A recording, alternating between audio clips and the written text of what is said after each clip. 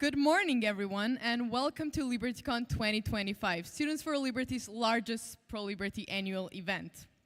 I am Elizabeth Saratelli. It's great to be back here again. This is Florian Windberger, and we will be your host for today. Yeah, thank you very much for joining this exceptional weekend. It's truly heartwarming to see many friends of liberty who are fighting for a freer future every day around the world. Quite literally, as we have students and attendees from over 63 countries joining us today for LibertyCon. We welcome you on behalf of Students for Liberty, the world's largest pro-liberty student organization in the world, with the aim to educate, develop, and empower the next generation of freedom fighters around the world. This is already the 13th LibertyCon in Europe and the 4th one in Prague. We have a full weekend ahead of us, packed with very exciting sessions covering economic freedom, activism, and the never-ending struggle against the spread of authoritarianism in Europe and in the world.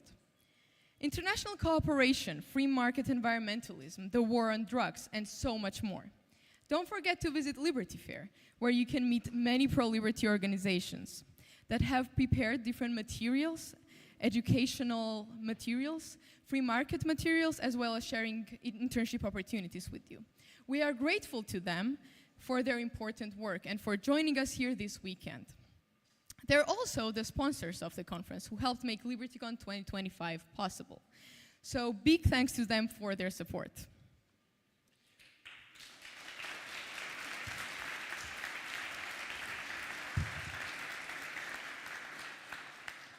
A special thanks here goes to the Atlas Network and the Climate and Freedom International Coalition for being our diamond partners today.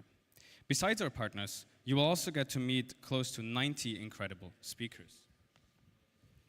You will hear from dissidents, academics, writers, philosophers, economists, journalists, activists, comedians, business people, politicians, and much, much more. And it's hard to exaggerate how excited we are for the conversations that we will be having this weekend. Last but not very least, this event could not happen if it wasn't for our volunteers. Students for Liberty have students' teams on all habitable continents, and the event this weekend is run by over 100 of our European coordinators. So a big round of applause for them as well.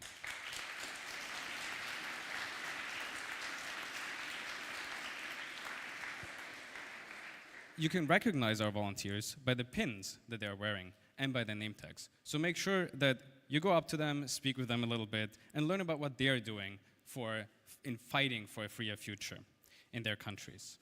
They can also answer any organizational questions that you might have or logistical questions that might arise. Don't forget to pick up the conference t-shirts and tote bags in the hall outside. Tomorrow, you can also look forward to the 3 exciting workshops for which you can still sign up on the event website. You can check out the details in the program brochure. Also, I am noticing that this room is already full, so we will be streaming this room in the Carl English room. So if you haven't got the seat and you would like to watch it more comfortably, you can head to the Carl English room and watch the streaming live there. We will also have music, movie screenings, and some of the most thought-provoking discussions from activism around Europe. You will hear more talks from the start of pro-liberty movement, as well as the sessions by our volunteers, the future leaders of the movement. The QR code on the back side of the name tags will take you to the page to the full agenda. You can also refer to the schedule for both days in your swag bags, as well as our social media channels on the LibertyCon website. So hopefully you won't miss the session that you intend to attend.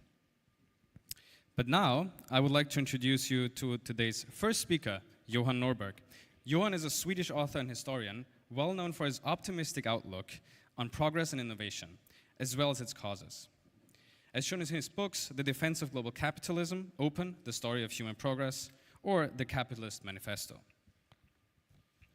As the global markets face a major challenge in the recent ill-advised trade policies, the topic of globalization is more important than ever. It is therefore our great pleasure to welcome Johan back to LibertyCon. Thank you. Thank you. Wow, thank you so much for bringing me to this beautiful city and this beautiful building and all these beautiful people. You have no idea what it means to my mental health to be in your company. Because, you know, it's a bit of a circus out there. It is a little crazy, it is a little scary out there. And since we're in Prague, I thought the best way to convey my sense of anxiety in this moment of time is with the parallel to one of the city's greatest authors, Franz Kafka. Have you read Kafka? Then you know his exquisite way of presenting human disorientation is kind of fitting in this day and age. And if you've read The Metamorphosis, I can say that I sometimes feel like I'm Gregor Samsa in reverse. If you've read it, you know the first famous few lines. As Gregor Samsa awoke from unsettling dreams one morning, he found himself transformed in his bed into a monstrous vermin. Right? Pretty powerful stuff. Hate it when that happens. His family doesn't recognize him. His colleagues, they don't recognize him. They don't even understand what he's saying. And you know what? I feel sometimes like I'm waking up in the morning and I'm fine, but everybody else has turned into, well, monstrous vermin. That's a bit harsh. But, you know, like some sort of strange, exotic, weird colossal bugs. You know, I meet old center-right conservatives who are now suddenly waking up as pro-deficit, pro-imperial presidency, anti-immigration protectionists. I meet old leftist do-gooders who have decided that the way to save the planet is to deprive the working class of choice and of growth, and to throw people into poverty and hunger through degrowth. I notice that there are many leaders of democratic countries who have woken up and have suddenly turned into tin pot dictators, authoritarian strongmen who despise the open economy, the rule of law, and are looking for any excuse to betray their alliances with democracies who are fighting for their freedom and independence. You know that you have woken up in an alternative timeline when you as conservatives want to plan the economy and destroy world trade. And the Chinese Communist Party responds on social media with clips of Ronald Reagan defending free markets. I mean, when you notice that America has a Peronist president and Argentina a libertarian free trader, you ask yourself, on which planet in the multiverse have I woken up? As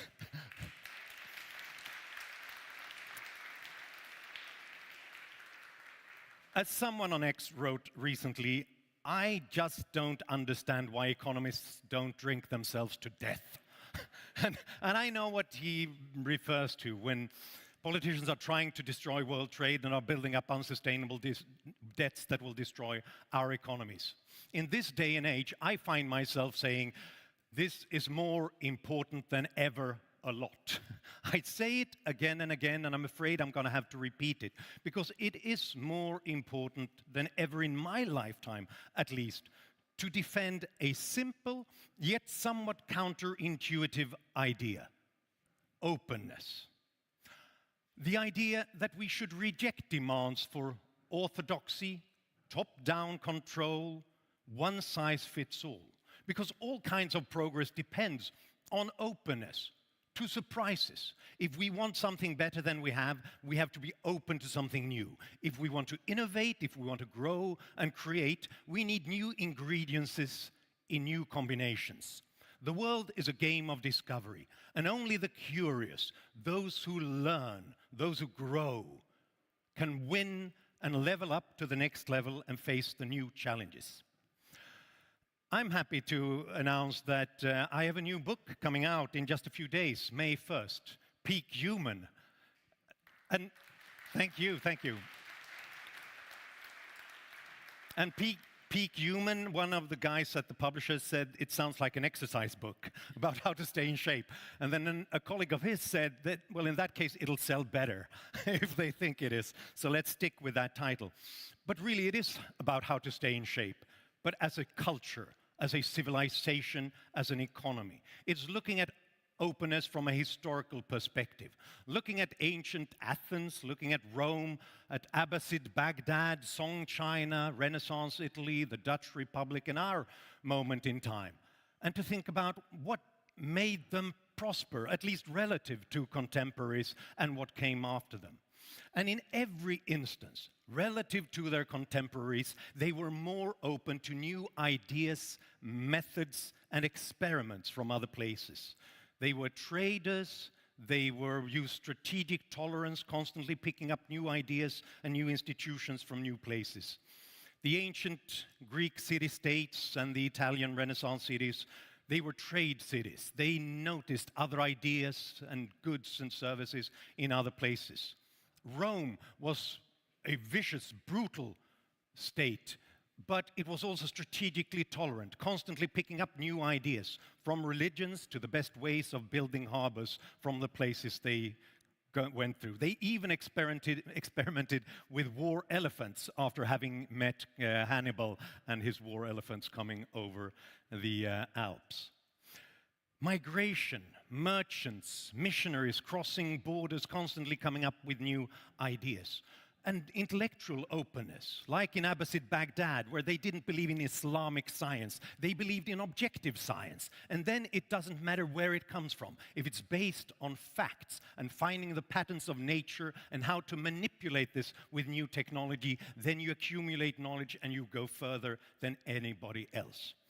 Every great piece of art, every innovative technology, every clever business model was the result of new exotic influences combined in novel, unexpected ways under relative rule of law and open markets compared to their contemporaries.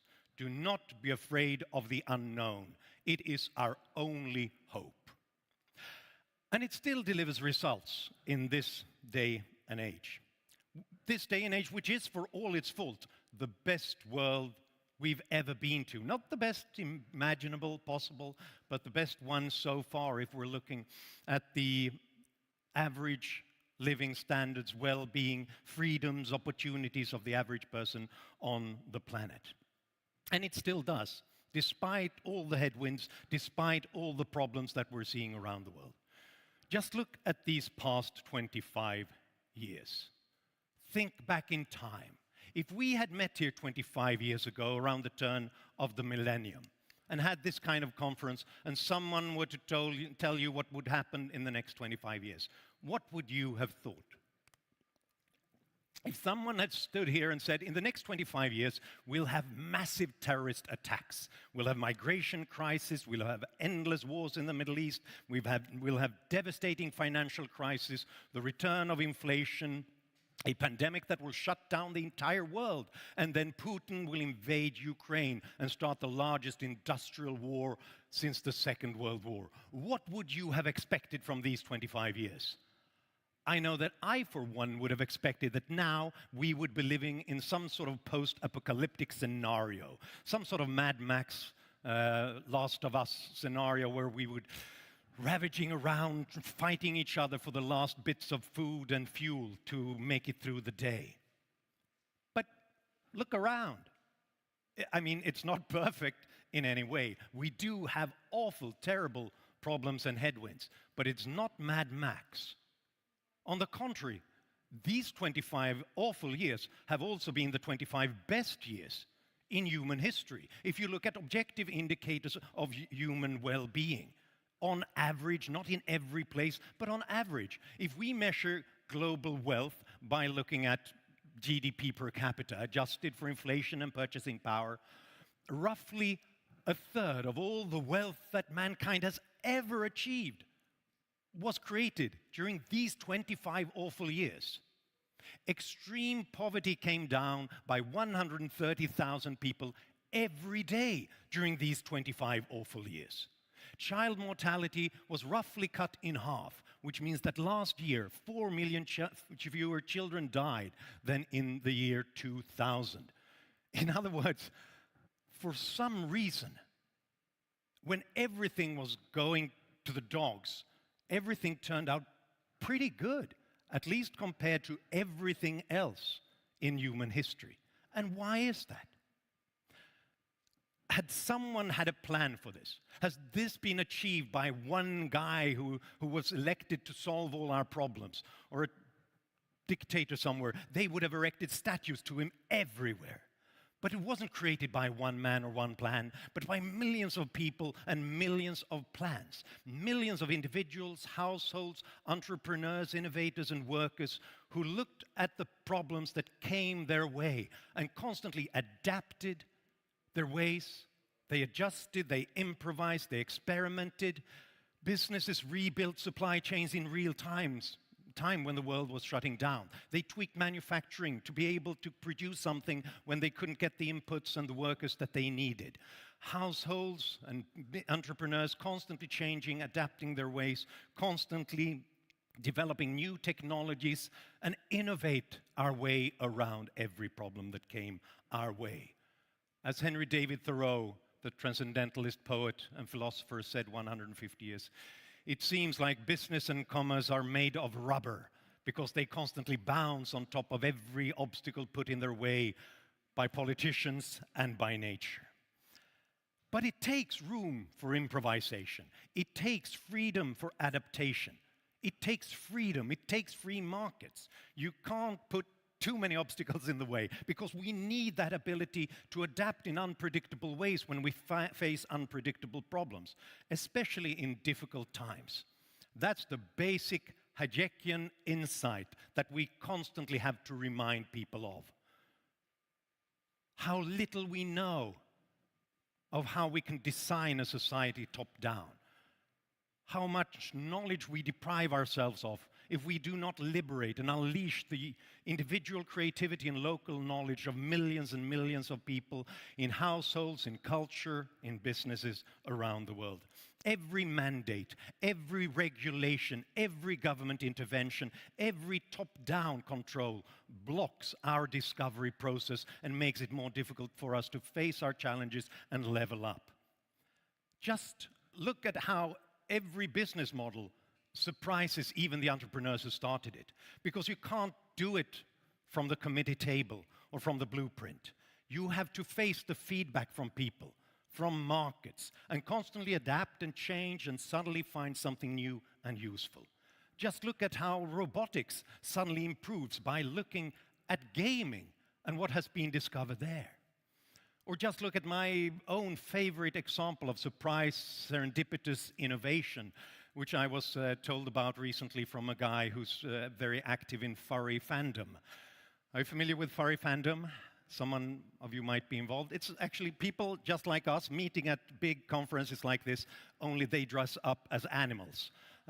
Because they're interested in anthropomorphic characters, so they have these furs and they're sort of anthropomorphic cats and birds and stuff, and it's really exotic. It's a spin-off from science fiction culture, really. But they've noticed one problem, well, several problems actually, but the biggest problem is that it gets quite warm. If you have a three-piece suit and at a conference like this, it's pretty hot, but if you dress up in fur, it's difficult indeed. So one guy there started to innovate a vest that would cool him down. So amazing small pieces of technology and electronics that created a cooling vest so that he could adjust the temperature beneath this fur. And the amazing thing is that then, obviously, there are other sectors in the world where they need to cool down a bit, like the military. They carry around lots of equipment and uniforms in warm places, so they looked to furry fandom and noticed that they had achieved breakthroughs that they hadn't in ARPA and DARPA and all those fancy institutions. So suddenly, the US military and others, they go to furry fandom conventions and learn about their technologies. And I think that if the military-industrial complex can learn from furry fandom, there is no limit to the innovation, to the surprises, to the discovery that can take place if we only unleash more people and allow them to intermingle and come up with new solutions. This goes everywhere. This even goes in the most authoritarian dictatorships. This even goes for China. Yes, they can show up some fancy bits and pieces of innovation. Often they're imitations of other things, but there is also creativity and entrepreneurship over there. Like DeepSeek, the new AI model that surprised the world. But that didn't come from one of the government-run companies that were supposed to invent AI. It surprised Xi Jinping as well. It didn't come from any of the state universities. It didn't even come from any of the companies that received state venture capital in China to develop large language models. It came from a quant hedge fund, a sector that Xi Jinping hates and that just happened to grow out of a previous era of deregulation in China. And they developed this technology. And so they weren't supposed to be a national champion. They weren't supposed to do it. It surprised the Communist Party just as much as it surprised the rest of the world. And the reason why China will fail is that it doesn't allow more experiments like that. Openness to surprises, to new knowledge, is the key to human progress. That's the message that we have to remind people of. Because the problem, of course, is that people don't like it. Most people are uncomfortable with openness and unpredictability. All the golden ages that I write about in Peak Human eventually declined and fell. All of them at some point reached a death to Socrates moment. When they became fed up with this intellectual openness and all these experiments, they wanted to impose orthodoxies. They wanted to burn the boats. They wanted to block trade. And they wanted to have one man coming up with all the solutions. History is a vast early warning system, and we should heed its call. Unpredictable outcomes are much less attractive than guaranteed ones, right? So people often fall for those who promise us false certainty.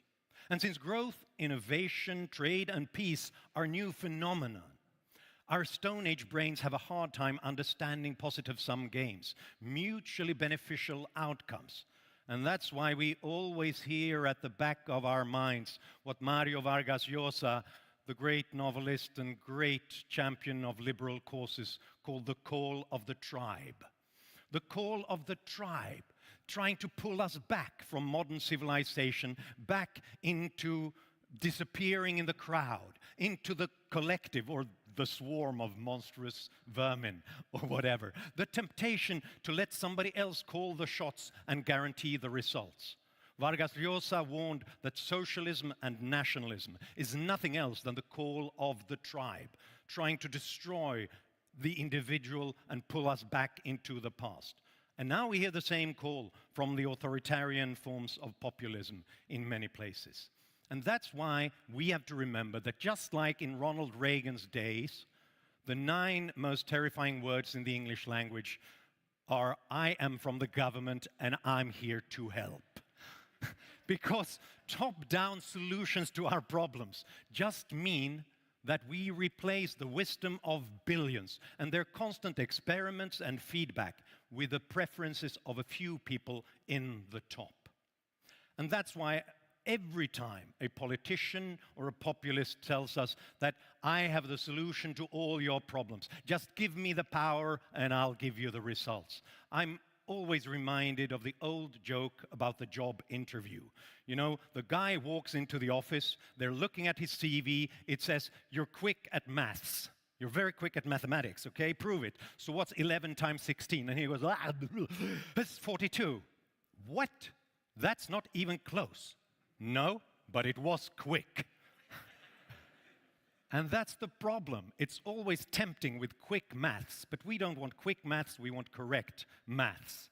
Or as Thomas Sowell once put it, if what you want from politicians are quick and easy answers, someone is sure to supply them regardless of which party you follow. History can tell you where quick and easy answers lead, but if you don't want to bother reading history, you can just relax, lean back, wait, and relive history's all catastrophes. That's the risk we're in. Don't take it for granted. Don't take this unique human civilization for granted, because every time we've tried it in history, eventually it's failed, because the tribe pulled us back into oppression and into stagnation. We cannot take it for granted. We have to fight for it. But there is hope. There is hope because it's also pretty easy to see that the maths doesn't add up. The worst and the best thing about populism is that it doesn't work. It's bad that it doesn't work, but it also means that we can see that it doesn't work. It's obvious that it doesn't deliver. And then there is a moment in time when we can argue for the opposite.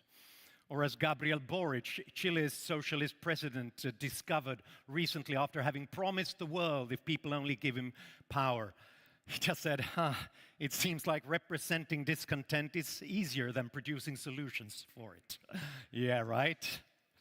This is not something new and exciting, all these ideas, these top-down solutions to our problems, just because it has new names. We've seen it before, and we know where it leads us. We know that massive spending leads to debt and inflation. We know that regulations stop us from building anything anywhere near anyone. We know that price controls create shortages, that tariffs create inefficiencies and stagnation, and that active industrial policy does not lead to governments picking winners, because governments are bad at picking winners, but losers are good at picking governments and of picking the pockets of the taxpayers. And it happens again and again. We've seen this before. It's like the news item recently about the Brazilian prisoner who spent 5 years digging a tunnel to escape. And when he finally escaped through this tunnel, it turned out that it led to the guard room. and you know, insanity is said to be repeating the same thing over and over again, but expecting a different result. Well, socialism, nationalism, populism, and Trumponomics is repeating the same government overreach over and over again and expecting to end up somewhere else than in the guard room. But it always leads us there. And my hope is that sooner or later people will see through this. Well, perhaps fairly quickly. I noticed this poll about the favorability of different historical institutions actually show that the Spanish Inquisition is more popular than Donald Trump's tariffs and trade war right now. Even though Trump's tariffs are still slightly more popular than the Black Plague, which killed some 100 million people. But just wait, we haven't seen the global recession just yet.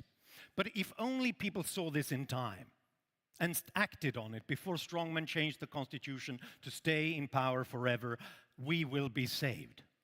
Hell, it is said, is truth seen too late. Well, our job is to remind people of the truth before they go to hell. Our task is to warn them about where these policies lead, to moderate their impact, and to promote other ideals and design other policies so that they're ready and waiting when people ask for something else, when the old plans collide with reality. The fight is not hopeless. This is not the time to drink yourself to death. Not for that reason, at least.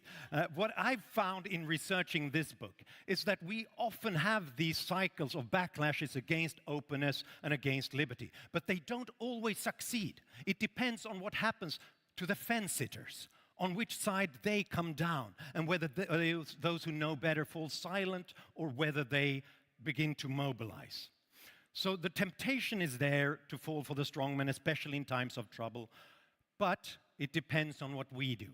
As Larry Janeski reminds us, you do not drown by falling in the water.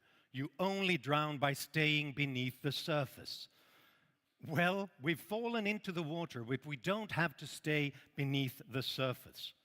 So the good news, it can be done. And that's why what you will be doing here the next few days, what you will do in building new partnerships, friendships, and alliances, and what you bring back home is so incredibly important. Because the more difficult the struggle feels, the more essential it is. Remember, all our heroes, the ones who we think of as legends today, they became legends because they kept going when the times were darkest. Hayek, von Mises, Churchill, Rand, Friedman, Vargas Llosa, Tom Palmer, Frodo, Samwise Gamgee, they kept going when the times were darkest. They became legends because they did not allow themselves to wake up in the morning turning themselves into colossal Kafkaesque insects just because everybody else did. They stood firm, they spoke up for what they believed in, even though nobody else did it. And by so doing, they saved our world. And we owe them. So now, pay it forward. The time has come for you to do it. And when I look through this program, and when I look around the room, and when I look at the intellectual firepower that's available here, it makes me happy, it makes me hopeful about the future. Liberalism doesn't need a ride. It needs intellectual ammunition, and you are the ones to provide it. And that's why I'm so happy to be in Prague today, not just because of this crowd, but because this is Prague, a place that proves that history is not determined, that people can stand up and rise against the authoritarians and reclaim their liberties and their opportunities. So therefore, let me end my remarks with Václav Havel, the hero of the Velvet Revolutions, who once put it so well: those that say that individuals are not capable of changing anything are only looking for excuses. My friends, don't be that person. Help to break through to the surface. There is still time to save us from drowning. Thank you.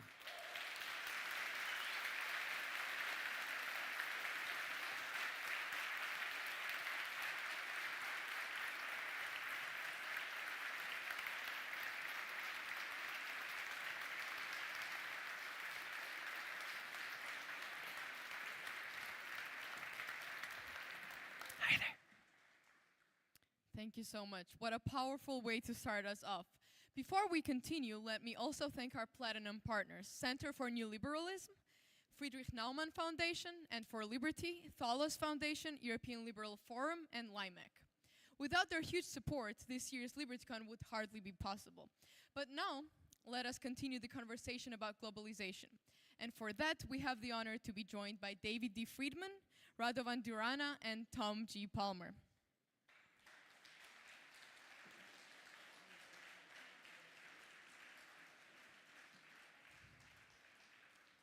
David Friedman is an academic economist with a doctorate in physics, retired from 23 years of teaching in a law school. His first book, The Machinery of Freedom, was published in 1973 and includes a description of how a society with property rights and without government might function. Hardly can one imagine markets freer than that.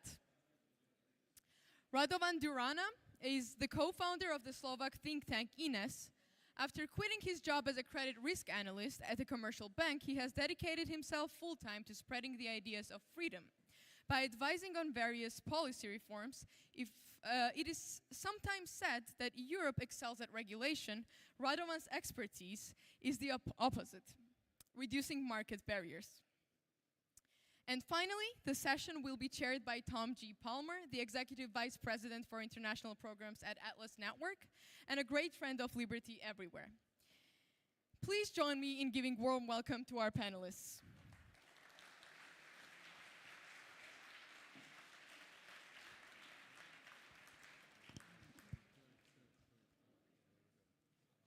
Well, good morning.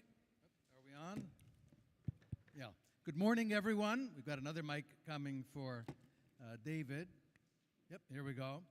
So this topic is a very good one to follow on such an optimistic, upbeat presentation by one of my favorite authors. His book, Open is Awesome. And I just got the newest one. I'll bet it'll be awesomer. Our question is, after the end of history, is the era of globalization over? And we certainly are on the back foot at the moment in terms of policy. This is simply undeniable. Not only the horror that's unfolding in the United States, and it is an authentic horror, in my opinion, but other countries as well. The first victim of a trade war is the country that starts it. We're already seeing this happening. So the question is, where do we go from here? I'd like to start with David and ask a question, a brief cut through the nonsense, stupidity, and ignorance that characterizes the Trump trade policy. The idea that a trade deficit is losing money, the idea that only physical goods matter in trade and not services, and we could go on. Could you give us a brief primer on that? Yes. I'm not sure how much you can blame Trump. The mic. Sorry. Is it working? Okay. I'm not sure how much you can blame Trump for this, since in general, understanding of the economics of trade is pretty terrible. It's one of those cases where there is an easy picture, which, when you think about it carefully, doesn't make any sense, but which is easy to understand and therefore is very popular. For example, the idea that if Chinese have low wages, that means that they can sell everything to us and we can't sell anything to them, which ignores the fact that Chinese wages are not in dollars, and that what determines the exchange rate between the dollar and the Chinese currency is how good each country is at producing things. So Trump, as far as I can tell, is simply somebody as ignorant as most people are ignorant about trade and extraordinarily confident. And my guess is that he really believes what he's doing is good for the world, or at least good for the country. It's complete nonsense. The fact that it's nonsense is pretty clear if you think carefully about it for 15 minutes or so. That in particular, it is not the case that tariffs result in more jobs for Americans. Tariffs result in more jobs for Americans who produce import competing goods and fewer jobs for Americans who produce export goods. Because when you stop buying things, the exchange rate shifts, and the result is that your goods are now more expensive to foreigners, and they buy fewer of them. It's a very simple logic. Furthermore, I am confident that Trump does not realize that there's any connection between the inflow of capital and the trade deficit. That if you think things through, the fact that the trade deficit is equal to the inflow of capital is an accounting identity. It doesn't depend on any special economics assumptions. That the U.S., there is a market for selling dollars for euros and pounds and everything else. When Americans buy Chinese goods, people in China get dollars. You can't eat dollars. So what do they do with the dollars? They either buy American goods or they buy American capital assets, T-bills and shares in Apple stock and things of that sort. The second is an inflow of capital. The first is the trade, the U.S. exports. If you think it through, it is a reasonably straightforward statement that depends on almost nothing, that the trade deficit is the capital inflow. And I'm sure Trump doesn't know it. So anyway, it's a sort of a bizarre situation, because it's hard to be angry at somebody who is just doing his best in a condition where he's absolutely confident that he understands something he doesn't understand at all. Well, let me add to that, if I could, that I'll recommend someone I don't normally recommend, but a fabulous essay you can find from American Economic Review online if you search, by Paul Krugman, What Undergraduates Should Know About International Trade. It's short, it's clear, and it's correct. Not something I would say about lots of his writing. But on this, he's spot on. And I recommend everyone to go search for that. It's a very good piece. And he explains savings minus investment equals exports minus imports. It's not an equation for economic growth, as the former Secretary of Commerce under Trump thought. Imports are subtracted from economic growth. It's an accounting identity. If you import more than you export, it means you're investing more than you're saving, in short. Let me turn to Radovan and ask about in the European context, because this nightmare of organized stupidity is not limited to the United States. We've seen also protectionist forces in Europe as well. Where do you see Europe on the trade issue? And after, I'd like to turn to immigration. It is interesting to see that the first idea of Europeans when Mr. Trump decided to impose 25% tariffs on steel, aluminum, and cars was, we should impose tariffs on whiskey from Republican states of the United States. And from an economist perspective, this is like kids playing on in the garden, and like who can be the worst and who can do something more stupid. It's just a competition of stupidity, all these tariffs wars. And this is interesting because European Union as a union has the biggest share of international trade in the world. 16% of international trade starts from European Union, and we are not including the trade in between the EU countries. It's considered as a one body. So from European Union perspective, international trade is definitely a crucial thing of its economic performance. But the other thing is that some institutions or organizations or unions, they enjoy their superior position and they try to impose a little bit more than tariffs on other countries. So I'm really glad that there is one good thing about this Trump madness. He came up with the word non-tariff barriers, which usually people don't talk about, and European Union is a prominent in it. The other good thing about what Trump's doing with tariffs, of course, is that he's persuading a lot of people to be in favor of free trade. Yes. There's a little problem with that. It's like saying war convinces people to be for peace, which is true, but I don't think it's worth it. So that's a small payoff, but the cost we're paying is much higher than the benefit. He's convincing more people on the left, by the way, which is kind of interesting to see because of the tribalism of politics. If their chief warlord is protectionist, then we have to be for free trade. So we should welcome our left-wing friends into the free trade fold.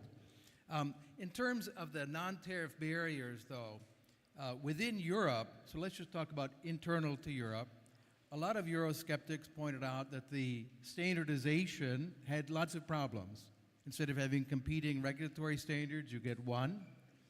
But it's a kind of price you have to pay to have free access of goods going across the border without inspection. Do you think that's been a net plus or a net minus within the European context? It is net positive unless it is imposed on all other countries, because we are very good in special requirements on labeling, special requirements on testing, special requirements on phytostandards in regard of agricultural imports. I mean, a free trade would lead to certain level of harmonization because it makes easier the flow of goods. At least if there are commodities, you can standardize them. It makes sense to have some basic standards. But what it creates actually is a new border for imports from other countries that is run on I have to say that it's a socialist type of protectionism of local citizens in European Union. It's like this culture of protection from unknown, which leads European Union to very strict regulation in digital markets, in AI standards, because we are trying to protect of whatever can happen. And this is closing European Union into some slower growth and slower development and slower adoption of new technology that makes the whole European Union weaker. I wrote a book some years ago called Future Imperfect, which was about the implications of technological change. And one of the points I made is that some of the changes might be things you don't want to happen. So your instinct is, stop this train, I want to get off. And the train in question is not equipped with brakes. Because even if you believe the development of AI will have bad effects, Europe not doing it just means that China and America and maybe India will do it. And that's true of a variety of interesting technological developments. It's true of anti-aging, for example. One can certainly argue that having people no longer grow old, although I find it very attractive given that I'm old, there are arguments saying, but that means that Stalin would still be in power, Franco would still be in power, and so forth. But if the technology is doable, there are enough people who want it, so it'll happen. And that's going to be true for a bunch of these things where you're really claiming to solve a problem because it's popular, but you can't really solve it, whether you should or not. Let me turn from these economic discussions to another dimension that's often neglected, and that's the moral element of globalization, the impact it has on the human character. It's harder to talk in numbers, which you can in economics, but I think it's vitally important. And we've seen the emergence of an ideology that posits us versus them. They are the enemy if they're not us. We can either conquer them, as Russian state is trying to do with Ukraine, and incorporate them into us violently, or we annihilate them. We see them as enemies. Globalization, in the sense of freedom of trade, movement of not only goods, investment, services, people, ideas. What impact do you see as the positive and maybe negative elements of this globalization at a moral level, about human character? To begin with, one of the very important positive effects is that the internet and the spread of English means that we are developing something a little bit closer to a world culture than we've had in the past. And that, it seems to me, has desirable moral effects as well as desirable economic effects. It means that it is there's a line, I think, by Mencken about not caring about a flood on the Yangtze, and that in general, we tend not to care about things that happen far from us. And that's less true if some of your friends happen to be living in India, in China, in Ukraine, whatever. So that's, I think, a desirable moral change. And in terms of the topic of this panel, it seems to me that one of the positive things is a kind of globalization which is not really politics at all, but is the way in which people around the world are interacting with each other. So that I'm on a internet forum where some random fraction of the people, there's at least one person from Russia, so we get the Russian view of things. There are, I think, people from Ukraine, there's somebody from Romania, and they're all part of the same conversation. And that would not have happened 50 years ago. So I should point out, H.L. Mencken may have made that point, but Adam Smith made it a few years earlier as well, and exactly the example of China compared to cutting your finger. That we would pay more attention to a cut finger than thousands dying in China. But this now is reduced because we can see the victims. Radovan, how do you see this moral dimension with regard to freedom of trade and movement? Yeah, we can look at it from a personal view, and I'm here to share my optimism because I think that no matter the tariffs are, people want to have cheaper things, people want to see other places, travel, and our biggest strength is the entrepreneurs will always improve things and make it more efficient and bring us cheaper things. And this pressure of entrepreneurship will help us to strive and support the international trade. But in regards to moral values, there is some research.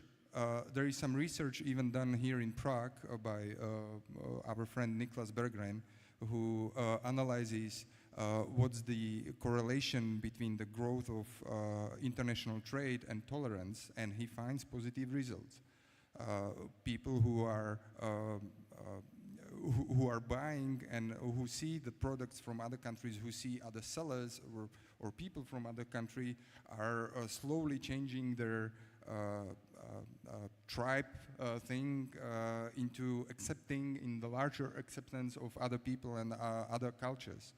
And the same thing goes with populism, that they were trying to measure if the globalization is related to growing populism in the countries, and they found a negative correlation, that this is not related, this is other forces that are increasing it. And I think that once the tolerance as a basis for human cooperation is increasing, then we have to, globalization is something we still need and we will need for tomorrow. There's also an old argument that economic interdependence leads to peace. And I'm not sure how good the evidence is. My favorite explanation of this is actually a poem by Kipling called The Peace of Dives, in which Dives, who's a wealthy man condemned to hell, is let out of hell to bring peace on earth. And he does it by creating trade for all sorts of bad motives, but nonetheless, nobody is fighting anymore. Unfortunately, he wrote that poem a little before World War I, so it's not clear that the evidence supports it. I'd like to believe it. But there is substantial evidence. Eric Gardsky from University of California at San Diego has published extensively on the free trade piece and disaggregating the democratic piece from the free trade piece. Democratic countries tend to be more free trade than non-democratic countries.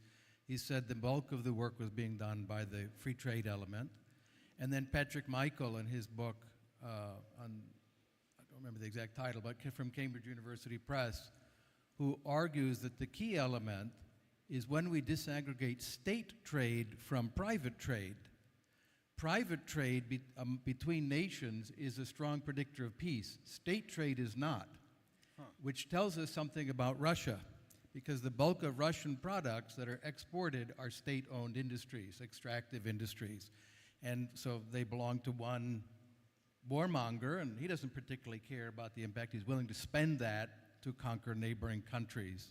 I'd like to ask a question then, a little bit dealing with the beautiful optimism that Johan shared with us. As he pointed out some years ago, he said, when you think about liberalism and the consequences of free trade, it's like being hit over the head with a rainbow. It's so wonderful, the transformation of the world. But we also saw something like that happening up until 1913, 1914. And global trade among those countries for whom there were data peaked. And then there's a collapse, very long collapse. Of course, war follows immediately, another war, communism, fascism, National Socialism, a nightmare. In the long run, this will be behind us. Many of us will not live to see the long run. I hope, frankly, I hope I do, but I hope all of you do as well. But do you see as being at a 1913 moment, or do you think that rationality and humanity will succeed against this tribalism and ignorance? Start with you, David. The answer is that prophecy is very difficult, especially about the future. And as far as I can tell, it is the case now, as usual, that things are going in all different directions. And that on the one hand, American politics has in some ways gotten much worse. At the same time, the people who were before Trump were bad in different ways, and so he's canceling out some of their mistakes and making his own mistakes instead. And I think the same thing is true at the world level, that one of the things that struck me quite a long time ago was that the socialist argument for government intervention had more or less died, but had been replaced by the environmentalist argument for government intervention. And that's an intellectual improvement, because the environmentalist argument is actually a better argument than the socialist one was. But in practice, since it ends up as an argument for governments deciding things, and we still have the usual public choice reasons why governments don't make the right decisions, it is in fact traded one bad thing for another. So I really cannot make predictions. I will get to see the long run only if they solve the aging problem. And what about you? Well, I think this goes a little bit farther than my expertise is. And I'm afraid that, especially in Europe, all countries struggle with the number of soldiers they want. Even country like Slovakia, we don't have as many soldiers as we would like to have, budget. I was in discussion with my German friend, and I realized that it seems that German army is 5 times more populous than Slovak army, while Germany has 16 times more people. And this is sort of my hope, that people are not interested in conflicts, at least in Europe. They don't feel like this is the area or the service that they would like to provide, on one hand. On the other hand, it shows certain weakness. And now the question is how the European Union is going to deal with their idea to increase the defense spending. And this is a little bit a questionable thing, because as Adam Smith says, the defense is something that it's, well, Adam Smith says defense is something that is first to trade. Once you cannot defend, it's hard to defend the trade. But European Union is not really willing to transform, or willing, the path of transforming the goals into the reality. Like we had the Lisbon Treaty, we wanted to be this most competitive economy, and we are probably not going to be most self-reliant part of the Europe. But my personal feeling is that people are afraid of conflict. So I'm a little bit positive in the question if we are in the year 1913. One of the interesting changes going on is the move from a bipolar world to a multipolar world. And in a sense, part of what Trump is doing, I have the feeling that I'm getting what I asked for, and I'm not sure if I like it or not. That when, in Machinery of Freedom, when I discussed foreign policy, I suggested that it was probably better for countries to defend themselves rather than depending on another country to defend them. As I put it, that was back when the USSR was a going concern, and the Soviets might be unsure whether the US would use nuclear weapons to defend France, but they wouldn't be unsure whether France would be willing to, and that therefore it would be a stabler world if each country was more nearly responsible for its own defense. And obviously, the problem with that is how you do the transition, and which is the point I made then, and we're now getting that transition. And in one sense, what I would really like to see happen, and maybe it's happening, is that Trump convinces the Europeans that he's going to stop defending them, but he doesn't actually stop defending them, and then they get sufficiently armed that the European GNP is several times that of Russia, so that they can defend themselves. In the Treaty of European Union, there is an article saying that if any country is invaded, the other countries should defend them.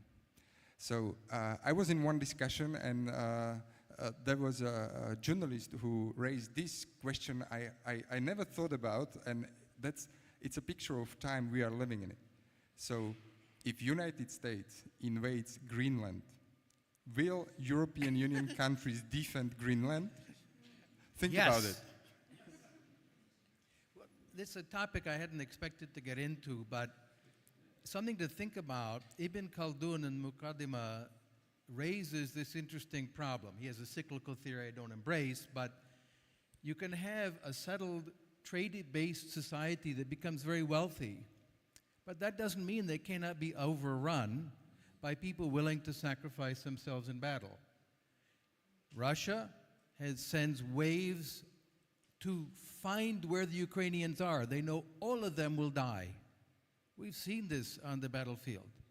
Then they sent a slave army from North Korea, and they may buy more North Korean slaves to go and die on the battlefield. So people say, well, Europe is so much richer. Yeah. And what? Will some of that wealth go to defend what makes the wealth possible? Or will you just say, well, we're richer so they can't conquer us? And I think that's been shown to be not the case. Do you think that there should be a step up, not for the purposes of glory or empire, but simple defense in common European defense? This is the biggest question, because common European army is on the table for several decades, and we still don't have the answer. And I'm afraid we are not going to have the answer, because most of the European countries are happy to be in NATO, and they feel like this is not the problem, because we have NATO. I would like this discussion go a little bit further. I'm not sure if I really want it, because I know our Minister of Defense, and I know the conditions in Slovak army, and but on the other hand, anytime European leaders are talking about increasing the importance of defense and spending on defense spending, they would say the number, like 2%, 2.5 GDP. They would never say, we want to have more soldiers. And how many more soldiers do we want? It seems like the politicians, they want to spend. That's what they are really good at it. They want to spend, they want to buy, but they don't want to really like ask people to do something to defend more. This gets us back to Ibn Khaldun, because Ibn Khaldun's cyclic theory, what is really driving it is not the fact that the people out in the desert are braver. It's the fact that they trust each other, and that the corrupted, wealthy civilization is one where the ruler has gotten rid of all of his close relatives because they're potential threats, and therefore broken the lines of loyalty that tie him to the people. So one of the interesting questions is, to what extent is the modern equivalent of that process happening in European countries today? To what extent do you have a situation? Because my guess is that the Russians don't trust each other very much. That's not what their advantage is. And I don't know to what extent. It probably is different countries. I suspect that Poland, which really feels threatened, probably most of the population really is behind the politicians who want to build a 500,000 man army. But I'm not sure if that's true in France, for example, where you've got very serious internal conflicts, or in Germany, or in other countries. One of the elements is this spending question, unwillingness to pay for a professional army. And so they say, oh, we'll conscript them. And it turns out those conscript armies are not particularly good, having someone in for 9 months or 12 or 18, whatever time period, and then out. Turns out to be not such an effective policy versus paying people to be professional defenders of the country and paying them a wage that will induce them to do that. I remember I was in Afghanistan many years ago, and I met 2 German military officers. We talked about the state of the German army, and I tried to diplomatically suggest it was not very good. And they said, well, you know where the German army is right now, our entire fighting capability. And I said, what, Germany?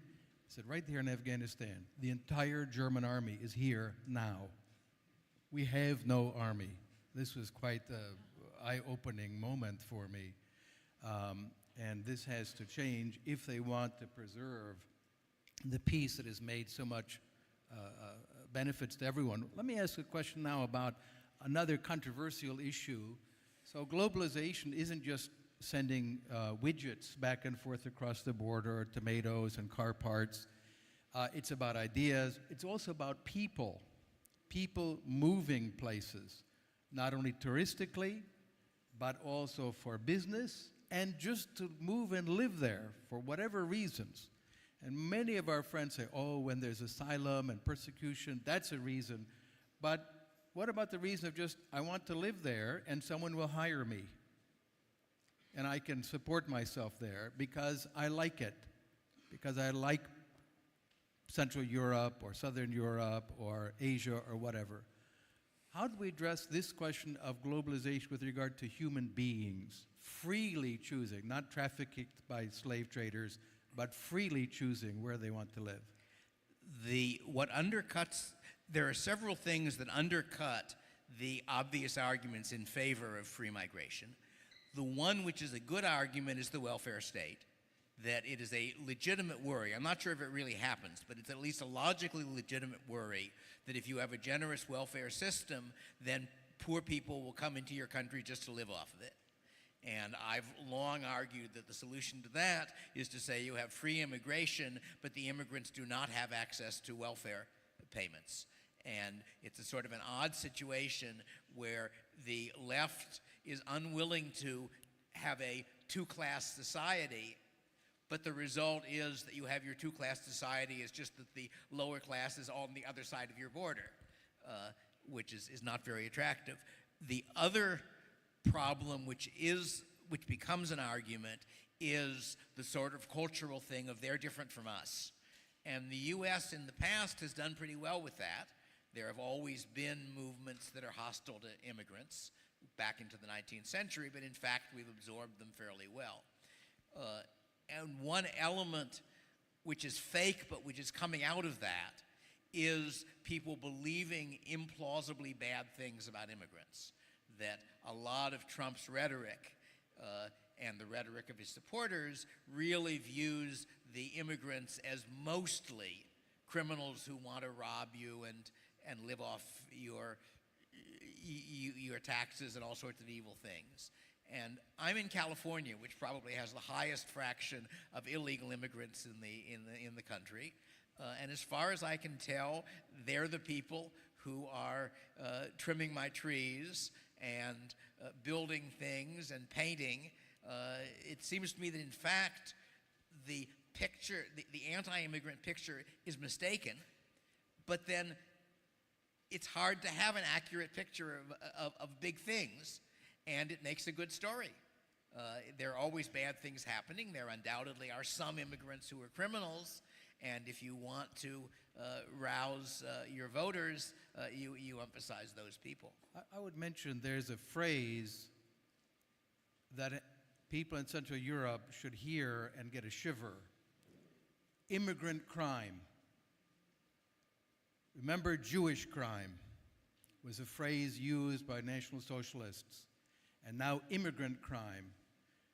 Any immigrant who commits a crime, it's called an immigrant crime, and all the immigrants are therefore implicated in the criminal act of one person. We heard the President of the United States and the Secretary of Homeland Security defend illegal deportation to slave labor because a different immigrant killed someone.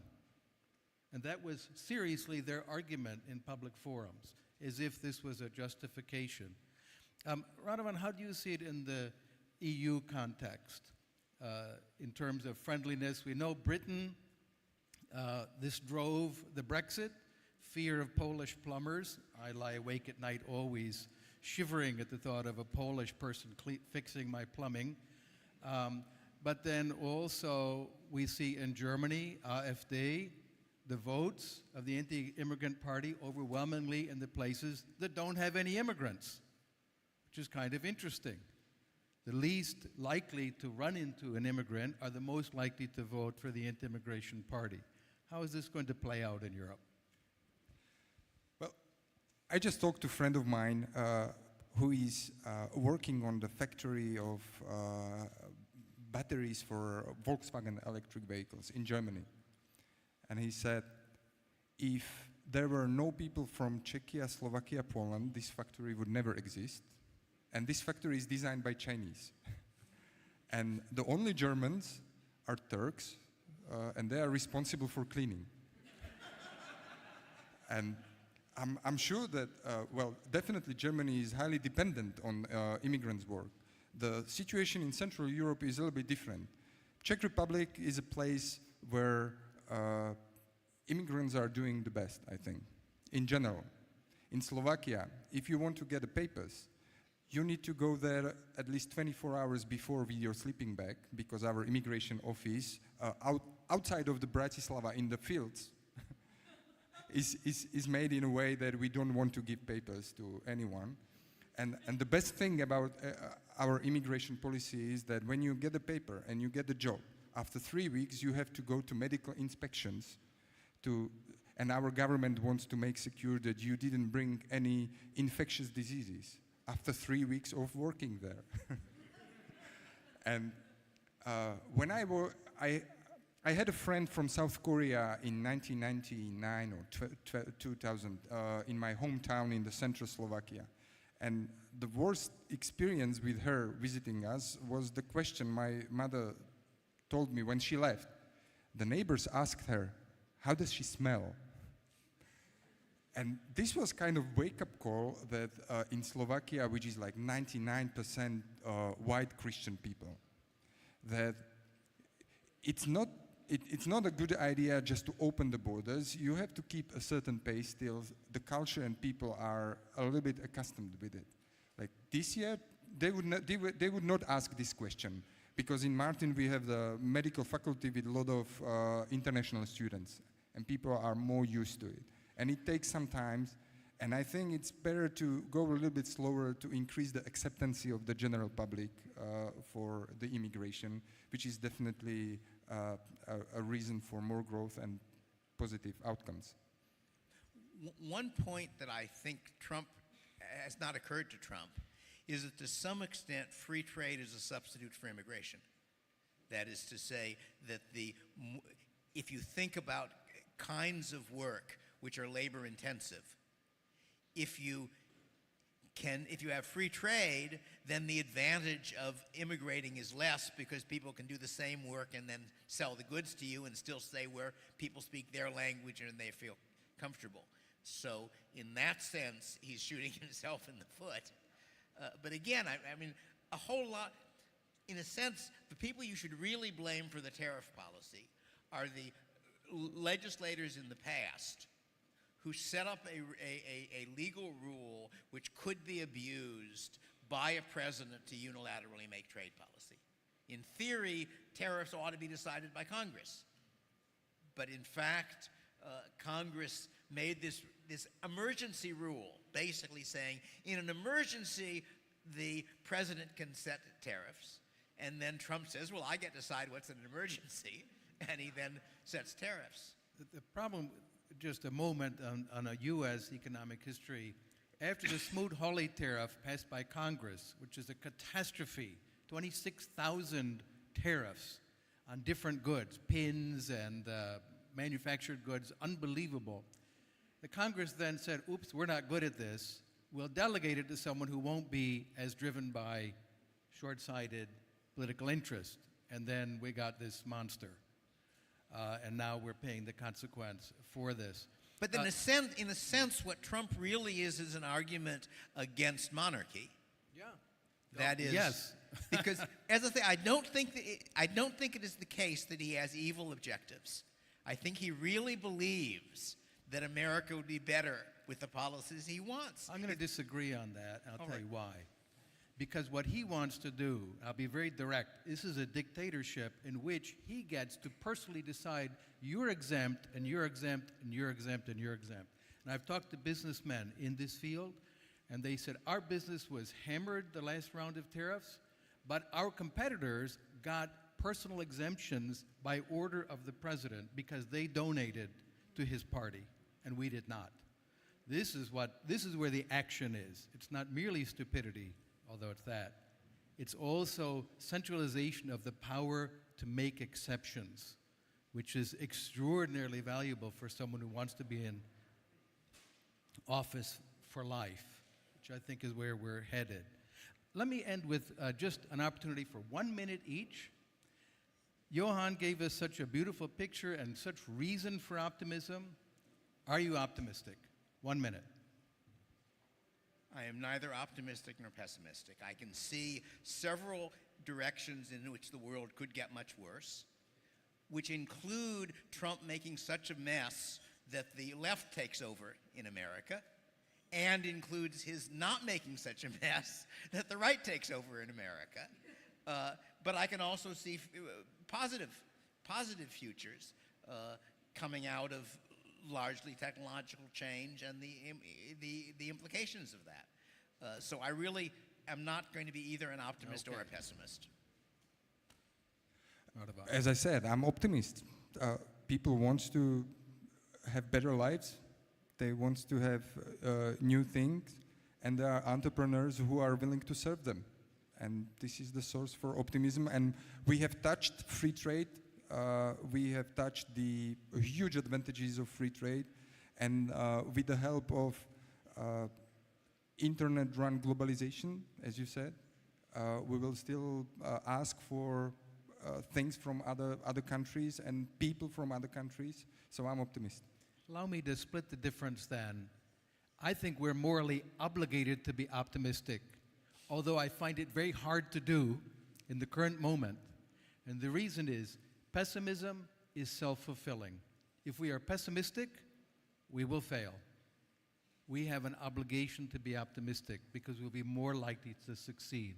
So it's a kind of moral claim for optimism. even though the evidence doesn't support it, in my view, very strongly. Let's go out and, like Johann, be happy warriors for liberty. Thank you. Thank you.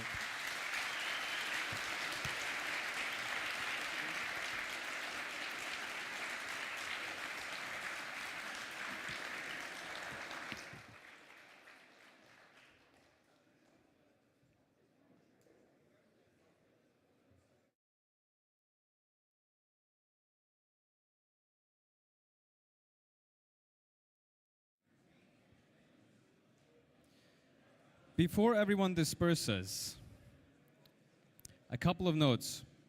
First of all, thank you, everyone. One more big round of applause for our star panelists, please.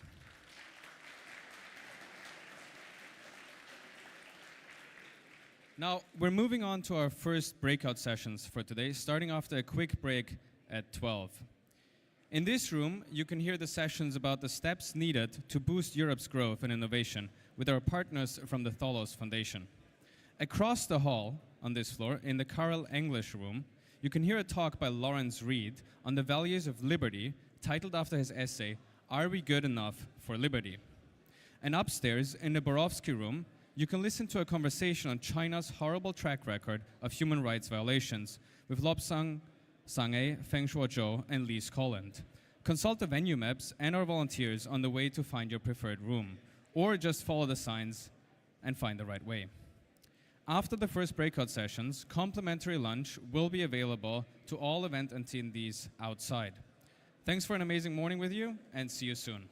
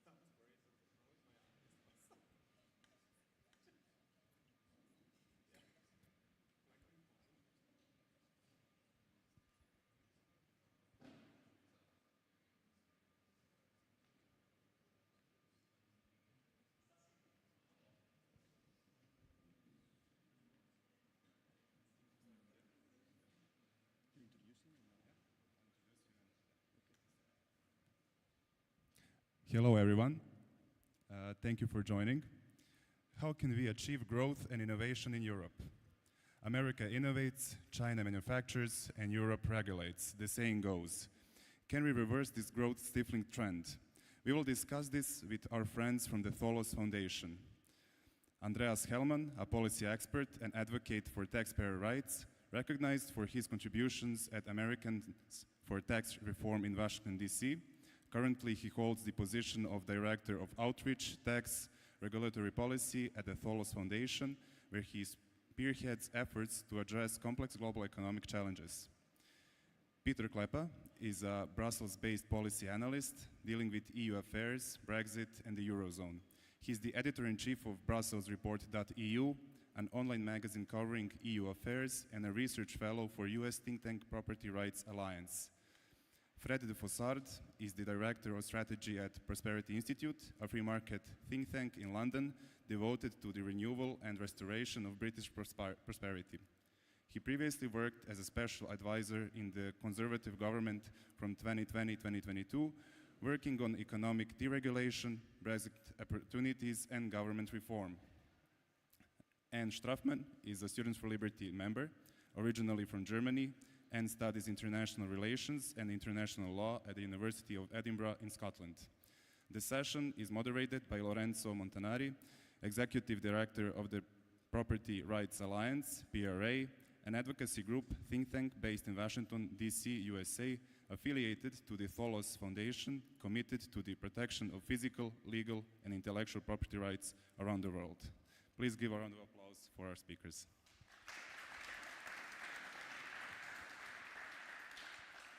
Thank you so much for the introduction, and good afternoon, everyone. It's really a pleasure to welcome you today at this panel, how can we achieve growth and innovation for Europe, a topic that could be more timely or more essential. One of the most compelling insights from Mario Draghi's report on the future European competitiveness addresses to the European innovation challenges, say, and I'm quoting, "It is because innovation often lacks synergy and because we are failing to translate ideas into commercial success, innovative companies that want to scale up in Europe are hindered at every stage by the lack of a single market or integrated capital market, stopping the cycle of innovation in its tracks." This statement underscored the critical need for structural reform to foster innovation and economic growth within the European Union and in Europe in general. So as we navigate a fast-changing world marked by technological disruption, demographic shift, and new geopolitical reality, Europe faces both urgent challenge and extraordinary opportunity. Therefore, there are several questions that we all need to ask to ourselves. How do we remain competitive in a global economy increasingly driven by innovation? How do we build a smart regulatory and fiscal environment that foster entrepreneurship, scale up our small and medium enterprise, and brings cutting-edge research to market? So this panel brings together diverse perspectives from public policy to economic point of view, because the future European prosperity will be shaped not by one sector alone, but how we connect the dots between smart governments, smart regulation, private sector leadership, and cross-border competition.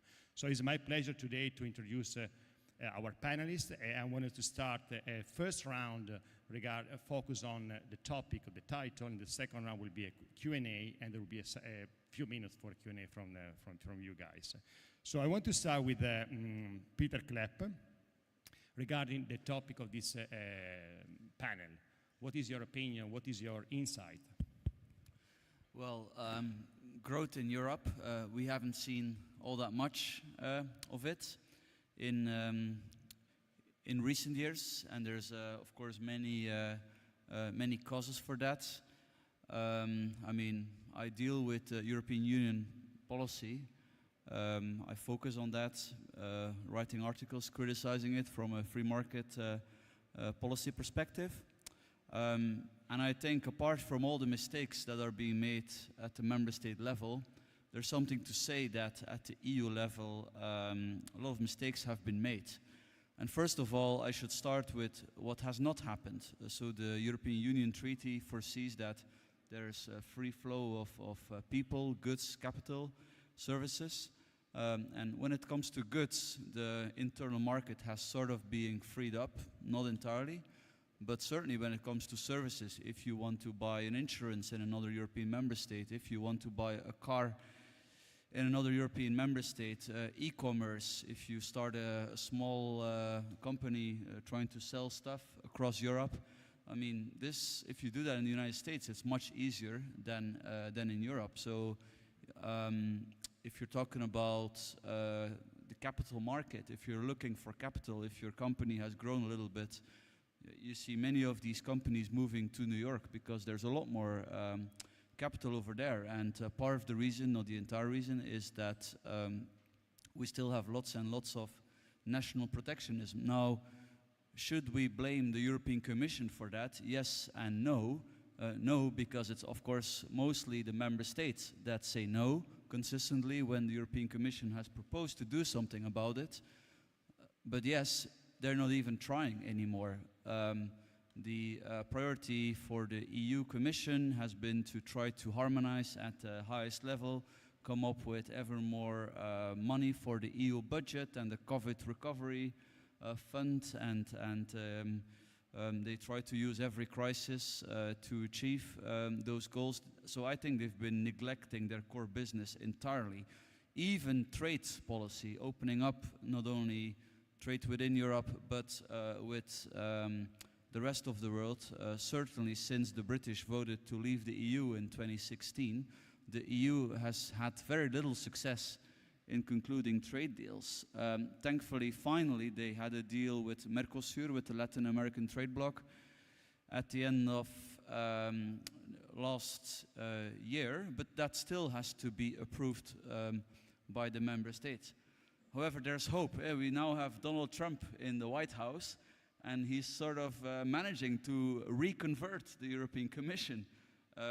Actually, in the last month, there's been quite a lot of progress in terms of openness. The European Commission is now talking to Malaysia, to India again, more serious. They're also watering down some of the demands to the trading partners. So one of the reasons why, for example, the Mercosur deal, it took so long, is that the EU came up with a list of all kinds of environmental policies that they would like the Mercosur countries to introduce. And they were like, well, you know, I thought we were negotiating a trade deal.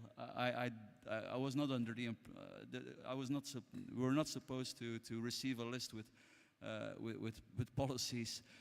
So also there, the European Commission is watering down its rigid stance. So there's some hope for the future. Of course, apart from sort of neglect, the EU has gone very far in trying to regulate everything from energy to even industries that barely exist in Europe, AI. And I remember in December 2023, the French president of all people, Emmanuel Macron, he said, well, it's not so intelligent to regulate an industry when you don't have much of it. He was referring to the EU's AI Act that was then only proposed, has just entered into force, and is constraining AI innovation quite a bit. So you would then think if the president of France protest this, the machine would stop, but it did not stop. They simply passed it. So I think that's quite telling. Thank you, Peter. Anne, how can we achieve innovation and growth in Europe? Well, I think it makes sense for me to sort of cover the perspective of young people for this. And I think the main thing that we're seeing right now is a lot of uncertainty in terms of how the economy is looking, in terms of prospects for innovation. And from that, obviously, comes a lot of disillusionment for young people, because there doesn't seem to be a lot of an appetite for dynamism in the EU right now to innovate and to try and find solutions through innovation.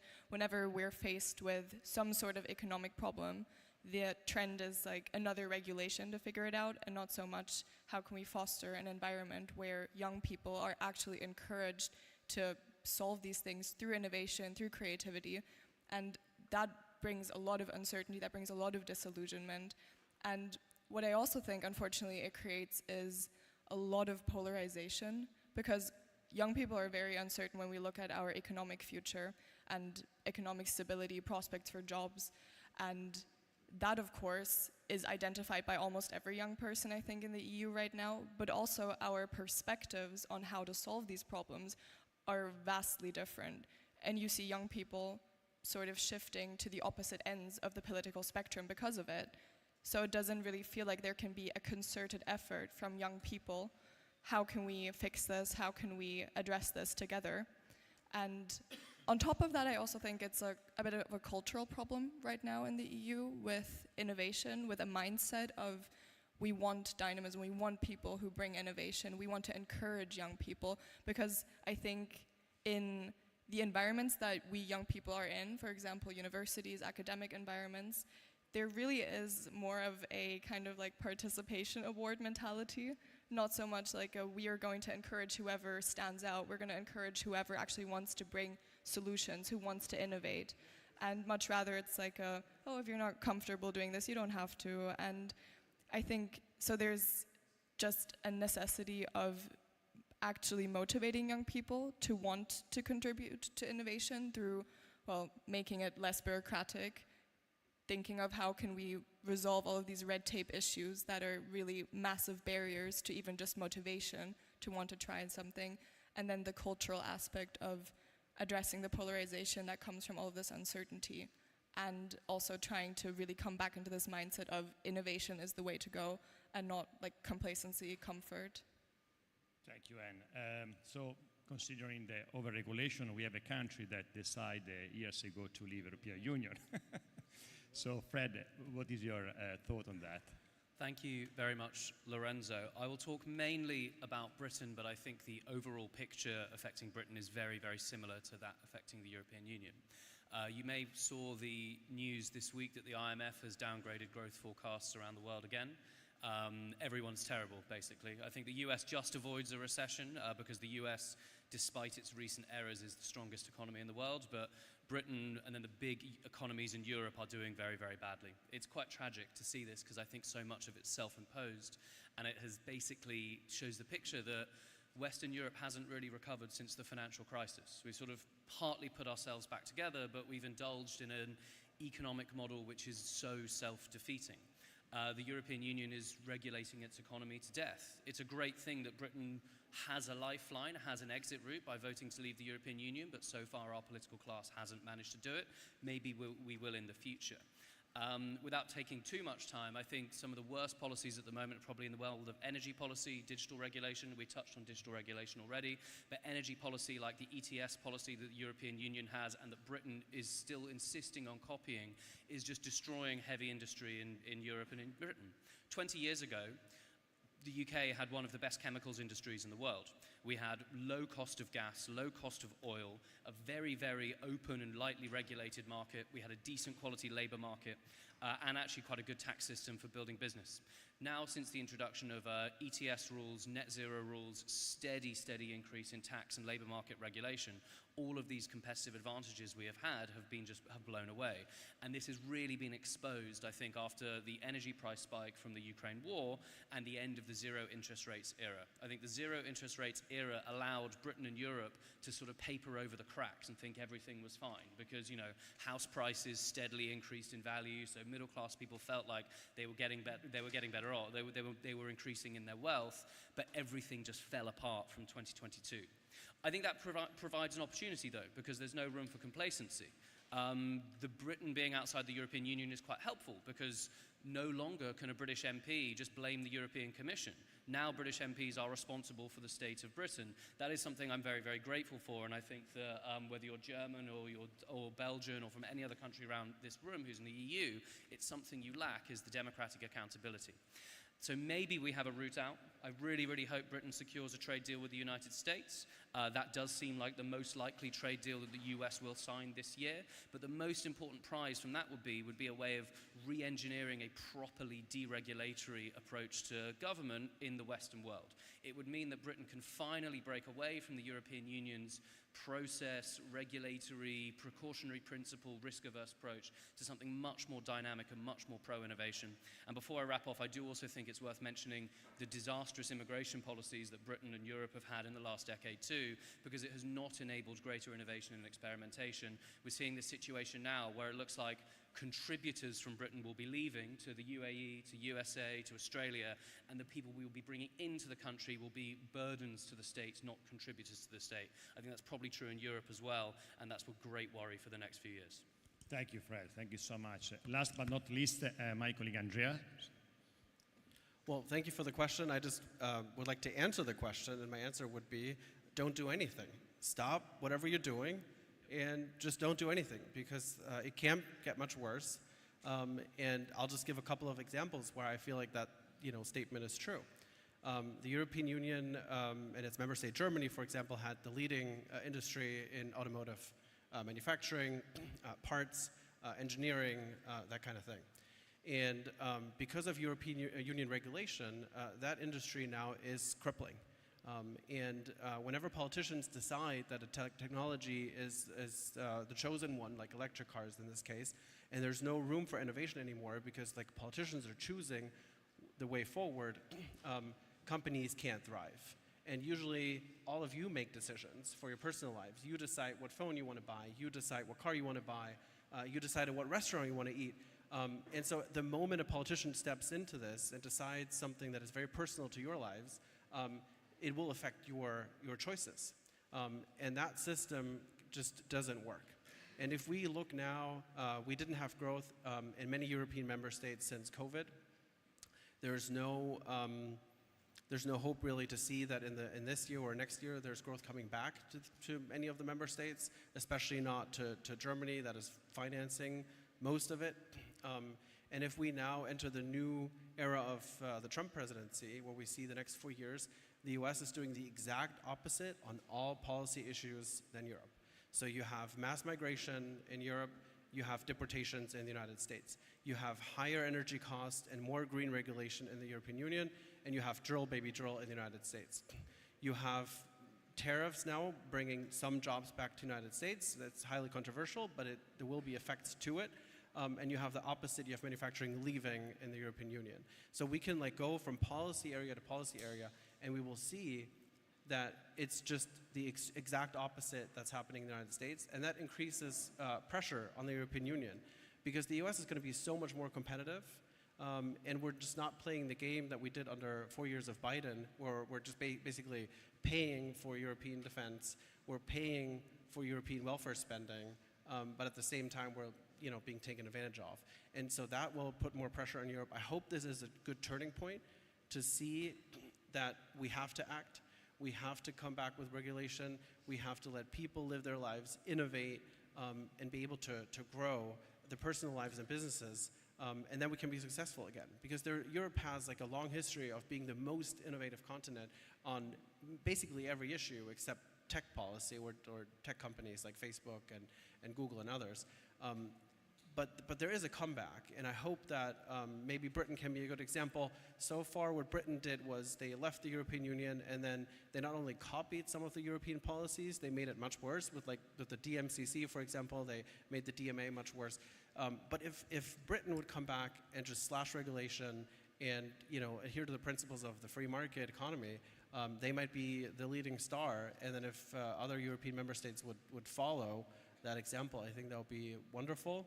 And hopefully with the new Trump administration, there's pressure on Europe to act, and we can make a turnaround. Thank you, Andreas. No, I agree perfectly. And using one of your points, I mean, European Union is living in the middle of a digital winter, let's put it this way. This is the reason that I mentioned, I quote, the Draghi report, that is a good analysis. Not all the solutions that he provided are good, but the analysis is good. And if you think about Nokia, 30 years ago, Europe was leading in the world in time of mobile telecommunication. We lost this opportunity. And so my point is for Peter, that you're living in Brussels and you have been working a lot on promoting smart regulation. How the Draghi report will help, at least in terms of analysis, to reshape the European Commission, the new European Commission policy reform? Because everyone accepted the idea that we lack 30 years, basically, innovation. We were focused on regulating everything rather than allowing innovation to flow. So what how do you see the new European Commission using the drug report? Well, so the Draghi report, the good thing about it was that it sort of acknowledged that EU regulation has gone too far. As you said, the solution proposed by Draghi is that the same European Commission that is responsible for all this overregulation should engage in some mass financial stimulus project. I mean, for me, that's already contradictory. Now, I guess you can already guess what part of the message that the Eurocrats liked. So one of the statistics Draghi had in his report was about GDPR, so the burdensome and arbitrary and unclear EU regulations on data, something that has only become more important with AI because you need lots of data, of course, to process. Now, he said that about 15% of the profit of smaller tech startups was being eroded as a result of the GDPR burden. Now, he presented his report in September, October 2024, and in November we had the hearings of the candidate European commissioners, and at that point Mr. McGrath, the Irish candidate commissioner, now commissioner, who's responsible for GDPR, he was asked, now, are you going to do something about it? And he said, no, I think this is largely fine. Yeah, of course, we have to explain it better to companies. That apparently was the problem. Now, to be fair, apparently, after all, he is engaging in some kind of a simplification exercise. We'll have to see what comes out of that. Yeah, I think this is a good example. GDPR used to be the flagship of the European Commission. They were so proud on this regulation. Tim Cook, the CEO of Apple, was praising the European Commission for coming up with such an intelligent piece of regulation. And now, yeah, everybody who is affected by it is, of course, not so happy. It's a real drag also on the future. Sometimes the thing is with the regulations, they become, irrelevant over time. But that's not the case with GDPR because of the importance of data with AI development. I was told by an entrepreneur from Bavaria, Pakistani-German entrepreneur who's in the AI business over there, that there are healthcare startups that are dealing with AI that are abandoning Germany and Bavaria because of the extreme constraints of this particular regulation. And this is only one of the many regulations from the European Union. So to answer your question, Lorenzo, yeah, they're not really listening to even the relatively modest message that Mr. Draghi was trying to bring to them. Thank you. I really was struck what Anne said before, and in terms of new generation, how should we make classic liberal idea more attractive? During the election cycle, after the election cycle, Student for Liberty is doing an amazing job, so congratulations for that. But it's something that it doesn't start and end with a conference. So how do we make a classic liberal idea, a free market idea, the idea of freedom detached from any statism approach, more attractive to the new generation? It's a very good question. I think there is definitely an economic and sort of regulatory pillar to that, in the sense that, well, there just have to be actual policies that will make it a lot more attractive for young people to want to address problems and want to address problems through innovation in ways that doesn't mean that they will be confronted with massive barriers. But the way to address young people right now is identity politics in a way. Because identity politics is the thing that polarizes young people. It's the thing that sort of keeps us invested. And I think communicating or focusing the message on, we understand that there is a massive concern for identity politics, but the way you actually solve these problems that you are so passionate about isn't through some policies that don't actually mean anything or are quite petty, but because we have to focus on things like the economy. We have to focus on things like freedom of trade, freedom of movement for people. And that is how you actually get young people to be invested. Yes, we hear your problems, we see your problems, but what you're focusing on right now is not going to actually change anything. But I think also having a lot more visibility is a big issue for our liberal ideas, because I think for young people there definitely is such a monopoly on politics from the political left. They can mobilize in ways that sometimes we don't manage to. And finding those ways to do that is incredibly important. Otherwise, we're just leaving that space and leaving that vacuum to ideas that are hollow. Fantastic. Thank you. There's a lot of work to do, but I got your point. Is absolutely timely.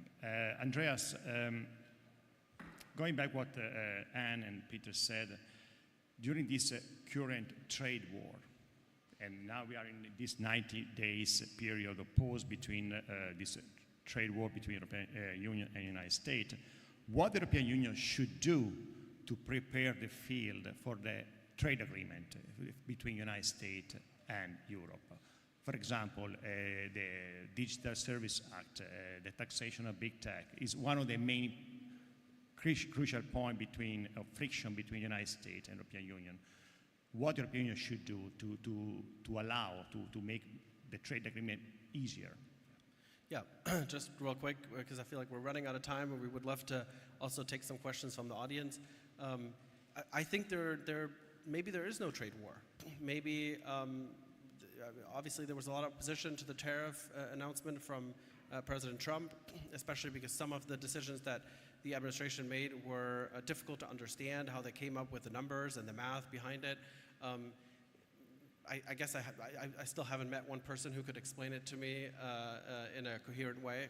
But my main point is it doesn't really matter, because if at the end of the day we come to a point where we have free trade, because we come to an agreement where the European Union is getting rid of some of the non-tariff measures like the DMA and the DSA and DSTs and member states, and then we have free trade that we never had before, that would send a very, very strong message. And it would send a message to China, and it would send a message to Russia. And I feel like that is what we would really need right now. So if we all lost a decent amount in our 401ks for 3 or 4 days, but after that we brought free trade to the West again, I think that would be a very, very great achievement. And at the end of the day, it doesn't really matter who we should thank for. We should just be thankful that this would happen. So I hope that on both sides of the Atlantic, people negotiate and they come to a good conclusion. I hope that the European Union is not putting any obstacles into these trade negotiations, like climate policies or laws where the United States have to trace back every little piece of an item where it was produced, and if it was fair trade and fair labor laws and all these things. So if we don't do that, we just focus on the main piece, I think we can succeed. One point I would like to make to Anne, why this is all related and important. If we look at the most recent election in Germany, you see the young people, 18 to 24-year-olds, they basically only vote in two extreme directions. They vote either far left or they vote far right.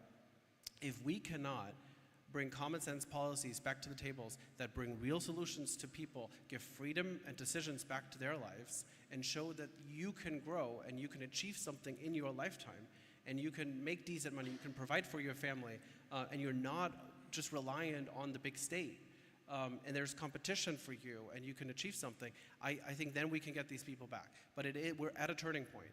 Because if you, in some of the European member states, if you have 2 or 3 kids and you get €4,500 government subsidies just to make a living, and if you go full-time work, you make like 5.5, then there is not a big difference anymore for you to get up every morning at 7 a.m. and do your job.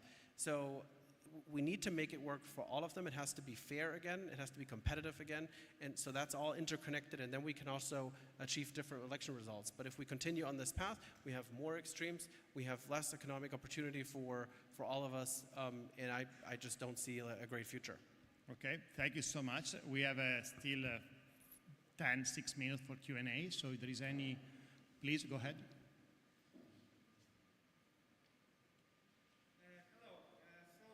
My question is about entrepreneurship and taxes.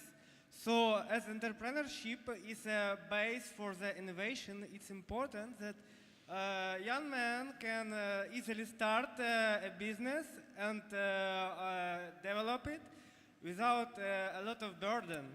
So this has two perspectives, bureaucratic one and amount of taxes. So while I was living in Georgia 10 years ago, I paid 1% of taxes. When I was living in Ukraine 5 years ago, I paid like 5% of taxes. And most important, I did all the accounting by myself because it was easy. I was just filling the table and send it to the revenue service. It was very easy. But now in Europe, we have, first of all, a lot of bureaucracy about it. So to do my business, I need to hire a specialist on taxes in pretty every country of Europe. And second one, the amount of taxes in Europe are very lot, from 50 or 60 in Germany to maybe 20 in Poland, 30 in Italy, and 10 in Bulgaria with some limitations. And a large part of it is social security tax.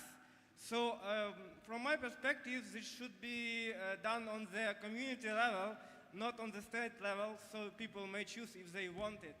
For example, if I live for 5 years... Can you ask the question? Yeah, because a we don't question, have time. please. So your opinion on tax systems, please. Please. He raises a very good point. Britain is going through an experiment of increasing taxes really aggressively right now, and it's turning out as badly as you would expect. Newspaper report in the Times this morning says capital gains tax receipts in the UK have fallen by 10%. And that's only going to continue because we're about to see capital flight from the UK because of high taxes. And the Conservative Party, regrettably, is almost as guilty as this as the Labour Party. So we had a thing called Entrepreneurs Relief, which, as you can imagine what that is, we got rid of that under the Conservative Party. Corporation taxes increased from 19 to 25%. Yeah, there are some okay capital allowances, but overall, across the board, we're increasing taxation, and yet the public finances are only getting worse. So I think in the autumn, the Chancellor, Rachel Reeves, will probably have to break even more promises and keep increasing taxation to hold the public finances together. But it's not going to work because they're increasing them far too far in the wrong places, and they're increasing in a way which is completely opposed to economic activity, so tax receipts are going to fall. It's a shame that we have to learn the lessons of the 1970s and 1980s all over again, but we're going to have to do it. I think the issue is the same in Europe as well. Please. Good afternoon. My name is Moimir Hampla. I've got one question for all of you. Aren't we accepting too easily the phraseology of the mainstream? Why do we speak about the AfD in Germany as a far right? And about Trump as a far right. What's the right-wing side of the policy of many populists in Europe? Basically, it's national socialism against the progressive socialism. So I think we should be very careful about the terminology. I'm very sorry. I really hope that you didn't perceive me labeling anyone as far right or anything. What I tried to say, and I'm sorry if I misspoke, there are two clear ways in which young voters vote, and on the spectrum, they are on the left and on the right. That's, I guess, how I should have described it, and not far right or far left. Maybe we can agree far left and right. But I think your point is well taken. We should include everyone in this process instead of labeling certain groups, ignoring them, or ousting them in Parliament. I think that is the key also to bring back people. For example, in Germany, I think that's what you mentioned, the AfD, you cannot ignore more than 25%. I mean, first of all, you cannot ignore any voter group, but certainly not a quarter of the voters in Germany and in the Parliament. Well, because otherwise, if you remember the speech that the Vice President gave at the Munich Security Conference, don't be afraid of your own people, and basically don't destroy the very thing that you're trying to save, which is democracy, by being undemocratic.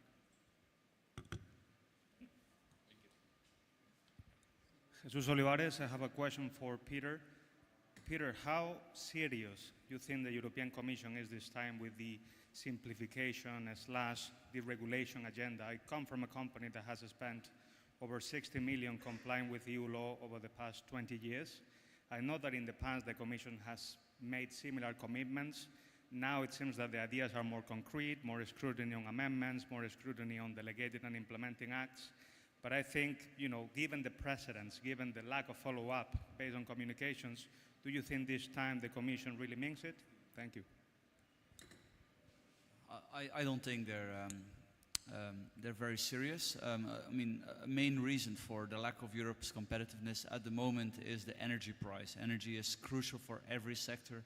Also in, again, AI, it's going to be super important. That's why these big tech companies are apparently constructing their own mini nuclear plants. At least that's proposed, I think. Now, I guess they'll do something good, but just like last time around, Mr. Timmermans, Frans Timmermans, he was responsible for better regulation.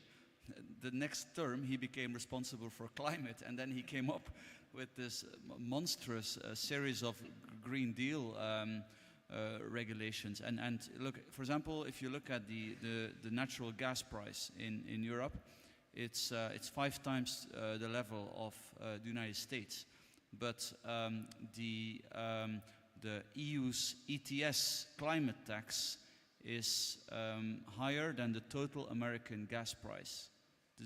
And you would think, oh, they're doing something about competitiveness, right? That's what they're claiming to. That's what they would look at. No. They have decided to expand the ETS, the emission trading system, which is effectively a climate tax, ETS2. ETS2 is an extra tax on families that's going to amount to around €600 a year, it's been estimated, and specifically for people that drive with diesel cars, it's quite common, and people that heat their homes with gas. So even after the 2024 European Parliament election, where the Greens were hammered across Europe, even after the fact that they are now coming with some, plan to improve competitiveness, I mean, you would think the very obvious first thing to do is not to continue with, taxing energy-intensive industry, energy-intensive activity, but not even that is happening, sadly. Last question, and after we close.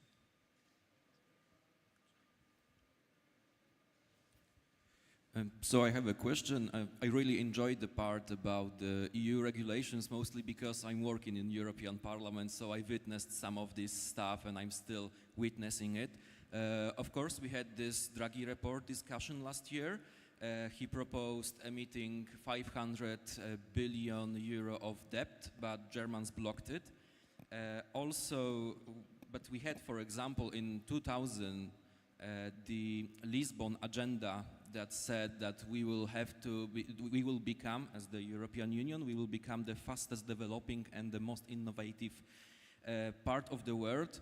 And back then we had almost similar GDP as United States. Right now the GDP is 30% higher. What I'm going to ask is that we had some struggles, we had some attempts to deregulate. We had also the Omnibus Act that just extended the deadlines for some reports. But there is no strong motivation to do it, unfortunately. And what do you think would be the motivation that would make the EU commissioners and the Commission to really deregulate instead of just talking or doing just small adjustments? Thank you. Just real quick, I think maybe Fred and Peter also want to answer this. So yeah, you can have the best plan, like the Soviet Union had great plans, what they would achieve in the next 5 and 10 years, and then they really achieved it. And I feel like the same is true with the European Union. Yeah, oftentimes you have great statements, you have bold plans, what Europe will become and do, and then nothing happens. And I think the only way for change to happen is if there's accountability. And currently, because of the lack of the democratic factors there, we don't have accountability. So unless MEPs are losing their seats, unless the Commission, I guess, has no more revenue to pay their salaries and their staff, I really don't foresee a change, because it's such an isolated ivory tower that is ruling with an iron fist like the Soviet Party did over its people.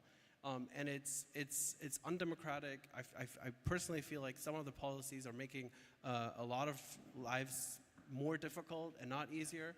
And again, that brings me back to my starting point. Just don't do anything.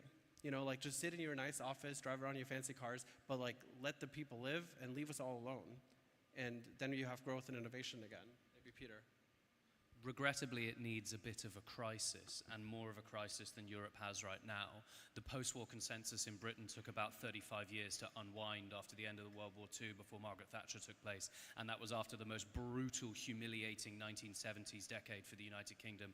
IMF bailouts, bodies not being buried, rubbish not being collected, and you need to see a complete collapse in public finances, tax receipts as well, and also really high-profile capital flight, so businesses properly leaving. That's starting in Germany. BASF, the chemicals industry, is just moving to America and to China, so maybe more of that, but it has to be public, and as Andrea says, it has to be democratic accountability, has to be the heart of it. Yeah, I would say there's a few things that cannot be solved by higher interest rates. So if you have higher interest rates, a lot of these governments will get into trouble, and yeah, I think that will be one dynamic to force them back to core business and competitiveness concerns. Maybe I'm too optimistic. It also carries some risks, obviously.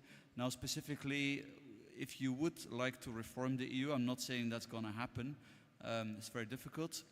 Then I think a very important measure to take is to restore all veto powers for every policy area, because at the moment it's way too easy, to agree EU regulation. So, for example, when somebody comes with the idea in the Commission, oh, let's ban non-electric vehicles de facto from 2035 on. Well, if you would have then, let's say, only Luxembourg or Portugal saying, well, that's not a good idea, then this may be ditched. If member states know, well, it's going to happen, let's just try to minimize the damage it'll do, then you come up with the system we have today. Now, I don't have to explain to you that changing the treaty is very difficult, but you never know. In some kind of a crisis, when they have to restart the EU, I would hope that they say, well, let's keep the Ryanair EU, the right for businesses to offer their services across border. That actually was a good thing. Everybody liked it. And if we start over, let's not repeat this crazy technocratic experiment that we had. So thank you so much to our speaker. I think that the bottom line, if the European Union keep going this socialist approach reform, is be a failing project. So we need to rethink the way we should invest again in innovation, to create a tax competition among the member states and not tax harmonization. This is the only way we can save the European Union, save the project. So it's not anymore, the question is how we grow, but how we grow smarter. This is, I think, the way we can conclude this panel. So thank you so much, LibertyCon, and celebrity our speakers.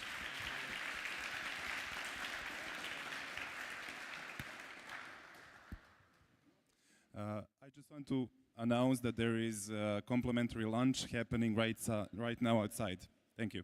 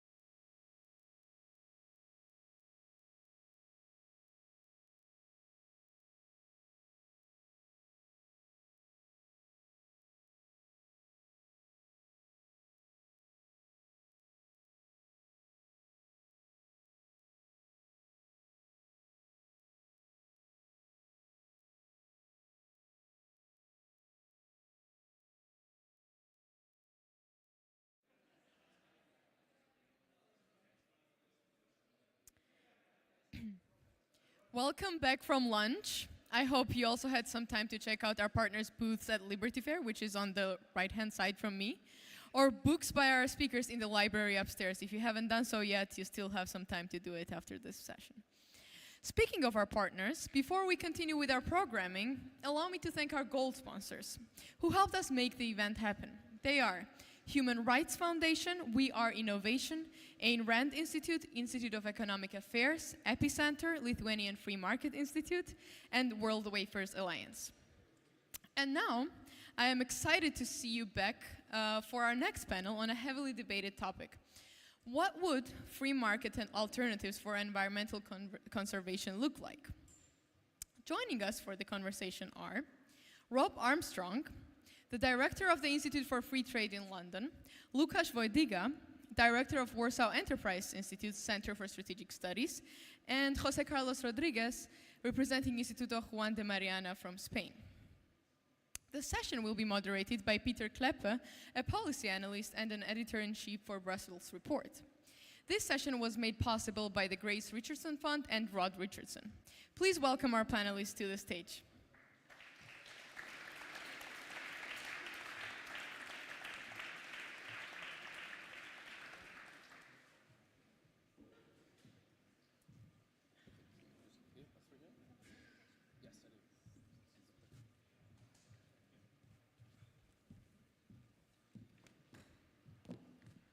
Thank you very much, and good afternoon, everybody. So now we're going to discuss a very important topic for the future of Europe's economy, climate and environmental policies that have been considered to be at the heart of Europe's competitiveness problem. Not everybody was here, but in the previous session, I already mentioned how if you look at the European Union's climate tax, the emissions trading system, this in itself is higher than the total American natural gas price.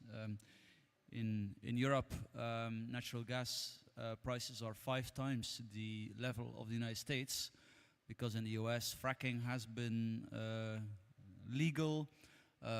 They have not had the same amount of restrictions that we've seen in Europe for more traditional fossil fuel consumption. Europe has phased out its own fossil fuel production, but of course this has not stopped them from importing all kinds of fossil fuels from places like Qatar and obviously Russia, with the effects that we know. So that said, a very important topic to discuss. So I'd like to give the word to Rob. Thank you. Thank you. Is this going to work? Ah, there we go. Okay. So yes, thank you to SFL Europe. I'd also like to mention before I start that a lot of the ideas in what I'm going to present today and what the panel will talk about owe a lot to the International Climate and Freedom Coalition meeting, which is a sort of a monthly ongoing climate free market discussion meeting. So if you're interested in finding out more about that, then come and find me or one of us, and we might be able to put you in touch. What is free market? Oh, crap. Okay. That's way too far. There we go. What is free market climate policy? It's technology neutral, positive incentive policies to replace the negative incentive policies that contract freedom and put barriers on innovators and consumers. That is basically what the EU's climate policy is, which is all of these things on the screen and to spend 500 billion euros a year doing them. If we're being generous, some of them, like the ETS trading scheme, appear at first glance to have some sort of market basis. One of them makes use of the Coase theorem. Maybe the CBAM, the Carbon Border Adjustment Mechanism, looks something like a Pigovian tax. They're not, but some people, I guess, haven't thought particularly hard about where the free market basis of climate change should be. The second presidency of Donald Trump has just arrived, and it's completely upended the Green New Deal. it's put a clear focus on the other goal, which was to provide an alternative to Joe Biden's Inflation Reduction Act. In this new world order, a CBAM will lead to reciprocal tariffs. It's, in fact, the ETS scheme and the EU subsidy program is also likely to lead to tariffs from the US and from any country that's following suit. The enormous cost, the 500 billion euros, is also now in competition with defense spending. That's 800 billion euros that Europe is collectively going to spend on our new obligation to defend ourselves. Thank you, Donald Trump. Also, this sort of international relations 101 argument as to why government should spend a lot on climate change was based on this idea that it gives us some sort of credibility, some sort of soft power. And unfortunately, I mean, or fortunately, there's no more Joe Biden, there's no more Angela Merkel, there's no more Justin Trudeau. The people that we would be pleasing by pursuing these policies are no longer in power. And actually, even the European Union itself is getting anxiety, and the European Commission is, to some extent, starting to pull back on some of the regulatory side of this. So we've got a policy here that's sort of anachronistic in this new Donald Trump world. It's unaffordable, and it isn't effective. Ineffective in what sense? Well, just to plug it a little bit, the IFT, my organisation, did a paper on this, and we found that it would cost about £650 per capita per year ad infinitum if the UK were to follow the the EU into the CBAM scheme. That's the Carbon Border Adjustment Mechanism. And that doesn't include all of the downstream inefficient effects that happen allocatively when you start to make such a huge intervention in the market. What sort of ends up happening is these distortions build up. They have this dynamic effect on long-term growth, and also, more importantly, consumers just pay them because it's more expensive to comply than it is to just pay the CBAM tax. This is sort of borne out by the example of the RGGI in the northeastern United States, which had the brilliant effect of, I think it was 34% reduction in the amount of production happening in the states that were participating, and it had no impact whatsoever on the trend rate of decarbonisation, which is quite astonishing given the amount of damage that it was able to cause.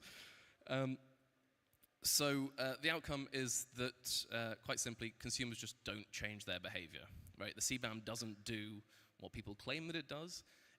It actually just disincentivizes the production of carbon, which is a very different thing to incentivizing production with green technologies. We're now in this world, right, where the knee-jerk response of any government to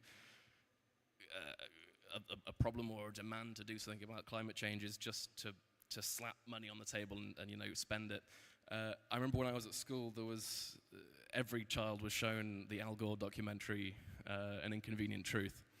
And so I have some modern, really inconvenient truths for our generation, which are that current climate policy does not take into account the single most important fact about climate policy, which is that the current technology we have is not good enough. Even if we spent the trillions that they want us to spend, we still could not solve this without innovation. And therefore, innovation is the key to any climate policy. Innovation is at the center of it all. And the best climate policy should therefore make investment as cheap as possible and remove all barriers to innovation. Luckily, we live in a world where markets try to produce less with more, right? That's the basis of productive efficiency. So markets and climate incentives are already aligned in one important sense. Freedom and democracy go together with decarbonization. There's actually a happy alliance between freedom and decarbonization and free markets and decarbonization that we, who are trying to develop this free market climate proposal, are taking advantage of to sort of supercharge these proposals. This brilliant cost curve, which is in terrible definition, I'm sorry, is from McKinsey. And it sort of shows you this on this y-axis, you've got the cost of abatement. And across the bottom, that no one can see, is the abatement beyond business as usual. So basically what you've got at that x-intercept are all the technologies on the left have a negative cost of abatement. So these are things like fuel efficiency in cars, and all the technologies on the right have a positive cost of abatement. This means that on the left side of that x-intercept, you can cut costs and cut CO2 at the same time. So why aren't those things happening? It's because the government taxes all the people that want to do those things in order to subsidize the people that want to do this expensive stuff like carbon capture and all this kind of stuff, right?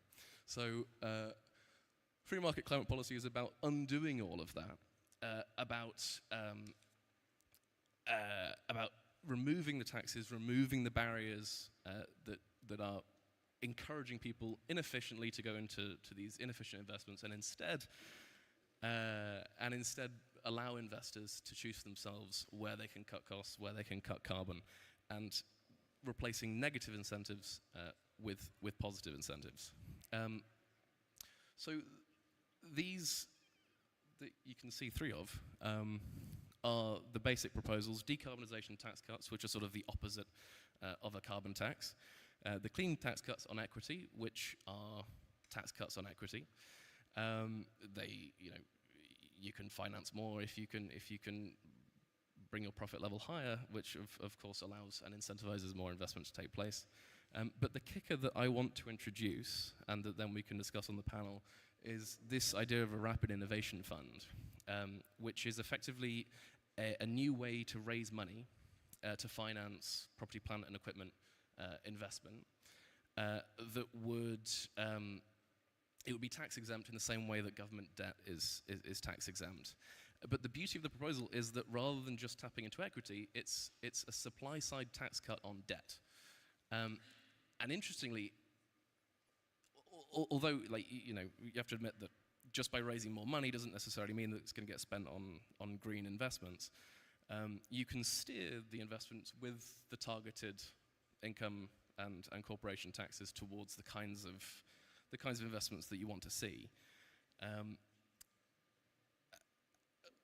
But to some extent, there's no real need to do that, because whenever you're replacing old capital with new capital, it will be more efficient, it will produce more with less, it will therefore be green in some important sense. What really attracts me to this idea of rapid innovation funds is the idea that it's sort of a carrot for lots of poor nations around the world that really struggle to raise finance.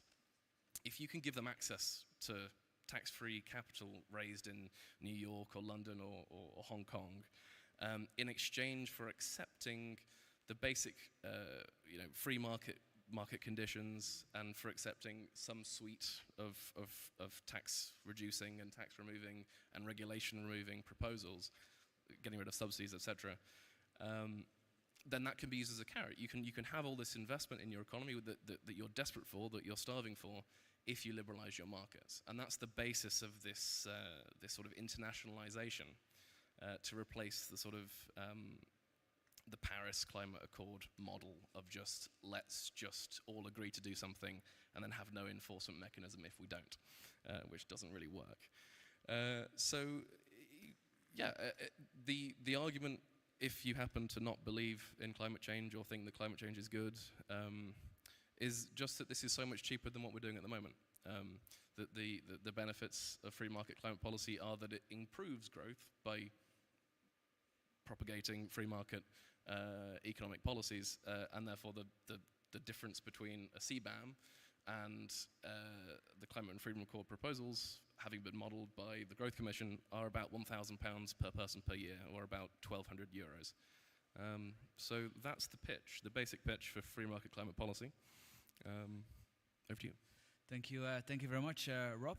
Then we'll now move to Jose. So Jose, please, what's the alternative to the current model of taxation, central planning, requirements, targets?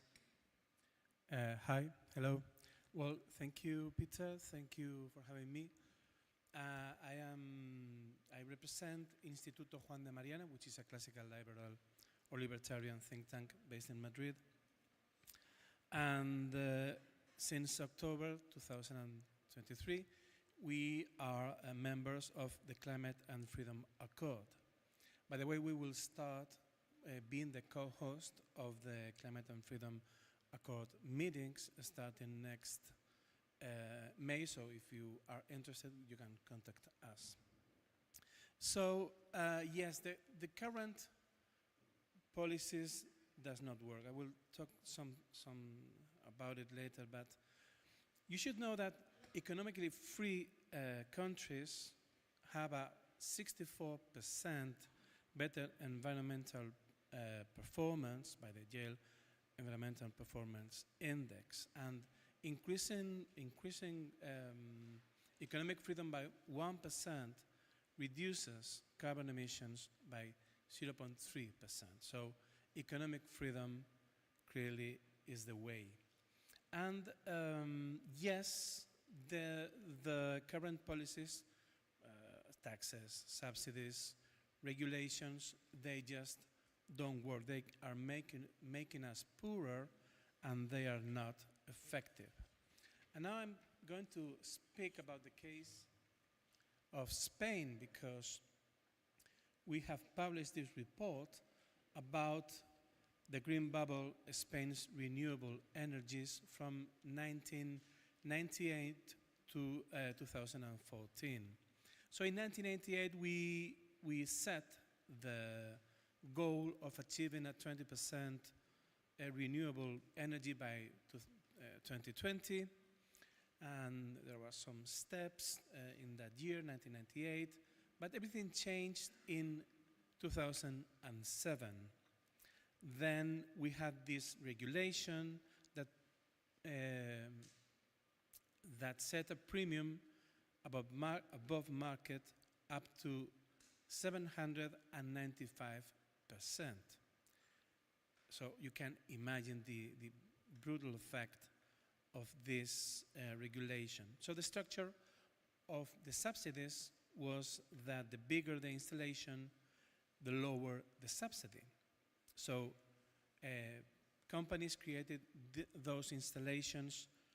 So installations below 100 kilowatts were the biggest premiums. Okay. So, for example, a company could build 10 installation of less than 100 kilowatts, owned by 10 different legal entities, but of course it all belonged to the same company. And it was just mad because they were all together, okay? They were one beside the other. So, yes, we were far beyond the 20% of our energy production over time, but the cost was just mad. In 2013, the cost was above 6 billion euros. So in 2014, the government had to change its policy, okay? On the one hand, they lowered the premiums to a more reasonable amount, and the immediate effect of that was that, 90% of the workforce was lost because there was not real market support for that. And our government initiated retroactive cuts to subsidies, which of course is illegal.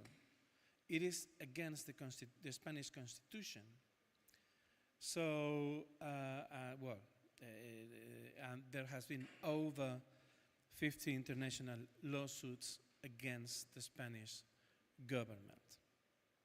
So, if for you to understand the cost of this regulation, I want to share with you some data. In 2007, the year where these premium subsidies started, electricity prices in Spain were below the European Union average. In 2013, it was among the most expensive. And we had a tariff deficit, meaning that the consumer didn't pay for the full amount of the cost. So you have the actual cost on the one side and the regulated price, lower regulated price on the other side. It created a deficit, and then it was a debt that Spanish consumers were accumulating against companies. This debt amounted to 40 billion euros. And the total cost for Spanish consumers were above 300 billion euros. So it was massive. Of course, this regulation undermined competitiveness of Spanish companies, and it had another effect. Spain was a leader, one of the main markets in green technology, and it ended just when this program started. Now other countries like France, China, etc., has surpassed Spain because, well, being innovative was not that important if you have just the subsidy to go for it. And of course, I think this is a clear example of how old politics does not work. I mean, when politicians decide on the functioning of the market, the result can be really bad. And what we are proposing from Instituto Juan de Mariana and other organizations is to rely on the incentives of the market. So I think that a more sensible policy would be to have tax breaks or tax-free financing mechanisms. So that's all for the moment. Thank you very much, Jose.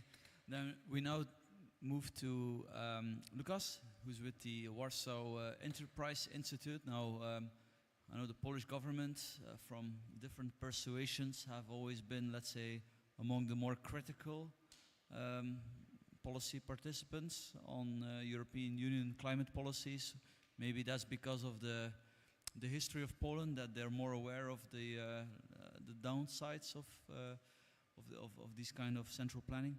So please, Lucas. Okay, thank you very much. I would like to, first of all, thank you very much for a kind invitation to come here, to be here with you in Prague, Golden Prague as it was called. I remember when I was young, you can buy the beer called Zlata Praha, so I don't know, it's still possible to buy it here in Czech Republic, but I remember it was really good. Okay, so thank you very much for a question. We as a Warsaw Enterprise Institute, we are a think tank which is dealing with freedom of economy. So we try to look on the economy as a source of development of a people and building our wealth. So that's the most important thing for a people of our country, whole region, whole Europe, and finally the whole world. We talked a lot about the protectionism and the freedom of trade and the Donald Trump policy. So we think that such a protectionism is against the wealth of the people of the world. So when we are talking about the building the wealth of our people, we can facing right now the unprecedented economic experiment in European Union through ETS system, CBAM you mentioned, mechanism in general, the Green Deal as a whole, as a building the new model of climate economy based on central planning, artificial carbon prices, and resources redistribution. So we are here. We are gathered here during this panel and during the whole conference to try to find some alternative. some free pro-innovation approach to decarbonization. So Europe mentioned these ideas they had in climate accord. So later I will tell some words about the projects we are trying to start in Poland using the models you proposed in your accord. So I would like to start with that. Let's say that the climate crisis is a fact. Temperatures are rising, extreme weather events are becoming more frequent. Of course, we don't know fully what is the human impact on ongoing changes, nor we cannot fully estimate the impact of the changes to our lives. So still it's a matter of scientific research. But the fact is that the fossil fuels are running out, and the fact is that currently, for example, the level of smog in Poland, in Polish cities are among the highest in the world. So we need to do something. So we want to actively influence the environment, but we wish to have a, let's say, approach of effectiveness, not rather than ideological approach which we can face in European Union countries. Some examples. Right now in Poland, the cost of energy, electrical engineering is the highest in Europe. And what's interesting, 45% of cost of energy in Poland, it's different kind of taxes, 45%. Among them, 25%, these are the cost of the ETS system and the cost for a clients. Some examples from Germany. Just a few weeks ago, the clients in Germany, in Berlin, in Brandenburg, which are they are operated by energy giant Vattenfall, all the prices of electrical engineering, electricity was increased in 8% for regular customers. Of course, as an official reason given by Vattenfall was the rising cost under the EU ETS system. So they openly mentioned that because of the ETS system, we have to rise your cost of your electricity. So we can say that the mechanism which was supposed to motivate green transformation is increasingly just rising the ordinary people's bill. And it's not only the individual peoples, but also the companies which are using the electrical power to produce everything. Another example, according to data given by Focus magazine in Germany, that the coal reduction plan, which is introduced by Germany, could even worsen the climate balance in a short and medium term. Because of a lack of a stable baseload energy, it first imports this electrical energy from the countries with dirtier energy mixes, like Poland or Czech Republic. What's paradox, let's say. And of course, add to this emission generated by building the new gas pipelines or transmission lines, because the gas right now is a clean, so maybe it could change in some future. But building the new pipelines, new equipment, it's consuming a lot of, it's increased the CO2 emissions. Of course, we can also add to this the offshoring of production to China, which also increase the global CO2 emissions. And these 2 or 3 examples are not very isolated. They are, let's say, the warning signals. Climate policy, if it's to be effective, must be based not on symbolic gestures or costly regulations, as we face right now, but on a real efficiency, innovation, and market incentives. You mentioned some incentives. I will tell later about that. And the 2 main tools proposed by European Union right now, it's ETS system and CBAM, which you mentioned. The CBAM is going to be active in 2026, as I remember. First 1st January. ETS originally was supposed to be the market-based emission trading system. In reality, it has become the tool for central economic control, generating rising prices for energy, transport, heating, and so on. Now, right now we have the idea of expanding this ETS system into ETS2 system, which could affect even more sectors and daily life of a whole society. It was mentioned that in Great Britain, the cost per capita could be more than £600 per capita. We have similar estimation in Europe that it could cost about 600 euros per capita. So it's very, very comparable. And what's even most fun is in this situation, it's not even how we collect this money, but how we spend this money. That's even interesting. In Poland, we are facing a really huge deficit in energy consumption. What does it mean? That means that thanks to the good condition of our economy, which is really good, the consumption of energy is rising. Definitely, the level is increasing. But the number available, let's say, CO2 emissions is decreasing because of the ETS regulation. What does it mean? That if we wish to spend more energy for our economy, to fuel our economy, the companies, the energy producers, should buy the new certificates. And of course, they do not have their own money, so they are passing all the costs into the consumers.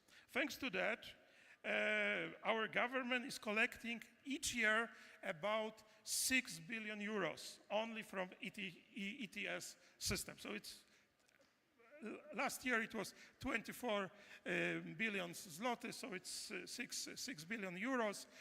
Last year it was a little bit smaller because the cost dropped a little bit. But then how do they spend this money? The original idea was it should be spent for real decarbonization of the economy, of the country, and serve for the climate. But there is no obligation, any obligation to spend this money for these aims. Of course, according to European rules, you should spend about till 2024, the countries should spend about 50% of the earnings for decarbonization and fighting with climate changes. In 2024, they changed it, so right now the government should spend about 100%. But it's based on reports of the government. So they are reporting how do they spend. So there is no tools to check if a government is really spending that money for decarbonization. In general, in Poland, majority of these funds goes directly to the state budget. And our government is reporting to the European Union. For example, we support the Polish national railways. So that's a way how do they support the decarbonization, supporting the railways. But the most funny thing, it was the program called My Energy. Because of a deficit in the ETS system, the prices of energy increased, huge increase, we had huge increase. So the government decided to create the program called My Energy, that means the subsidies for the people for this increase of energy. So right now, because of the increase of the prices, the regular people, they will receive the special subsidies. So it's not the solution. So that's the future. We talk about the CBAM, it's another solution. And of course, it was supposed to protect the EU industry. In practice, it's a new form of protectionism, harming developing economies from one side, disrupting trade and increasing the cost of the raw materials. So from one side, we are harming the developing economies. Somehow maybe we should support like economies from Africa or from Asia. But from another point, the cost will go on the regular customers. As usual, as a protectionist, are harming the regular customers. So thank you for. Thank you very much. Before we move to the Q&A, I'd like to ask a few questions to the panelists. So Rob, you mentioned this special fund and special tax treatment for certain investment. Sort of, how do you avoid the trap that this will distort investment decisions? How do you avoid that bureaucrats are ultimately then picking winners and losers again? I mean, the way that you avoid it is that you don't target it to specific technologies at all. It's investment sort of agnostic. It's technology neutral. It applies actually just as much to non-green things as it does to green things. That's the way that you avoid that, and that's the way that the proposal is designed. It comes up against the criticism of, okay, all you're doing is just raising a lot of money for investment, which under any circumstance should be considered a good thing. But the criticism is that it's not targeted towards specifically green things. And the response should be that any new capital is going to be greener than the old capital. But secondly, that you've got a secondary suite of policies, these tax rates, which do sculpt it or bias some of that new capital that you're raising towards things that achieve decarbonisation. Obviously, this is a deviation from pure free markets, right? No one's going to deny that. But you can make it as least likely as possible to go the direction that we've just heard about here, by making them as simple as possible in terms of success and qualification, right? I think so. If you're talking about I don't know, energy markets, it would be units of energy generated divided by amount of CO2 produced, and that's the metric that if you do very well on, then you can get a decarbonisation tax cut. Some scheme designed very clearly with a clear goal that doesn't choose between technologies at all, right? That would be how. Right, thank you. Yeah, Lucas. If I may add one thing, I talk about the project we are working on. So I mentioned it based on your idea. We called it Research and Awareness Campaign for the Economic Impacts of EU ETS. And the initial idea of a project is, from one hand, to calculate the real burdens of ETS system and the prices and the real burdens which the system imposed on the key sectors like energy, automotive, aviation, maritime. Using the data it's possible to collect from open sources and analyze how the prices are changing, and then try to compare the ETS results with these two solutions you mentioned. In our research, we would like to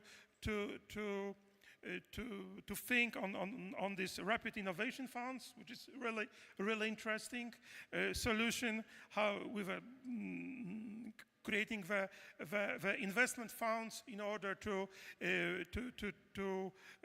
incentive people to innovate, to do innovation.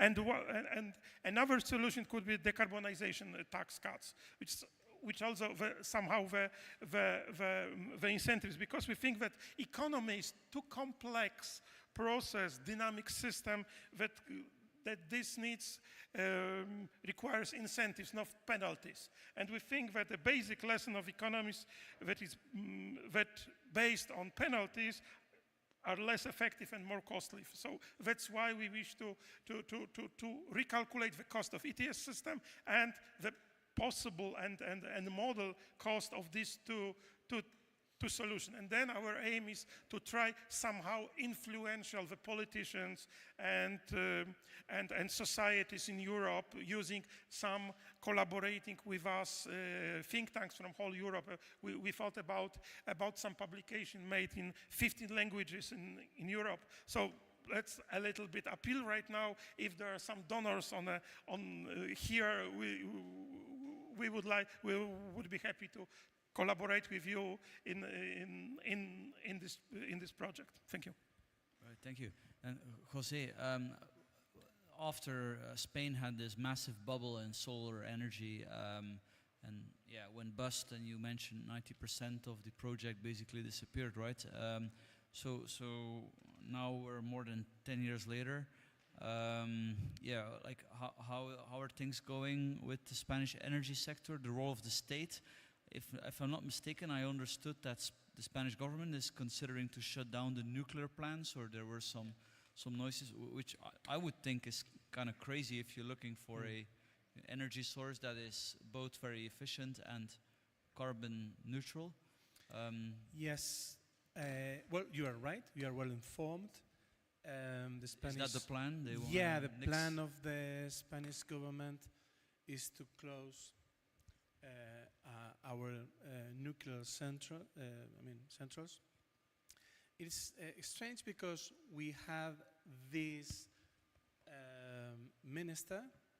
She was against nuclear energy, and she proposed to close each and every one of our installations. And then she became a member of the commission, and suddenly she was for nuclear energy. It just, yeah. It's amazing because she changed, overnight, her position. Nowadays, like 18% or something like that of our energy is produced by nuclear energy installations, but the idea is to close them, all of them. It is against the trend worldwide because, as you know, we have a problem with CO2 emissions. So I can just ask, are they going to impose a legal ban on these nuclear plants, or yeah? Yes, a legal ban. Yeah, of course. So they will have to close, and it is very costly because once you close a nuclear facility, it is very difficult to start again. It's very difficult because, especially if you allow the time to pass, because experts, well, they just disappear. I mean, you have to create new experts. It's difficult for you to do that. Fortunately, this is not the case in the rest of the world. There are many countries where are having more and more nuclear energy. All right, thank you very much. We have 5 more minutes for a Q&A with the public, so anybody who wants to ask a question, please raise your hand. Yes.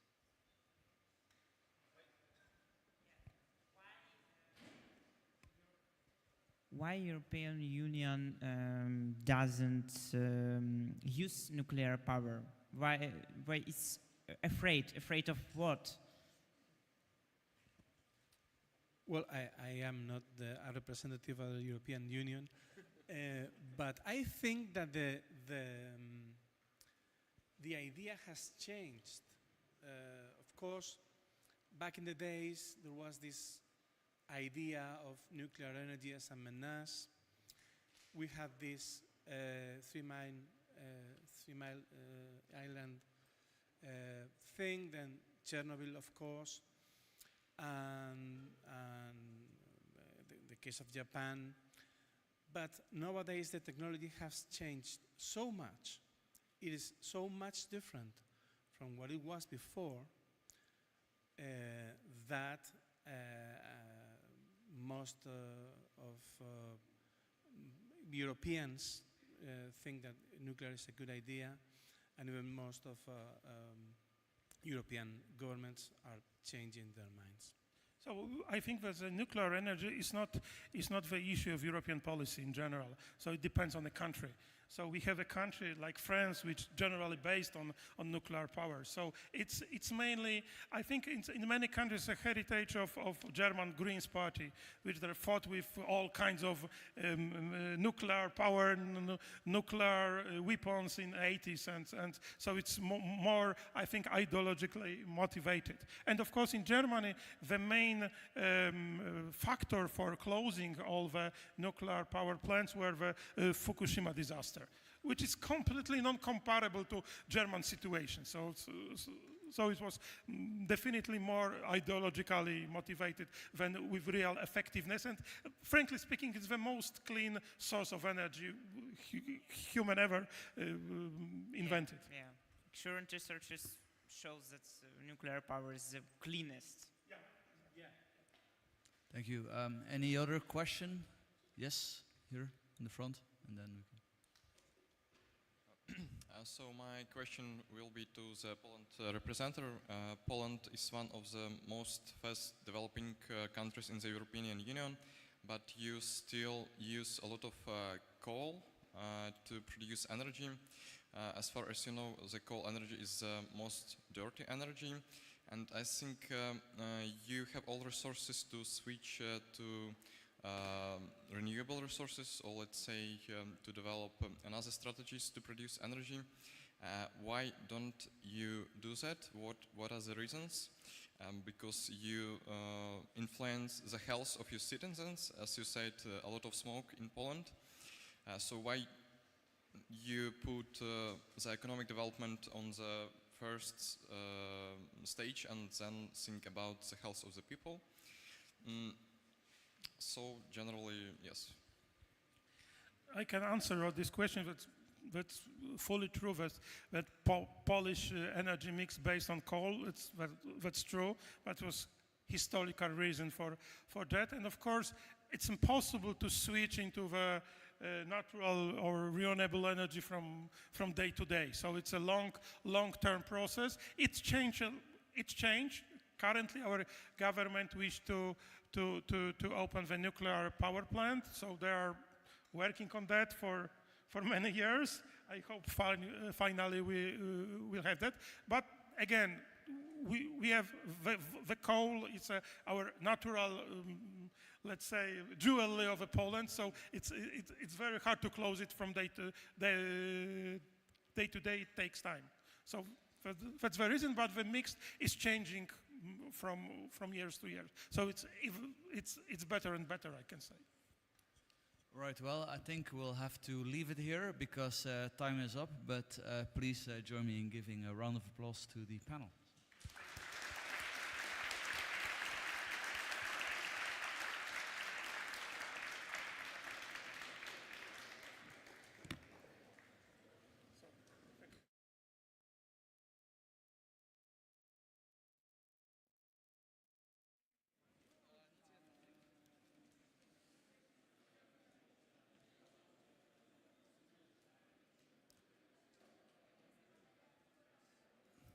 All right. For the next part of the programming, thank you for that insightful discussion.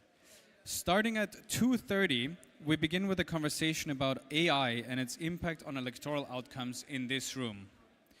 In the Carol English room, we discuss the anti-liberal threats currently faced by our friends in Georgia, Hungary, and Serbia. And in the Borovsky room upstairs, you will hear Ji-Hoon Park sharing her story of escaping the North Korean dictatorship. Before you go out, let me also remind you to make sure that you visit the Liberty Fair up there, an exhibition of our partners from around the world, and also see the booths of our silver partners. Free Cities Foundation, New Direction, Lamasu Bitcoin ATMs, Atlas Society International, Objective Standard Institute, Liberland, ECAEF, and Mercatus Center. We are very grateful for the support that they have given us to make LibertyCon happen. Thank you.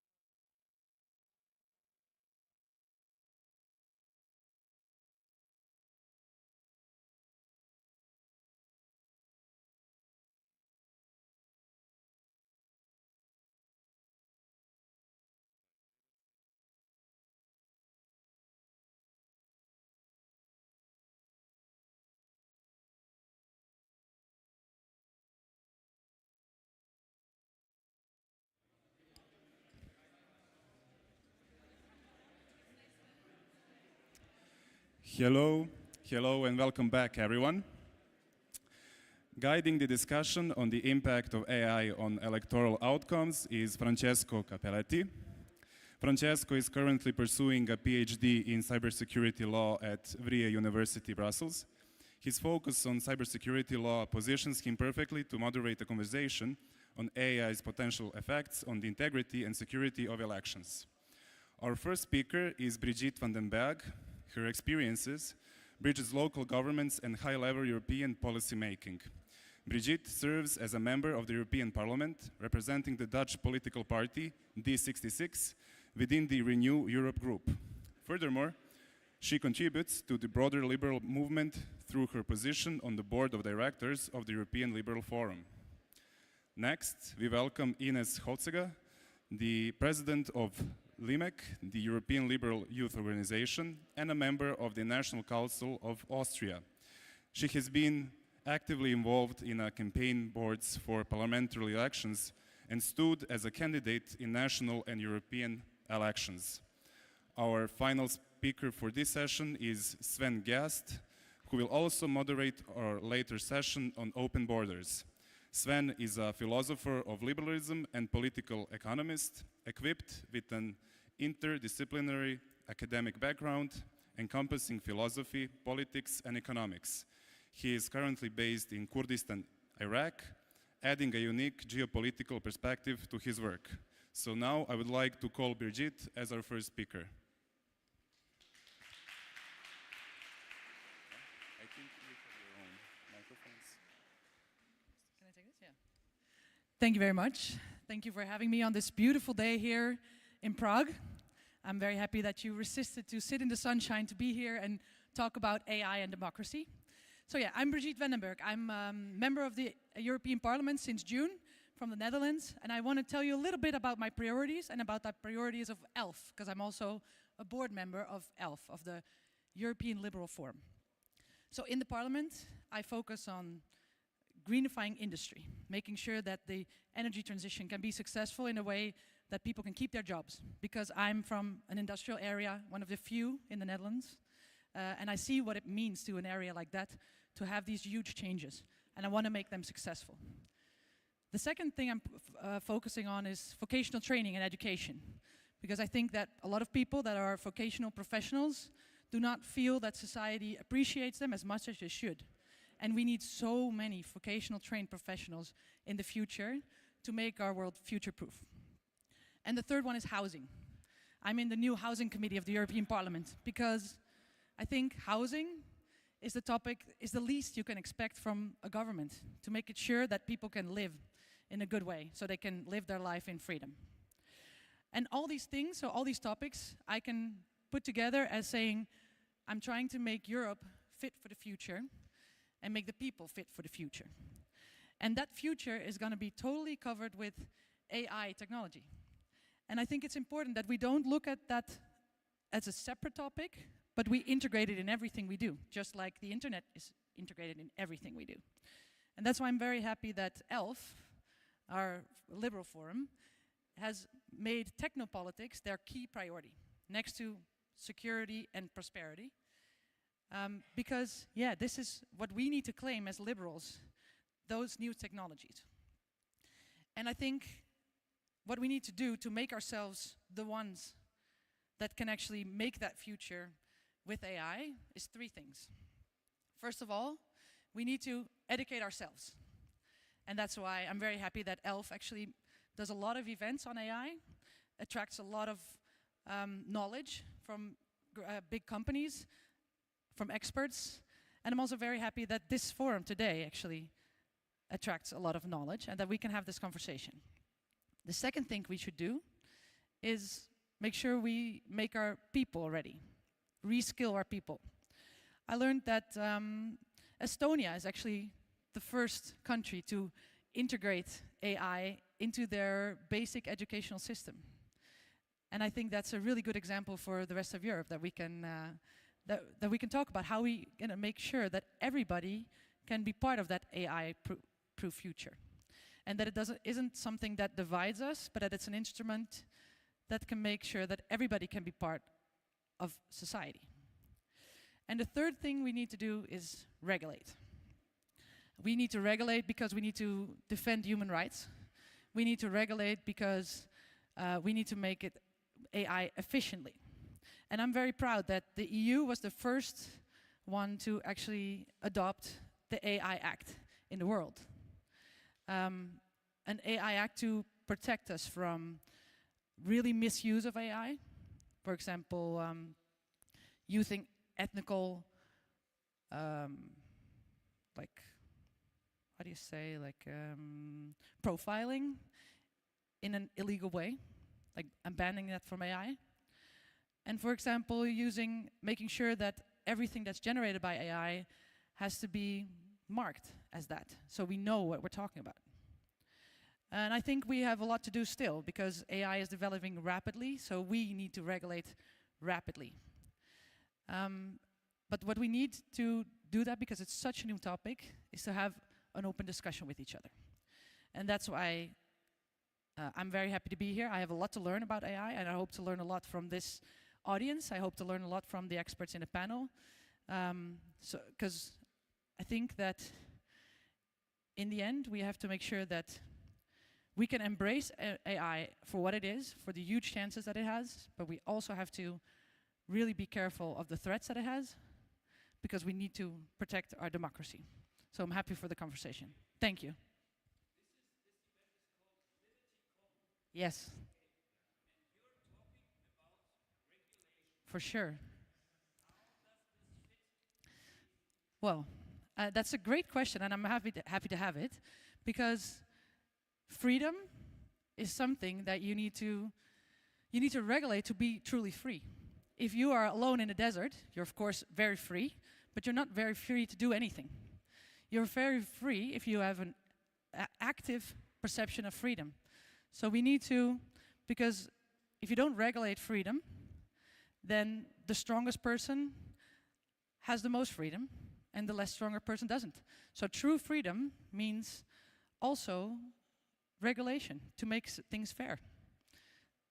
I'm a social liberal Democrat. That's okay, that's a good discussion to have on a liberal forum.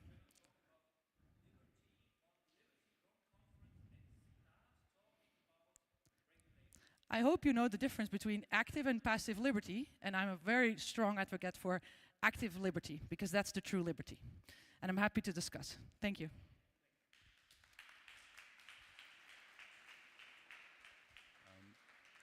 Thank you, Brigitte, for a great talk. I'm sure we can have a fruitful Q&A discussion after. Now I'd like to call on our other remaining speakers. We have Ines Holzega and Sven Gast, and we have Francesco Capelletti as our moderator. So you're welcome.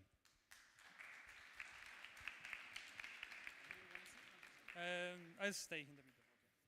Thank you, Brigitte, for warming up the platea here. So we will be controversial today, so everyone is happy. We are meant to speak about elections, actually, yes, in a liberal forum, and in this amazing setup. And thanks to everyone for having me. Thanks for the organizers, and thanks for this amazing balanced panel. I say balanced because on this side we have policy makers. Sorry, it's nothing negative, it's just a fact. And on the other side you have, well, not only a friend that is interested in philosophy, but also keeps studying, despite the very young age. He did an amazing career in academia, and wants to understand what is the relation between this world and the world of pure political philosophy. And I find myself in an advantaged position here, because I am working in the European Parliament, and together at the same time working in academia. So two fields that are completely opposite one to the other. I mean, we all wish that we could bring the same level of quality of academic paper into the regulations, but amendments are not like this, right, Brigitte? So, unfortunately. So it is important also to understand how this society will look like, and how people that will do policy making will have to adapt, as you rightfully said. So maybe I would like to start with a general question, because we have to talk about decision making, we have to talk about politics, we have to talk about AI. It's a uniting factor at this moment, because it's a reality. I don't want to go into philosophy and quote McLuhan, the Toronto School, and technological neutrality to say that we should have a technologically neutral approach, no? When introducing new things in our society, new technologies in our society. But yes, they have to be, because we live in governed by rule of law states, we have to be creating the framework so that those technologies are implemented correctly, reducing risks, and at the same time creating the level playing field, because yes, as liberal we also like free market, and we like competition, and we like growth, and we like to be as rich as we can thanks to the private sector. That is right. I see people nodding. Now I want to start with a very basic question after this very, very small pitch, and before talking about this information. Who is from you in the stage using AI, and how do you find yourself? What's your relation with AI at the moment? Let's start with this side and then.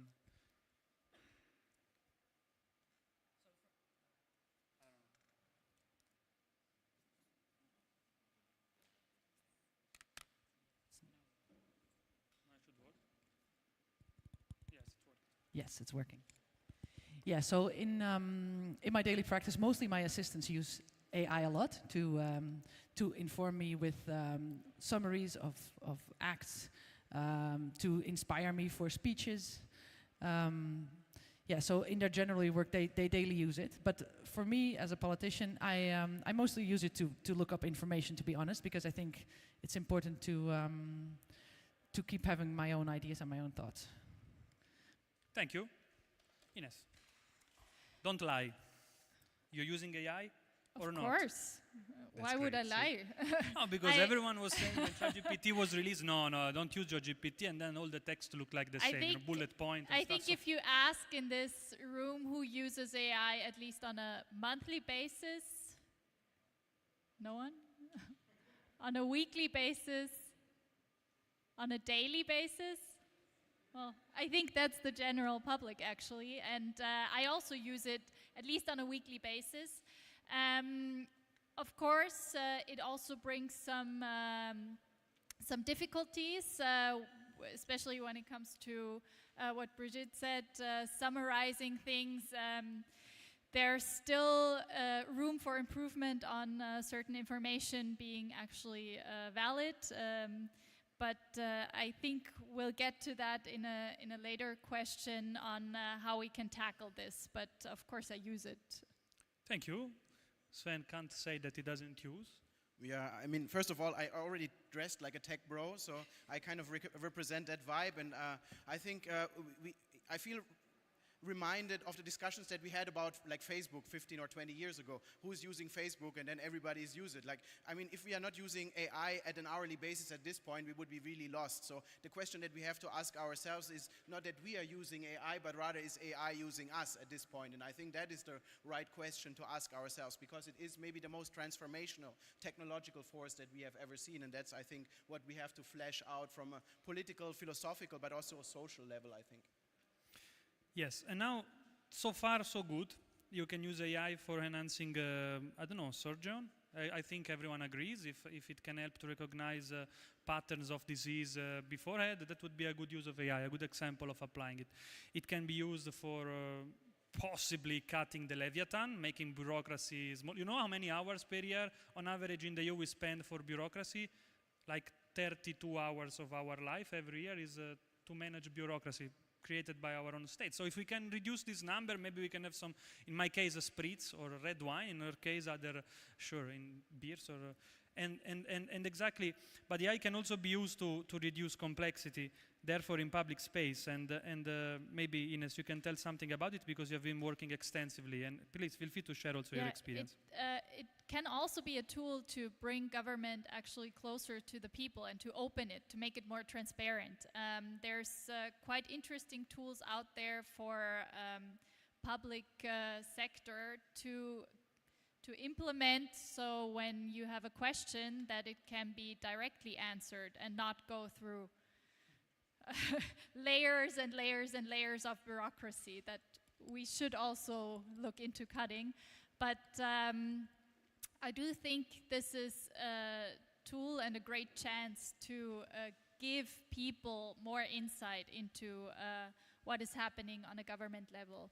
Now, a follow up on this and give you a difficult question because you took the floor, and I'm very happy about it. But so, who is, because we have to talk about the risks you started before, who is the gatekeeper then? You work, she's humble, but besides being a politician, she also works in the past year extensively in digital identity, and therefore we had some exchanges also in the past and today about privacy, and it's something very important. No? It refers to security, to personal security. In the Human Rights Charter, there is the right to privacy, for instance, and we hope that in the whole world it could spread this way. Who is the gatekeeper of this? I don't think there's just one gatekeeper. I think well, I know there's a lot of challenges in governments for implementing not only AI tools, but also digital tools in general that would make it easier, that would also cut some bureaucracy. I think it's, well, on the one hand, it's knowledge in the public sector bodies. On the other hand, I do think, and this is something that from a public representative point of view, we need to tackle, is that there's still a lot of spread of misinformation on what AI can do, and it's at least in when you talk to people, they're mainly scared and don't really see that there's also a lot of opportunities for digital tools in general, but for AI also applicable. And I do think it's something that we slowly need to bring to the people, and this is a policymaker responsibility as well. Thank you, Ines. Before, very quickly, a reaction also from you, Brigitte, because you mentioned one thing that, and we will maybe speak later also with the other speakers, which is education. I think there is need to educate, not only to reskill someone that is already beyond 50 and has to now deal with these AI tools at work, maybe, which needs it's a right to be skilled, but also how to educate new generations. But and this is perfectly fine. It's golden what you said. We don't touch it. But you spoke about regulation sparkling debate, which is fine also for me. Maybe though, and I think your sense in your experience so far in the parliament, maybe AI can help with the issue of red tape, right? Maybe AI can be a tool for simplification.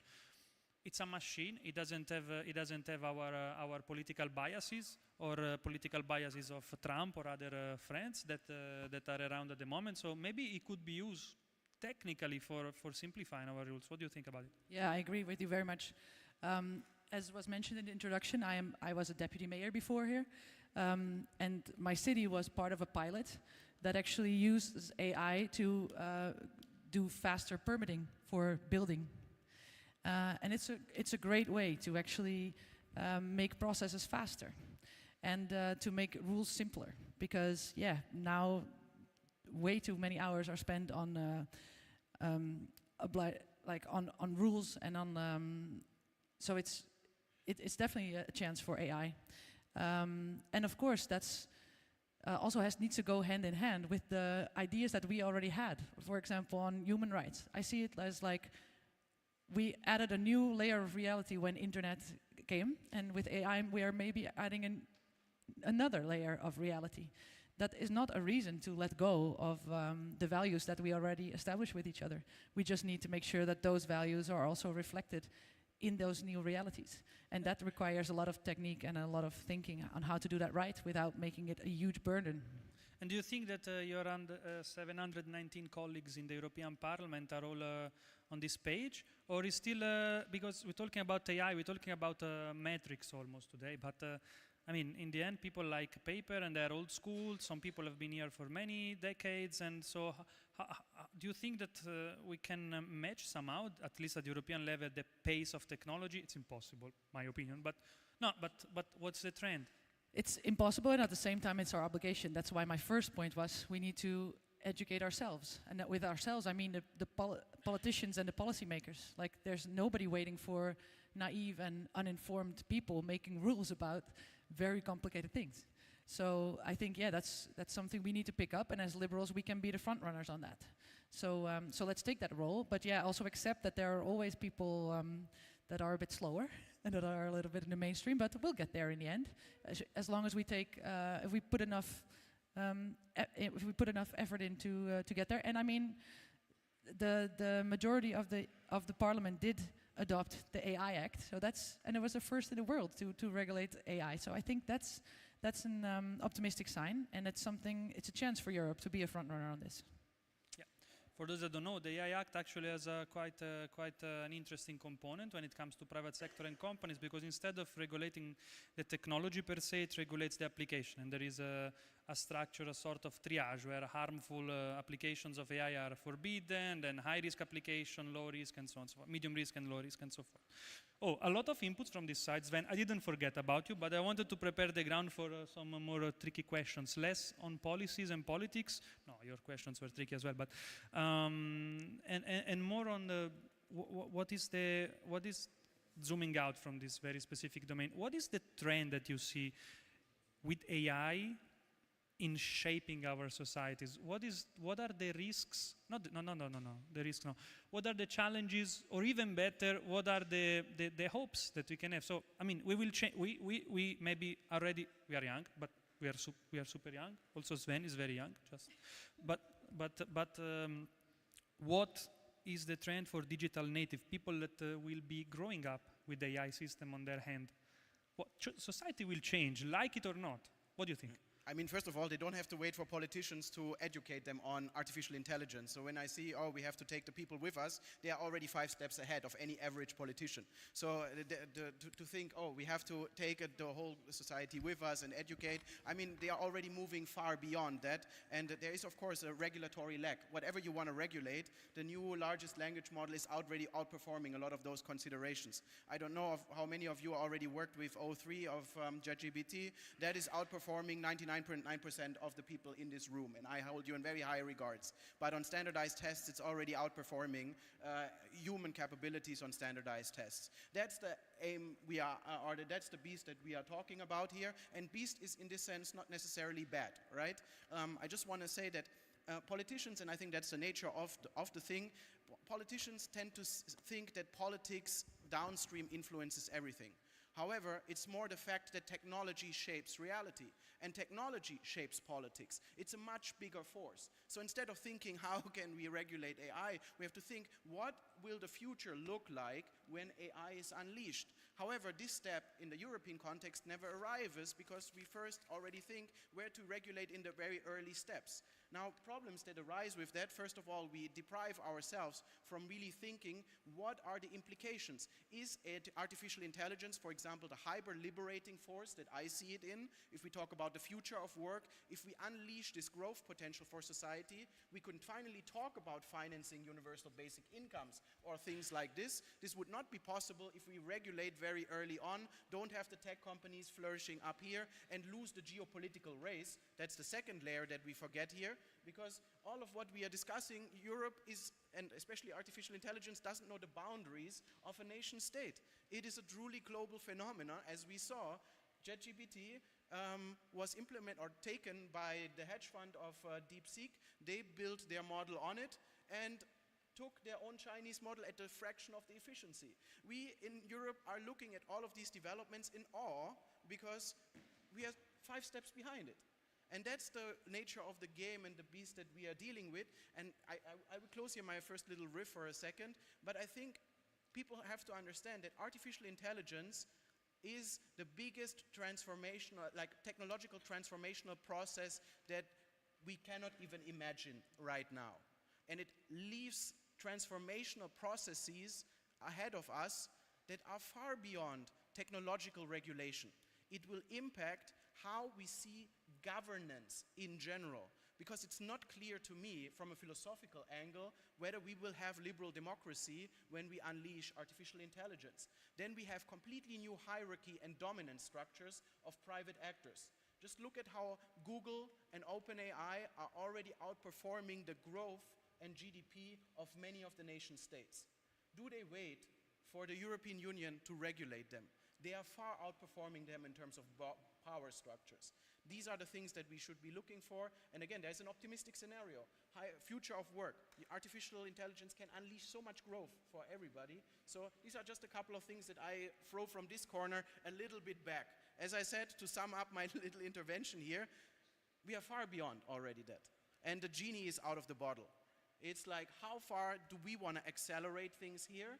Or do we want to, as Europe, remain in this museum of So can I ask you a the few world? questions? So can I ask you a few questions? Because the first question I have, because I see a lot of opportunity actually in AI to simplify regulation in general, just like we were discussing cutting red tape. But on the specific AI regulation that we put in place so far, which actually tries to defend, for example, human rights, and like anti-racism regulation tries to make sure that it's like that there's some kind of ethical-based AI development. Which part of that regulation do you think leashes the development of AI, or is actually AI still ready to explode as a development? And what should we do, because that's my second question, as a government to like be part of that new reality? So I'm not sure how individual, like for example, the structural issue that the European Union has in terms of technological advance, being technologically advanced, is not only that they have now the AI Regulation Act. I think, in fact, that harms rather little in comparison to all the other red tape that is over there. Exactly. But I think We agree on that. It's an obvious fact that we have seen, if we look at all the big players in terms of internet infrastructure, we see a disparity that is massive. I go back that it's not only about AI. I have warned about that, 15 years ago. If we look at the infrastructure of the internet geopolitically, what do we have as the infrastructure of the internet in the world? Google, Facebook, Amazon.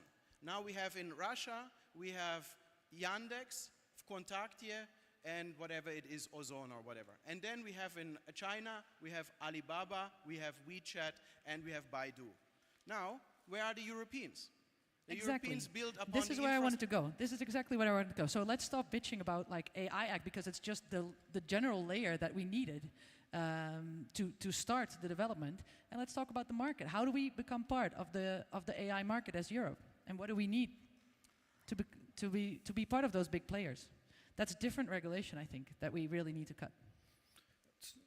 It's not only about the regulation or the geopolitical trends. It's de facto we don't have a Silicon Valley in the EU. We don't have a Silicon Valley. Now, the question is another one, because do we need a Silicon Valley, though? I mean, we always think about big scale, but for many applications of AI that are not the one in our palm, AI as ChatGPT or a large language model to generate something that shapes our society on a daily basis, and through which, and maybe also Ines can say something, youth people can be misinformed or disinformed, or can be, manipulated. AI is applied also in small scales. I mentioned before healthcare, there is farming, there is automatic driving, there are a lot of smaller applications that don't need the large scale of a GDP-like company. Now, if you tell me that there is a need to be more competitive in the EU to foster those small companies, fine. But let's also be, and that's what I was saying there. When I was there, I tell you, everyone said, I mean, we can talk about AI all day, nobody knows shit about AI. Because what is AI? It's very subjective. If you ask a surgeon, helps the surgery. If you ask a farmer, it's to use meteorological data and big data to prevent floods. If you ask in aviation, it's to better understand when there is a problem with the so AI, what is it? But in our context, and sorry that I draw back to the written topic on the menu today, in our context, we speak also about democracy, and democracy means democratic elections, we hope, and we wish to all our colleagues that are having troubles at home. And democratic elections means also the way you get informed before voting, right? And we just said now that in many cases, and namely in 2024 in Romania, probably the most eclatant one, people got tricked by the algorithms, got tricked by how it works, the algorithm. And with youth, it's maybe even more difficult to draw a line. What do you think? Yeah, this is what I was also talking about before. This AI does have a lot of chances, but of course there's also certain challenges to our democracy when it has never been easier to use a video and make this person, this politician, this CEO say something completely different, spread it, and have a lot of people react to it. But I would say it's not actually just a youth issue. When I'm campaigning outside on the street, I do also see a lot of older generations come up to me and show me certain things. From my party, we have our foreign minister who's very vocal on the Russian invasion on Ukraine. And the people, they have their information from Telegram groups where certain misinformation videos are spread. So I do think when we talk about how can we battle these issues, we need to look at, on the one hand, education in schools, in educational institutions, because I think that's something any society benefits from, having critically thinking people that also know or at least are able to look up certain information. And on the other hand, this is not enough. We also need to look at a cross-generational effort. And there I do see a chance with involving also the private sector. Very briefly, this is what I was explaining before as well. In Austria, we have a lot of people that are, well, not a lot. We have a few people that are a bit older that are scared to use digital tools that certain political forces also use to scare them, and that hampers innovation. And in Austria, we have companies that now give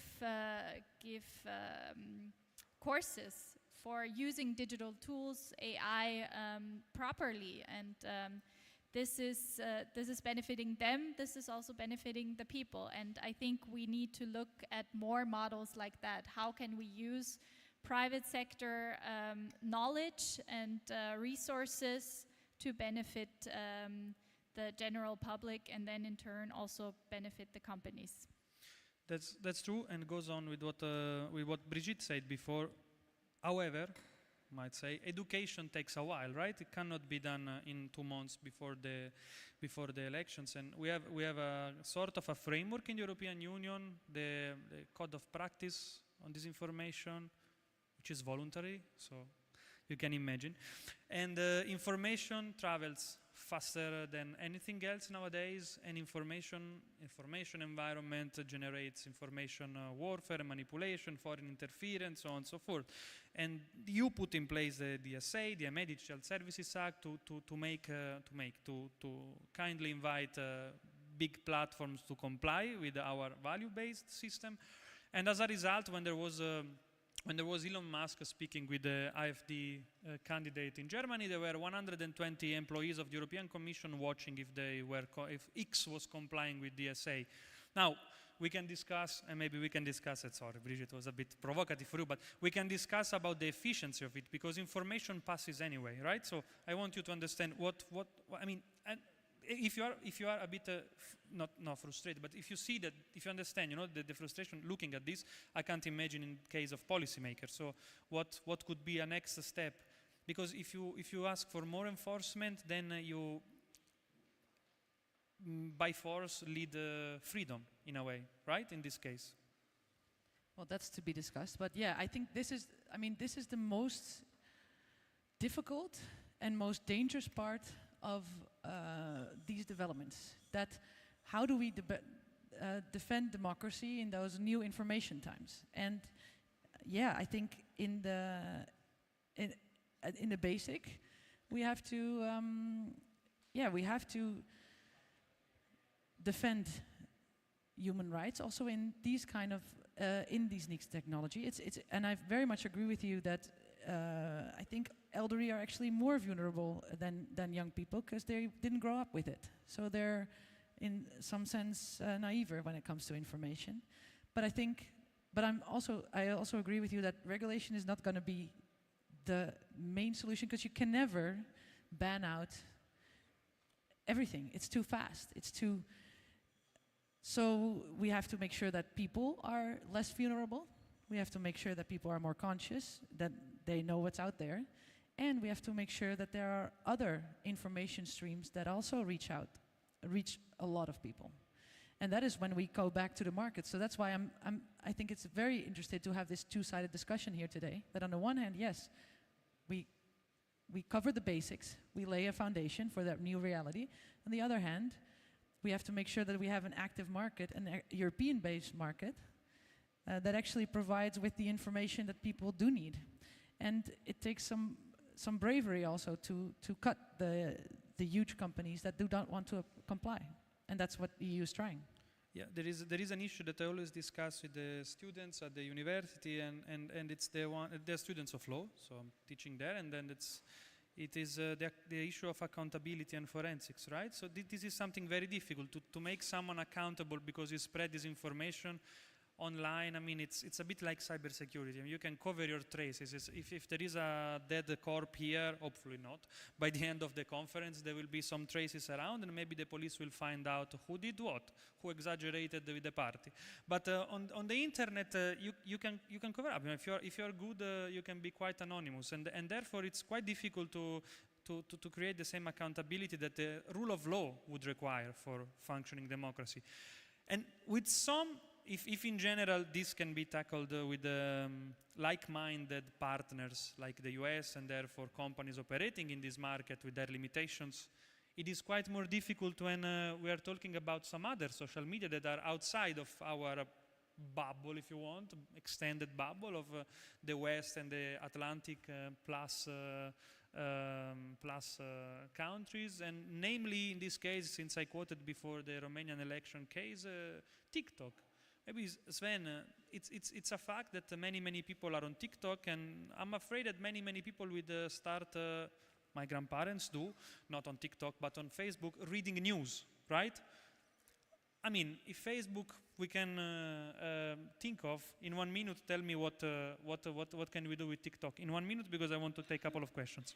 Okay, now you put a time limit on me. Just two things on the mis and disinformation. I think we always focus on the potential harms here. And I know mis and disinformation very harmful for democratic discourse. However, philosophically, we have to, or historically, mis and disinformation has always been around in human societies. We have to ask ourselves, why do certain mis and disinformation land? Because people have certain values which they then anchor to that information landscape.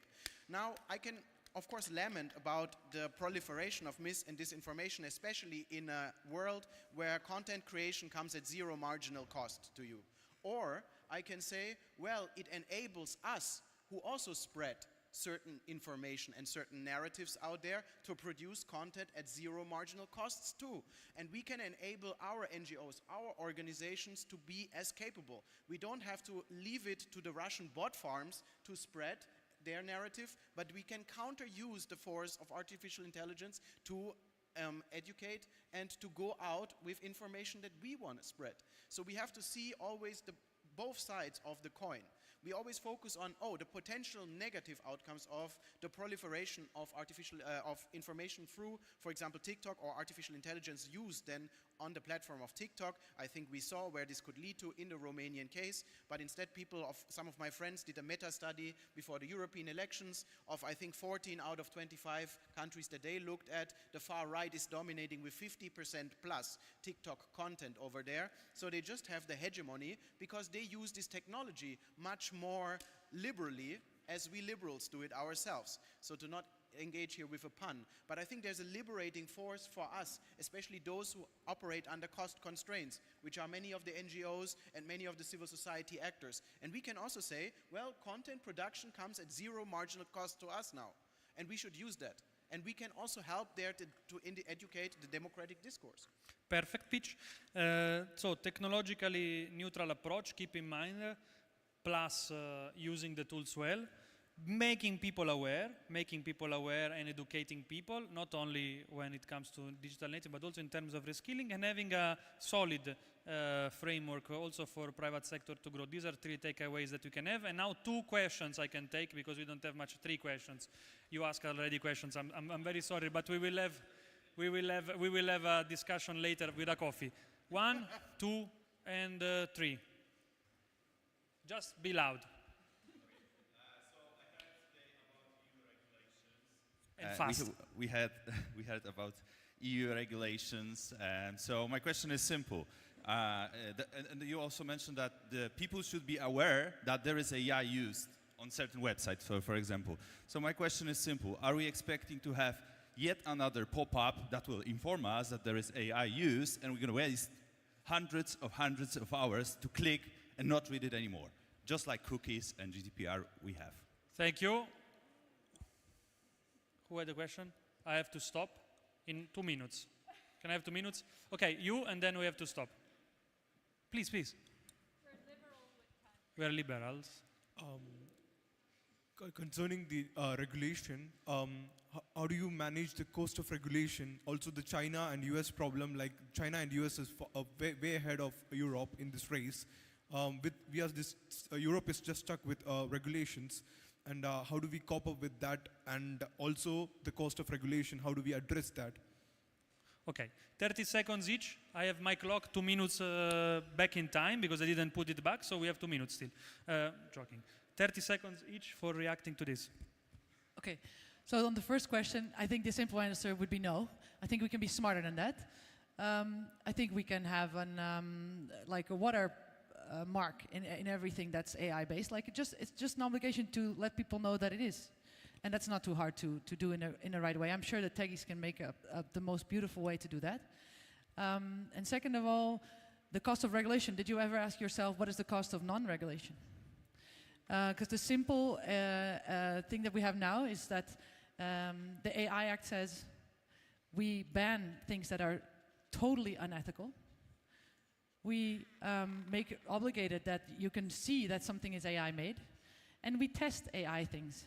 So we actually make a platform where AI can thrive, and I think that's the right way to go. Thanks. Very quick reaction, if you have any other comments. I mean, as I said, I think in general, besides the regulation issue, I always think what would happen most is to shift the mindset from, okay, these are potential harms, to how can we leverage the options that we want, the liberating forces. I think liberating forces we don't talk enough. It is the growth potential of our lifetime, and that needs to be unleashed to solve a lot of our social issues, in fact. No, something I really needed to add, because I think you're totally right. The real thing that we need in Europe is cheap energy, so we can have 100%. And an open market, so we can have development. We need to work on the ecosystem. We need to work on everything that Draghi actually put into place. And that will make our society open to AI and really make the development possible, the market side possible. That's what we should focus on. Last sentence, sorry, but this is another amazing discussion we will have on AI and sustainability. Invite us again. 10 seconds. And thank you guys. 10 seconds. We need to harness the opportunities that AI gives us while not being naive and also looking at what it could do to our democracies. But this is why I think having critical thinking people has to be our utmost priority. And having discussions like this, for which I thank the speaker and you all for being with us. Thank you so much.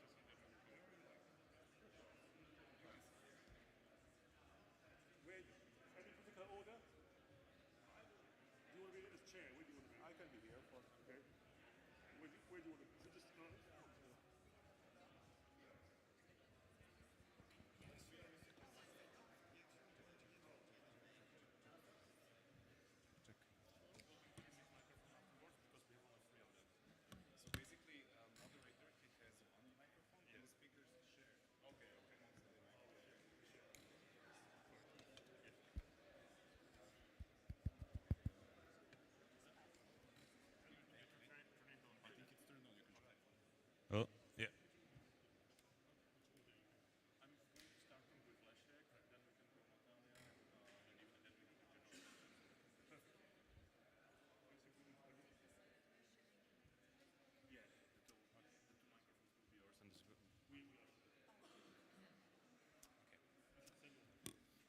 Welcome back. Our next afternoon session tackles the theme Privatization as a Reform for Prosperity. This panel will examine the role of privatization in economic reform and its potential to foster greater prosperity. Our first speaker is Natalia Melnik, the Executive Director of the Benukidze.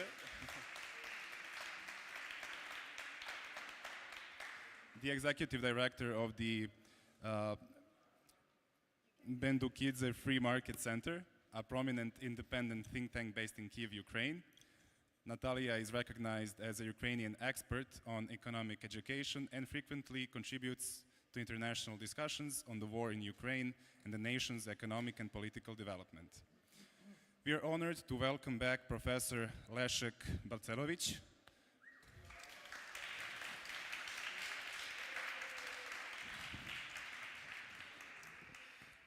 Professor Balcerowicz is a highly respected Polish economist and statesman, best known as the architect of Poland's groundbreaking post-communist economic reforms, often referred to as the Balcerowicz Plan, serving as Deputy Prime Minister and Minister of Finance in Poland's first non-communist government from 1989 to 1991, and again later, 1997 to 2000. He implemented rapid stabilization, liberalization, and institutional changes, including large-scale privatization, which are credited with transforming Poland into one of Europe's fastest-growing economies. And completing our panel is Lord Syed Kamal. One applause for Syed Kamal.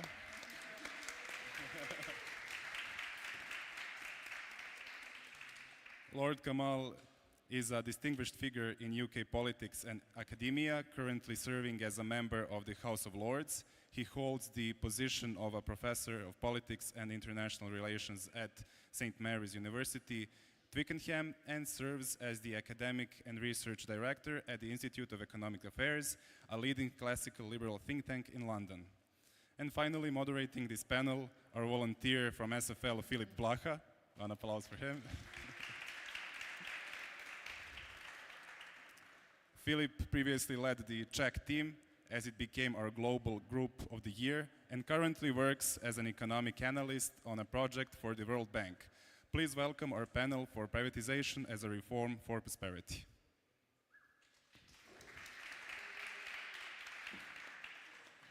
I hope you are enjoying the conference same as we do, and I can promise you that rather than the previous panel, this won't be the discussion about regulation, but rather liberation and privatization, and which I don't think we have any better candidate to start this panel with one of the most distinguished and educated people in privatization, Professor Leszek Balcerowicz. So my question to you is, as you were the father of the privatization reforms in Poland, and you came up with the famous Balcerowicz plans, how do you look from today's perspective on the reforms in Poland, and would you maybe be more radical in some steps, or would you change anything, or what would be the recommendation based on your experience for the aspiring young and politicians who want to also transform their countries?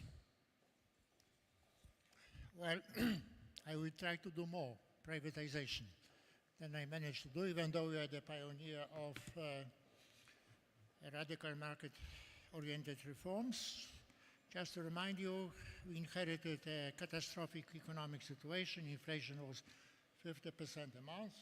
In the last month of '89, we are a bankrupt country.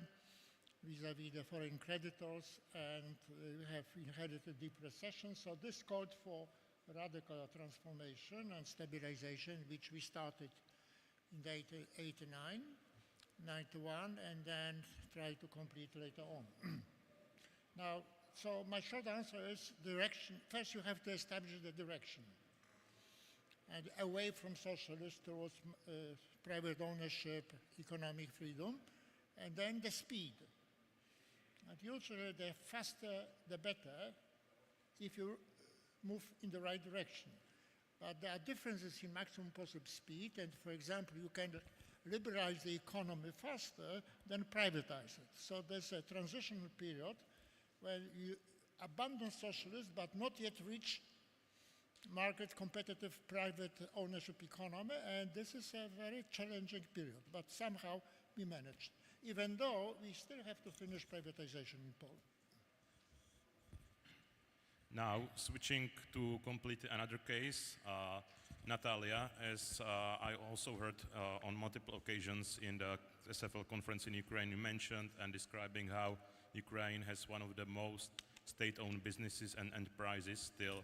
So, switching from Poland, who went through the economic transformation, now speaking of Ukraine, do you think, or how would you manage to do or design such a large reform in Ukraine given today's perspective and our liberal thinking? And what issues do you think that privatization in Ukraine could fix, like state corruption, the poverty, and other issues? First of all, I want to establish the baseline. So privatization would not be something new for Ukraine, right? It's not a new reform. Our privatization law has been in place since 1992. So technically, we've been privatizing since 1992, just in waves. So we've been privatizing, nationalizing, reprivatizing, and so on and so forth. We're staying busy.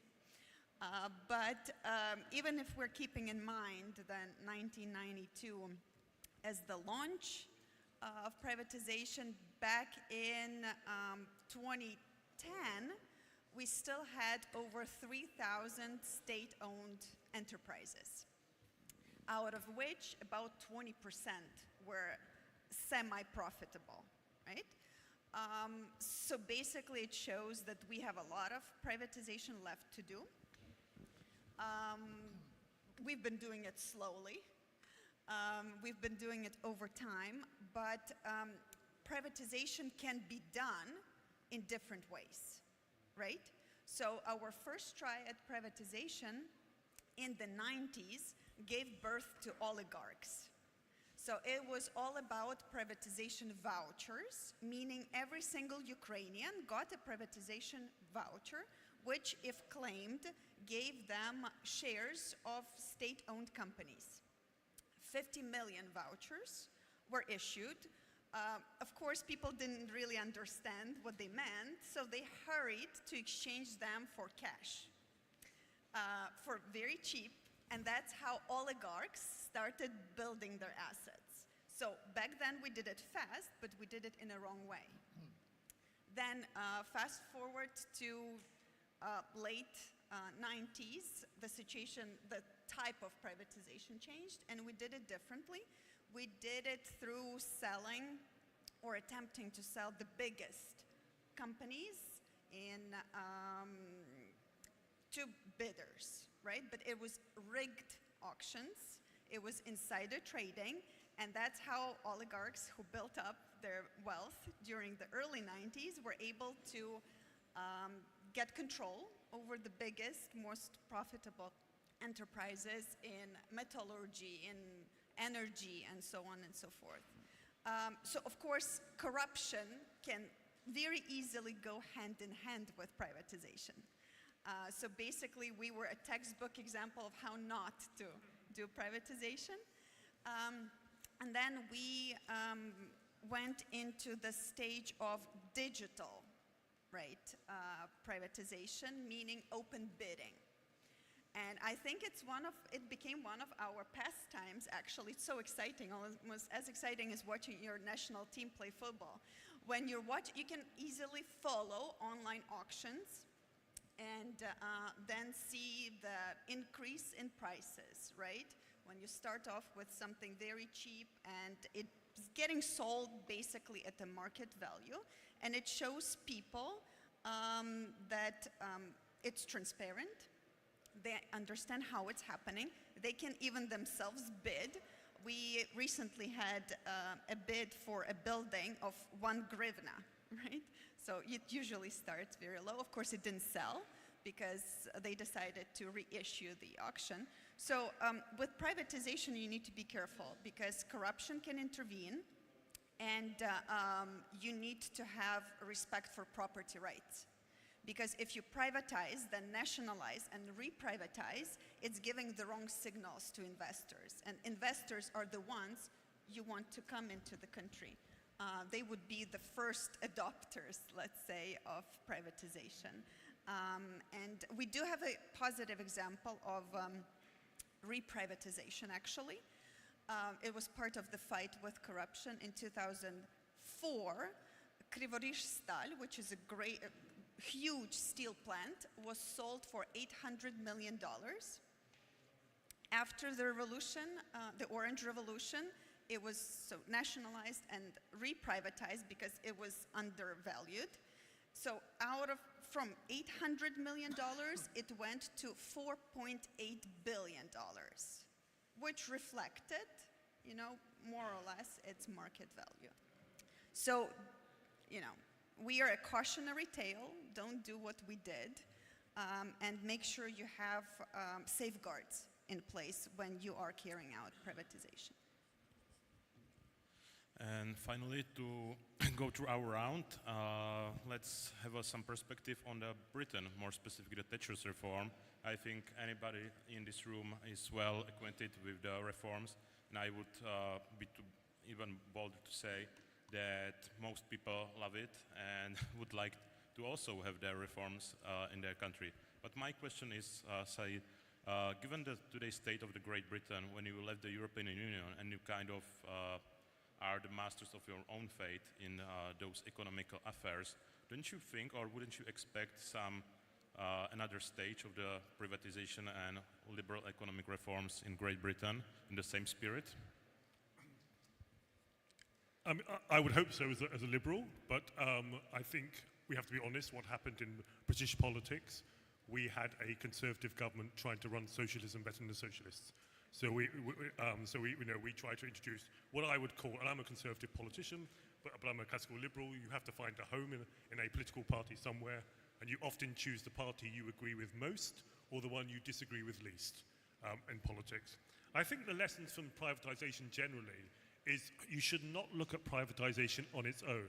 As the previous speakers have said, you should look at deregulation and liberalization.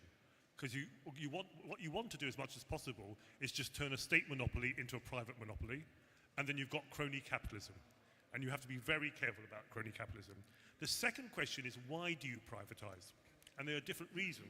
It could be because it's a drain on the government, on the exchequer. It could be because if you leave it in the state sector, it will be competing with all the other priorities that the government wants to spend taxpayers' money on, education, health, etc. So it gets underinvested. It could be actually that if it has the private sector disciplines, it will become profitable and then end up paying some taxes and raise revenue for the government rather than being a loss to the government.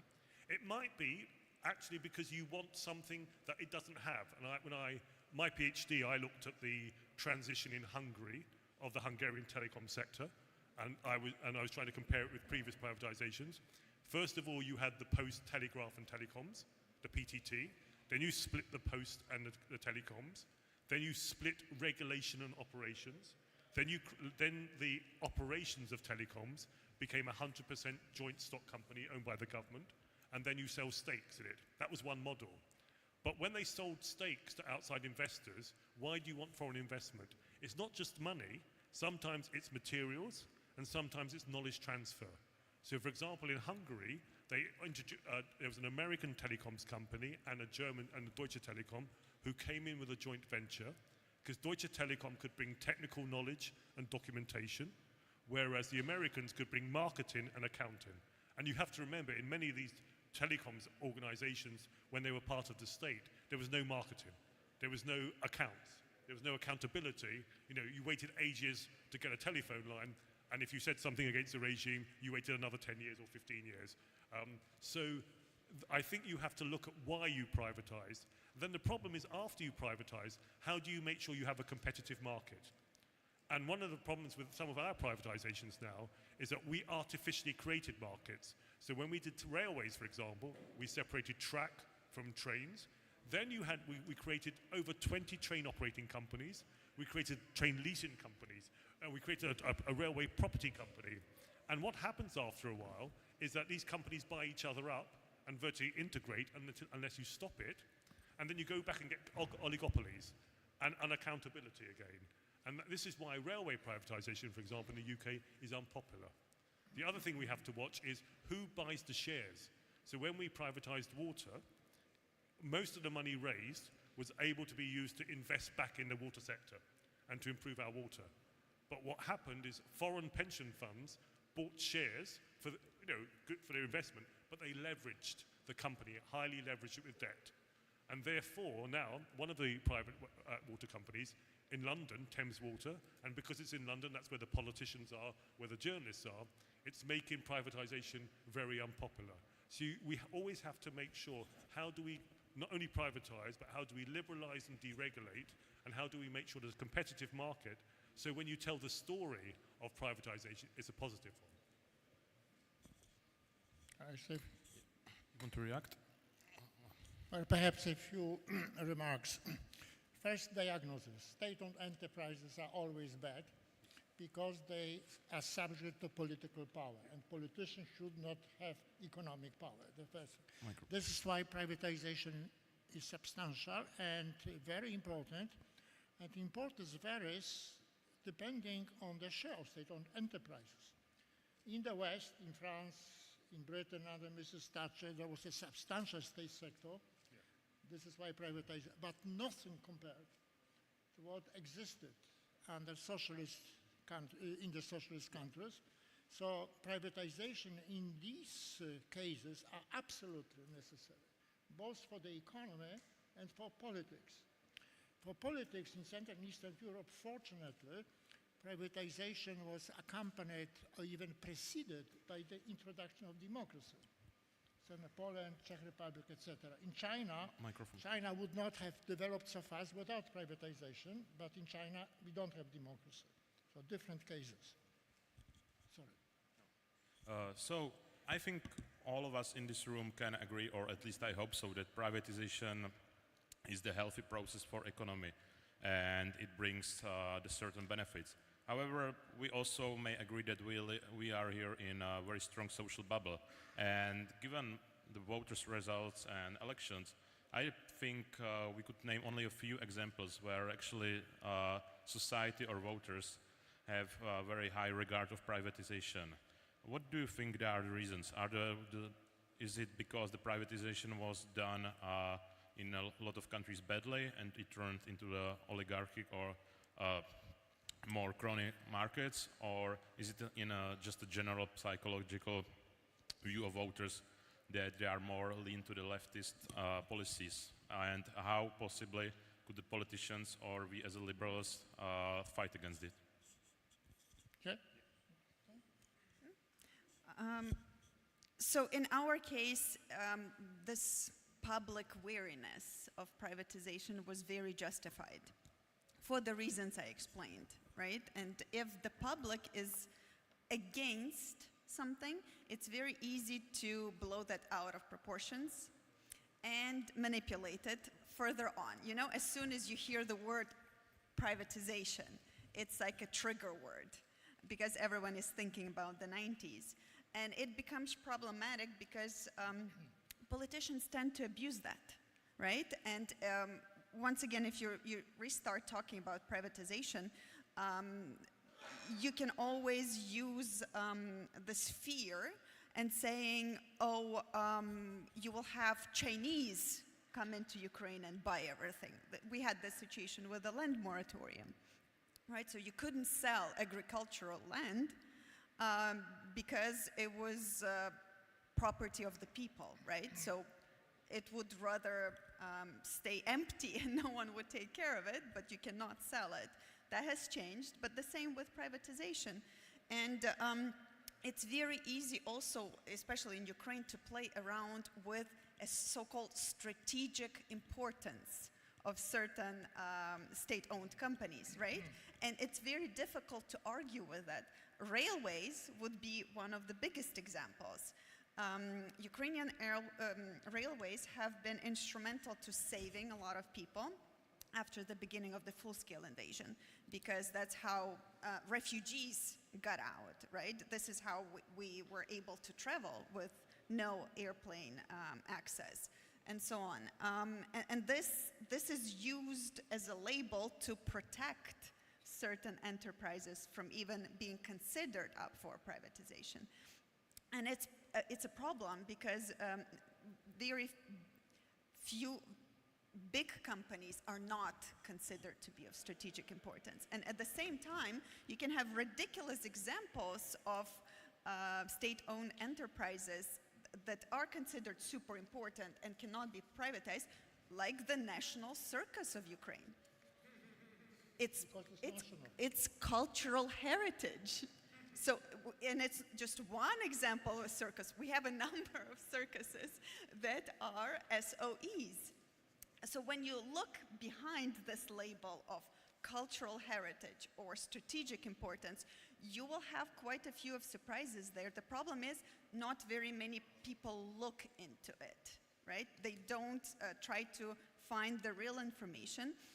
And that's where I think the transparency of the procedure helps a lot, and the open bidding of it. So online auctions are something that have been very helpful. Unfortunately, right now, so-called big privatization is on pause because of the war, but small privatization is still happening. And we are slowly but surely getting ready of a lot of these things. And I think that it's all about informing the public what we're doing, why we're doing. And I mean, getting rid of inactive SOEs should not even be an issue, right? If something is not working, it's not operational, it cannot be of a strategic importance, right? Because we've lived without it so far, so it shouldn't be a problem. But I think a lot of it is, of course, on politicians who understand the right trajectory, but also on the social society, on the civil sector, right? On our NGOs and so on, because we need to protect the right kind of privatization.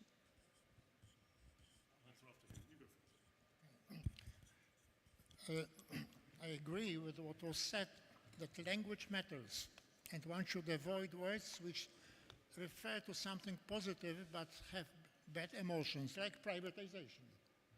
People don't like the word privatization, even they like the effects of privatization. So in persuasion, in communication, in Poland, I never used the word of privatization, even though I was pushing for privatization. Instead, I was speaking about ownership changes, which is neutral. First. Second, it's very important to compare what was before privatization and what is the experience of other countries, so that people can form an objective, non-emotional judgment about. And third, even though, because to some extent of these emotional undertones, you can't expect widespread enthusiasm for privatization, you should do it. And in the Polish practice, there was never massive protest against privatization. So people may dislike the word, but accept the results, at least Polish experience. So I would say, I mean, why do we believe in liberalisation? Why do we believe in competition? Why do we believe in deregulation? Because we believe in free societies, but we also believe it's better for the consumer. And consumer is king quite often in these things.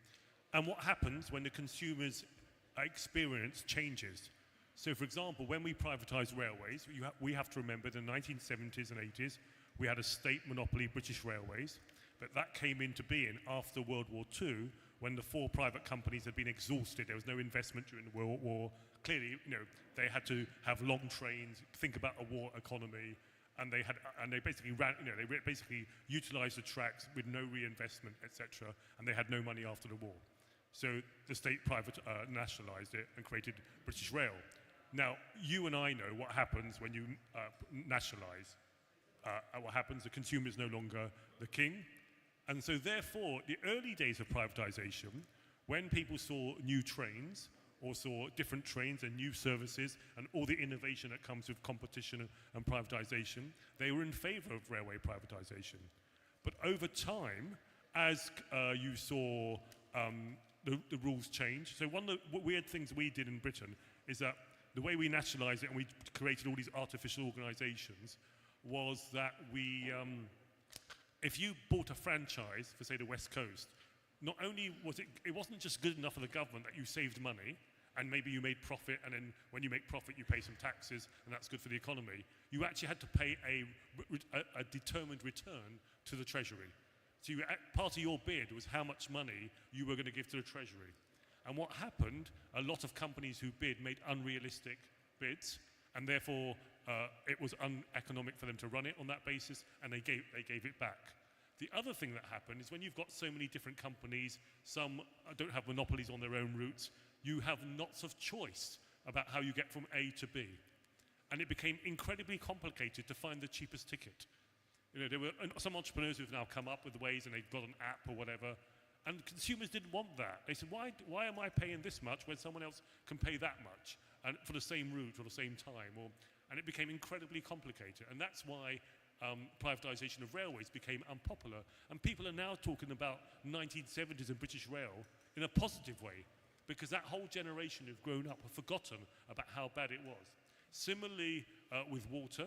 Water was great because there was investment when they first privatized. What happened over time was that as they got token, and also don't forget, people were issued with shares or could buy shares cheaply. So it's become people's privatization. But just like the vouchers in Ukraine and other countries, people sold their shares on day one or very early because they made profits. And then what happened, it got taken over by pension funds and others who, for their pension funds or for their funds, they leveraged highly so they could keep paying dividends. And therefore, there was a lack of investment in the water infrastructure. They were more interested in finances than actually running the company as a water company. So over time, we have to always bear in mind, when we privatize it, you've got to make sure there's a competitive market and an accountable market. Otherwise, people will long for a past that wasn't really there. Thank you. So, Natalia, you mentioned that in Ukraine there is a state-owned circus. I can also, just for the fun, mention that nearby Slovakia has their own state-owned gambling company, and Czech Republic, because we are beer lovers, we're having our own national-owned beer production company. It's not one of the best beers, but... Really? But, shocker. Yeah, it tends to be profitable. And I can also imagine that the gambling company would be profitable in Slovakia. So we all agree, or even most people agree, that the unprofitable state businesses needs to go away. But how to make a clear argument and proposition for those businesses which are profitable and generating income for the state? Because first and first, the voters won't think at the first sight it's a logical move, and also the state don't want to get rid of their source of income, because the states love to money and spending the others' money. So how to make a good argument or good reforms to get rid of these companies? Well, fortunately for us, there are very few profitable state-owned enterprises, so it's a bit easier. I think that obviously appealing to consumers, explaining consumer choice, quality, innovation, because a very important part of, or side effect, right, of privatization would be innovation. And just the fact that they would be able to get better service, like in the case of the UK, is important. But also an additional advantage that came out of a very bad situation. In Ukraine right now, we have very limited amount of spare resources right now. right? So our budget deficit is growing.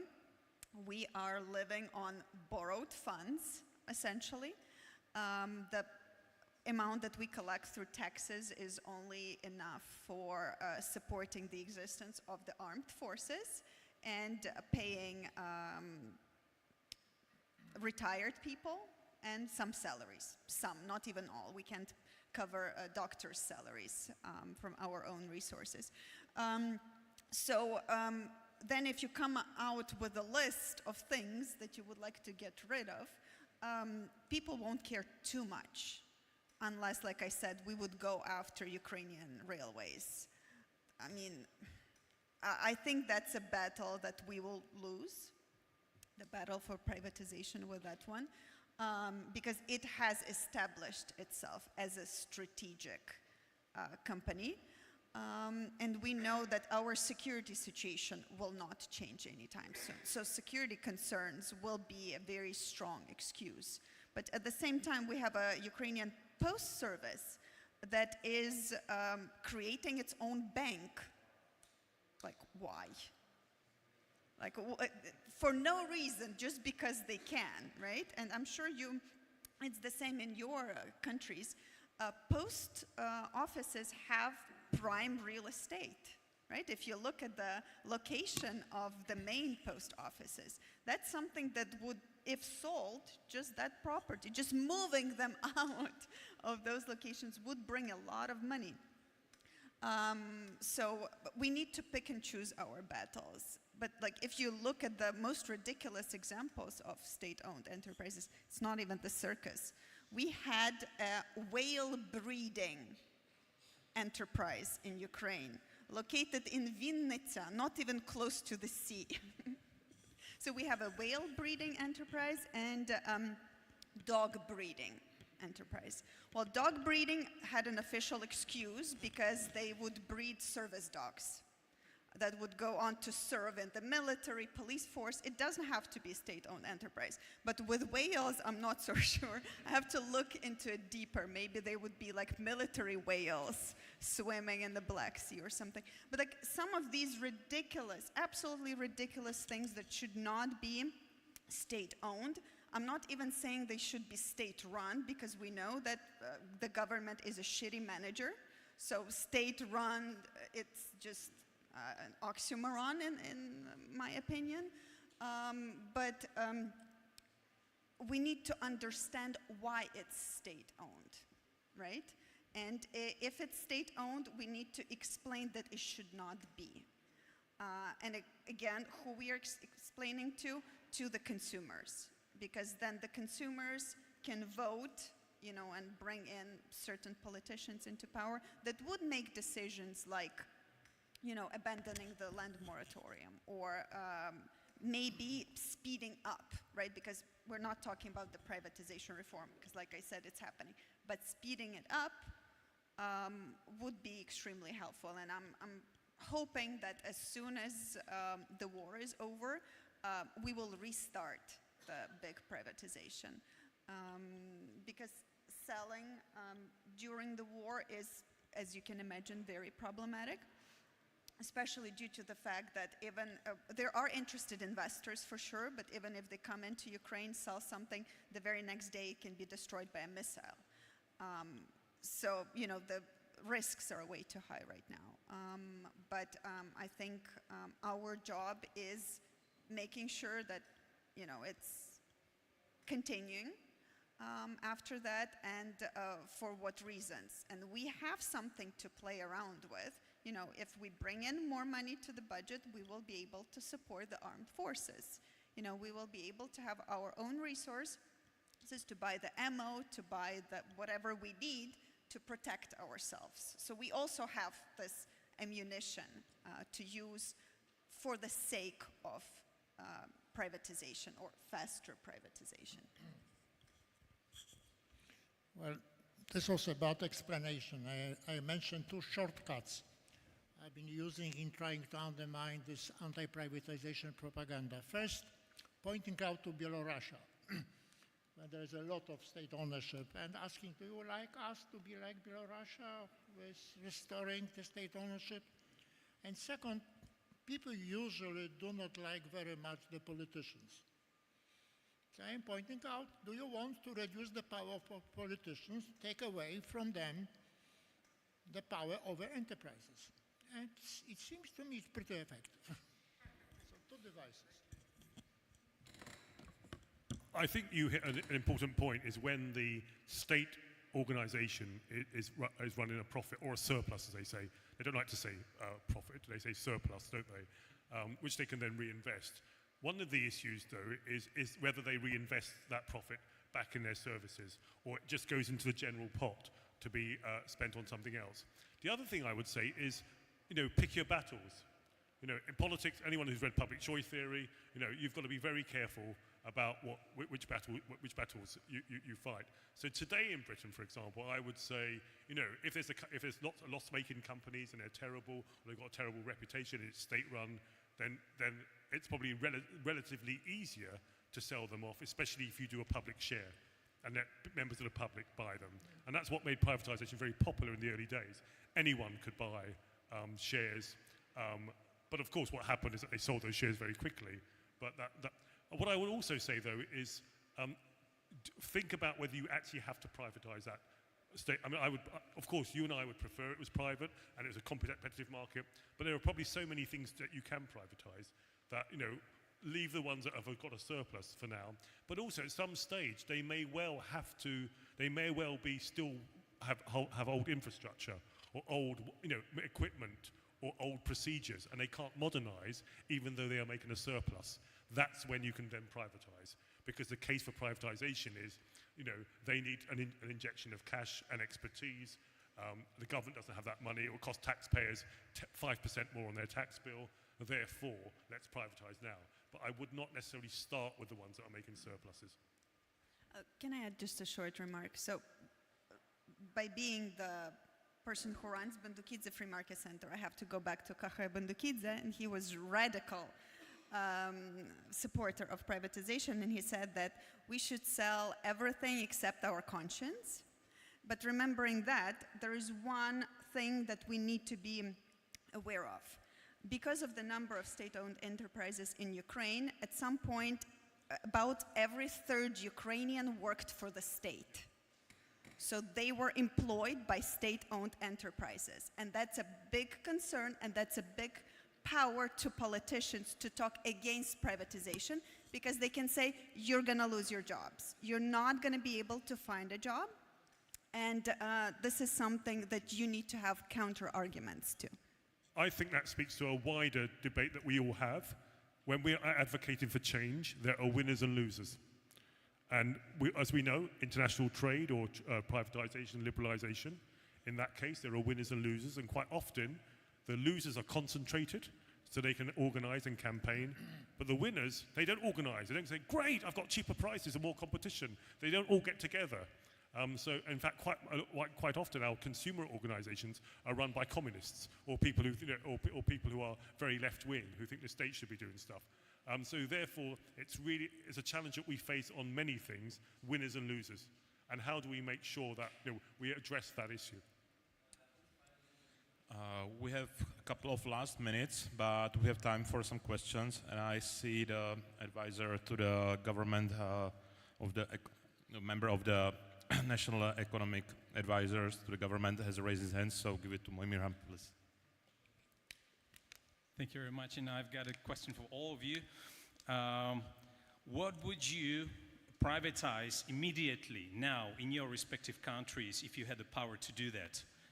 Like with the stroke of a pen, be it in the UK, be it in Poland. Natalia has mentioned a couple of examples in Ukraine, but I assume that you have got a longer list than what you have mentioned. So if you had the power, what would you do now, 2025, in year 2025? Try. There should be a long list. I don't have time to name the items on the list. I would privatize everything which is still state-owned. And the burden of the...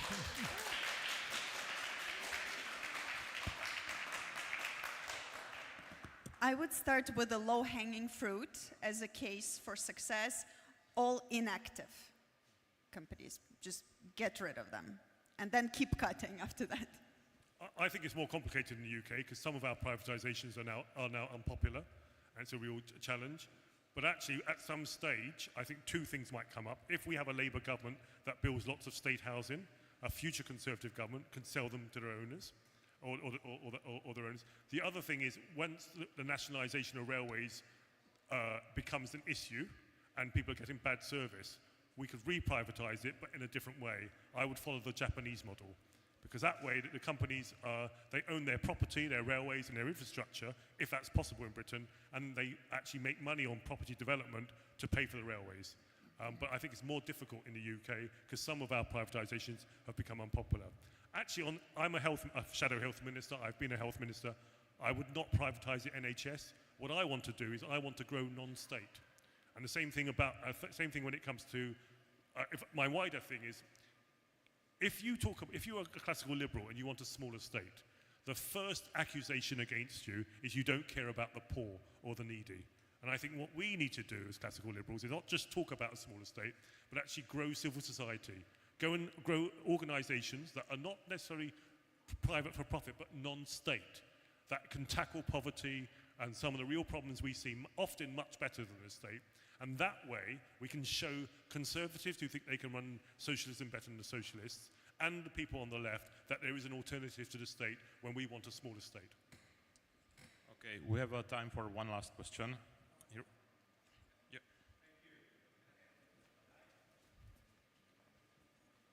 And please be quick. It's not a question, it's rather a comment on what Natalia said about voucher privatization and the rise of oligarchy in Ukraine. I think that the voucher privatization is not the thing to be blamed for the rise of oligarchy. In fact, Ukraine is a very instructive example of why privatization has to be complemented with liberalization. You had very rapid privatization, but very partial liberalization, which gave rise to arbitrage, the so-called arbitrage between, for example, very low prices controlled by government and high market prices. It was, in fact, the partial liberalization gave rise to very extensive rent-seeking behavior that enriched the wannabe oligarchs. Thank you. It's not responsible, it's what contributed. The problem was not in the voucher system itself, it was in the fact that these 50 million people did not see the value in that piece of paper, but they saw the value in cash. And if you have a situation like that, then it's no wonder that the small percentage that understand the value of shares, right, compared to cash, they were able to capitalize on it. Yes, but then, like, of course, they got some assets, but also then they could earn a lot of money on, for example, energy arbitrage, and it was not connected with voucher privatization at all, but it was connected with very partial liberalization, which enabled such rent-seeking behavior. We just did it wrong for many reasons, and informing the public was a big part of it all. Because my parents can't even remember having those vouchers, right? So for them it was so meaningless that they even forgot what they got for it, but they had it for sure. And I'm afraid that will be end of our panel discussion. Thank you again very much, Professor Balcerowicz.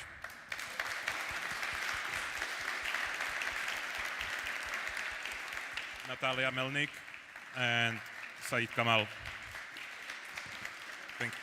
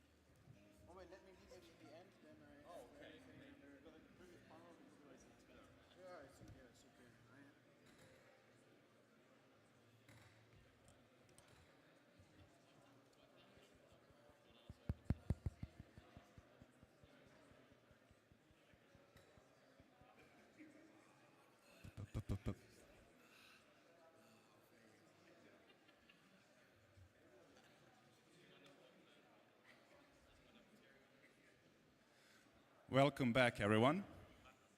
Our final panel discussion today explores the complex and often contentious topic of open borders, migration, and labor markets. This session will examine the arguments surrounding migration, its impact on labor markets, and the case for more liberal border policies. Moderating this crucial discussion is Sven Gast. Sven is a philosopher of liberalism and political economist. His academic work and research interests directly engage with the themes of this panel, specifically including global justice and the ethical case for open borders. Having previously delivered lectures on this very topic and acknowledging the practical dimensions involved in moving towards more liberal border policies, Sven is exceptionally well suited to guide this conversation.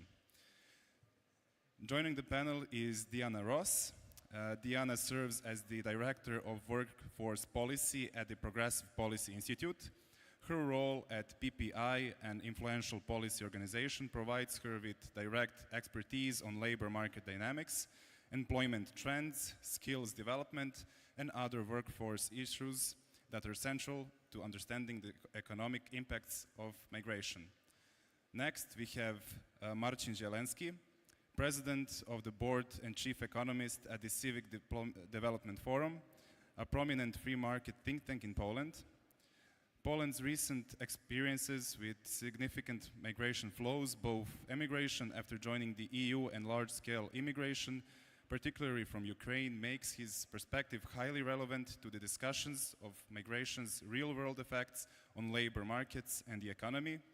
And our final speaker is Harrison Griffiths. Harrison is the International Programs Manager at the Institute of Economic Affairs, the well-known free market think tank based in the UK. Harrison frequently writes and provides commentary on a wide array of policy issues from a classical liberal viewpoint.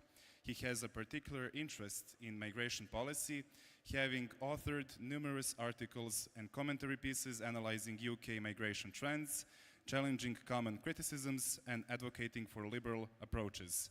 Please welcome our panel for open borders, migration, and labor markets.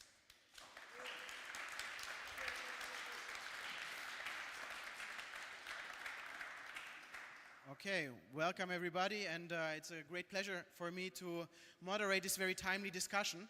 Let's see, I prepared a little poll in the beginning. Let's see whether we can just put it on the screen, and we wanted to do a little room check of how we feel about the topic of open borders at its current place.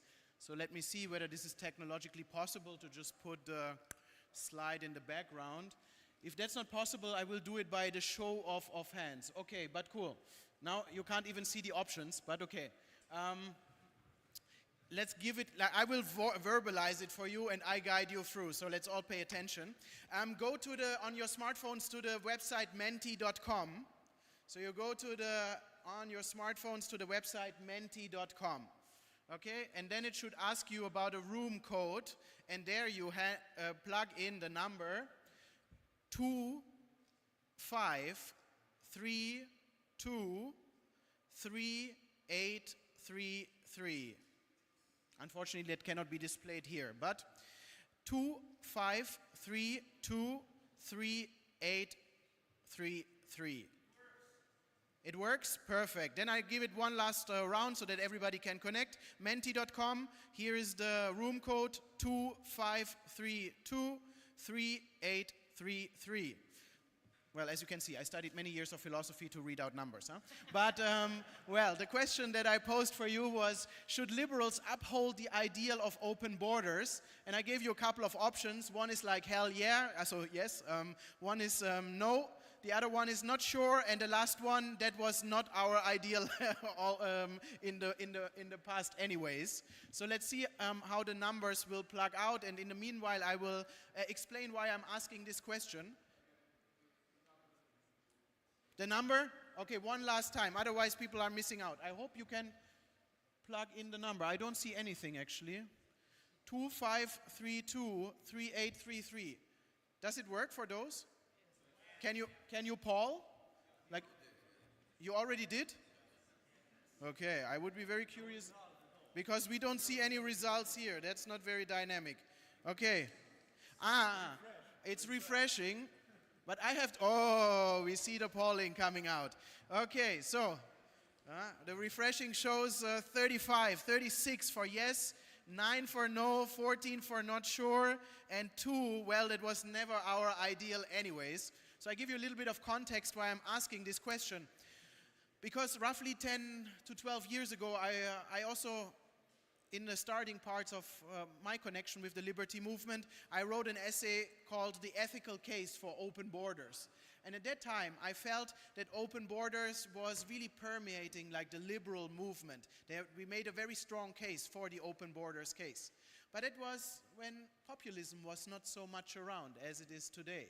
And I feel tides have changed, and I felt that in the classical liberal/libertarian movement, the debate about open borders became not only morally but strategically under attack. So that's something we will discuss, how the zeitgeist, as we Germans say, has turned, whether we should accommodate here or whether we should keep the ideal case of open borders with us.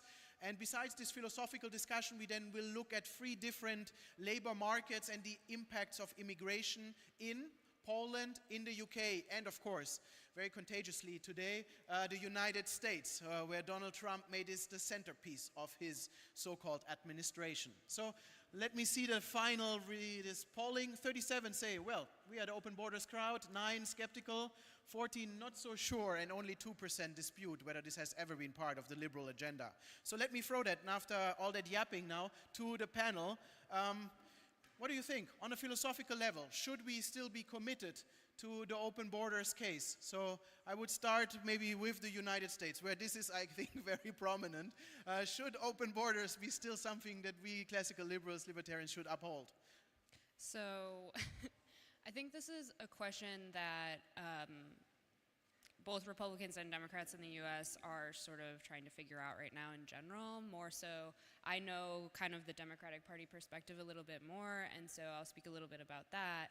Right now, we kind of have this question at the central, is in a central position within sort of like infighting in the party, is how open should our borders be, especially after we very notably lost the election. I think you have one party within the Democratic Party that says we are the United States and we should always allow immigrants into our country because they make our country what it is. And then we have, but we need kind of, you know, legal pathways to do so. And then there's the other more progressive side of the party that argues for open borders with very few regulations. Progressive Policy Institute, where I am at right now, is a center-left think tank. And I have worked with immigration, migration policy more in the lens of workforce development. I would say right now we have seen a lot of backlash to some of our previous immigration policies.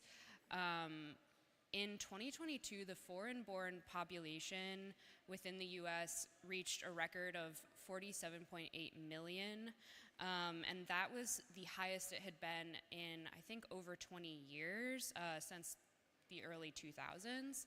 And a lot of polling data suggests that Americans and also immigrants who came to the US with legal pathways were unapproving of some of the more liberal immigration policies that were in place within the United States. So I think that would be my answer. Yeah, I mean, and it's very much at the heart of the populist backlash to a certain degree that maybe we have oversteered in terms of the open borders agenda. Although, as somebody who comes from it from a moral perspective, there has never been such as, you know, like very much open borders policies amongst any administration, right? But nevertheless, we see the populist backlash then fully going and rolling these back, and we saw that with the Trump administration. So now, Harrison, in the UK, you come out of the Brexit debate, labor market and migration migration policy very much now has to be adjusted, now with the fully recaptured sovereignty, one must say. How are things over there? But besides, we go into the labor market in the UK. From the open borders perspective, is it something to campaign on for classical liberals, libertarians in the UK, or do you think, okay, that's something that needs to go on the back burner, or we need to rethink?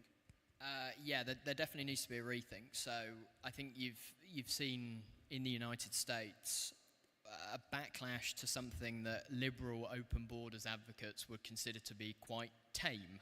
The US has never had an open border, nothing close to it. But you've seen the sense of lawlessness that people have in response to Joe Biden's border policies that convinced a lot of people who weren't necessarily Trumpian, populist, anti-immigration, racist, anything like that, to vote for Trump in opposition to that. And we would consider that a fairly mild sort of openness of borders. You're seeing it in the UK as well. Since Brexit, which many people consider to have been a vote against the open borders within the European Union, you've seen a massive increase in net migration in the UK, an increase that has come disproportionately from the old British Commonwealth into the UK and not so much anymore people coming in from the European Union. And that has generated an awful lot of backlash. You've seen the small boats crisis in the UK, people, mostly refugees, coming over on inflatable boats across the English Channel. It's contributed again to that similar sense of lawlessness. People are not happy with it. And so I have been convinced for a while now, mostly by Tyler Cowen and Matthew Feeney actually from Big Brother Watch in the UK, that open borders is a route to a massive fascist backlash. And I think we've seen a relatively tame immigration openness, or at least lack of control in the US and the UK, that shows us that if you go any further, people are not ready to come with you yet. So morally speaking, I am 100% pro open borders. I think it's an inalienable right of individuals to cross lines, own property, do business, as long as they are not infringing on anybody else's liberty. I totally support that. I think economically speaking, the potential growth and human development that we are missing out on from having closed borders is enormous. Most people disagree with me. Most people disagree with me strongly. So it's definitely not something you should campaign on. However, I think that just because we're under the cosh doesn't mean that we should abandon immigration as an issue. Yeah. I think in the UK, I think in the US to some extent, where I'm a bit more familiar with the policy discussion than elsewhere, the case for immigration is being made by people who are not selling it well and are making outdated arguments about immigration. I think we need to reframe the immigration discussion in a more humanitarian way, in a more economic way, and stop with the old Blairite, well, we would say Blair-era talking points in the UK about immigration and reframe the discussion. We've got a lot of work to do if we want to convince people to have a more open mind to immigration. Open borders is for the birds. That's not a discussion we can have seriously in, any time, probably in my lifetime, never mind anybody else's. I mean, it reminds me a little bit of the debate about globalization, right? Where to a certain degree, especially classical liberals, libertarians always said, well, globalization creates so many benefits for all over the place. And there are a couple of losers. Well, okay, we could compensate them. Well, we saw politically where these couple of losers ended out. It's the heart of the MAGA movement, right? So to speak. So I think politics kicks in harder than sometimes we wish for. But maybe there's a more hopeful view. So Martin, I let you sit there throughout these remarks. And I know you might have a very different perspective. So how would you see that? Where is the future of the liberal movement on the topic of open borders, speaking about your Polish experience? Okay, first, I want to comment on what you said. They don't have to be losers. Many people think they are losers, but in fact they are not losers. Like, the same as in Poland after the transition that began in late 1980s and early 1990s. Now, like GDP per capita in Poland is 3 times higher than it was in 1989, and you still have people in Poland that claim that they are losers because of transition. There's no way, and there is a lot of data that shows that in every income percentile, people earn more now than in 1990. Still, you have people who think they are losers. So just before we move on, I think that's fully right, but politically we always have to think about the complexity of issues, right? And I think even if people are not worse off, absolutely, they are worse off relatively, right? So there's relative status loss. Maybe I was the dominant class, like whatever class, or I had a specific social status, and that social status has been decreased even though my level absolutely is better off, right? And I think that's something of the complexity of especially politics where it is about status that we have to consider. But now let's focus again on the open borders question and your Polish experience. Yeah, of course.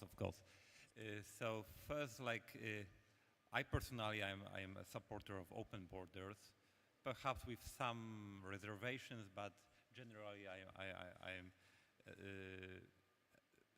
I'm in favor of open borders migration policy.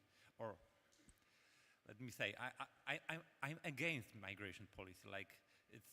I would like to remind the words of Gary Becker, the Nobel laureate in economics, who said once that the best industrial policy is none at all. And the same is with migration policy, I think. Like whenever the politicians start any policy, create some document to implement it, it's getting worse. In fact, in Poland, we never had open borders. Like we have had, of course, open borders as a member of the EU, but we had no open borders for foreigners from other countries.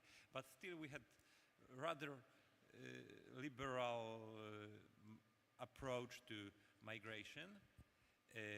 Unfortunately, it starts to change, and here is why I am against migration policy. I remember in December I spoke with some economists from the US, and he told me it was like 2 or 3 months after publication of official migration strategy by Polish government, and he told me that you had a very good approach to migration. Poland is a success story, and now you are going to screw it up, and that's true. So, and what is funny that many pro-market liberal economists wanted migration policy. It was like the problem in Poland is that we have many labor regulations that are very absurd and obsolete. For example, they were introduced 20 or 30 years ago when we had very high unemployment. So, for example, if you want to hire a migrant in Poland from the non-EU country, you have to get a note from the local government that you are not able to hire a native person on that post. But and we should remove it. It was absurd even 20 years ago when you had a high unemployment, but at least it had some justification at the face of it. But now it's of course. So some liberals wanted the migration policy, and they claimed let's have a migration policy to get rid of all those obsolete and absurd regulations. And I'm afraid what we are going to experience now is the old saying that be careful what you wish for, because now we have a migration policy which is a document on migration strategy which is very against migrations, and with many new bad ideas on new regulations in that area. Okay, so if I summarize the first kind of approach, when we discuss on the topic whether we should have open borders on the agenda for classical liberals, libertarians, well, probably we all agree that it is kind of a background ideal with some hesitation that exactly politics makes it very tricky at the moment, and the zeitgeist seems to have turned. But nevertheless, besides this philosophical ideal, we have demographics and we have the labor markets, where immigration is a crucial part. So I ask each of you quickly to give us a little bit of background on what is the current state of the economy in the labor market in your respective country, and what the impact of the need for immigration might look like, because in the 3 different countries it might look quite differently, and then we take it from there, because I think that is the case that liberals can anchor to actually make the economies future ready based on the labor market needs that we have respectively. So we start again with the United States, because of course one of the most interesting cases, because the harsh crackdown of the US administration on immigration seems to have impact on the labor market, and we already hear the first reports that highly skilled laborers that don't get access to the green cards that they would need. So how is the current shape of the labor market panning out, and what do you prospect in terms of the impact of this rollback of harsh immigration policy in terms of future readiness of the labor market, Diana? Sure. So, long story short, America needs immigrants in order for our economy to be strong. But your president doesn't want. No, but I mean, to me, that's nonsensical. That makes no sense. The economic case, kind of the labor market case for having immigrants, we have an aging population in the United States, we call the baby boomers, and we simply do not have enough workers in younger generations to support that aging population. And right now, immigrants and their children are projected to add 18 million people to the working age to fill jobs. We're seeing all sorts of crazy things about deportation, about temporary TPS, temporary protective status being kind of done away with, green cards being more restricted. And we have a large share of what we would consider to be low-skill labor in the United States that are currently being done by immigrants, whether they are legal or illegal in the eyes of the United States. 5% of our labor force right now is undocumented immigrants. They are largely in agriculture, food supply, construction, industries that are really, really, really important to the everyday lives of Americans. And simply put, if you get rid of them, we have huge problems. And I don't think that there has been any sort of strategy or discussion about what would happen, truly what would happen if those people were to go away overnight.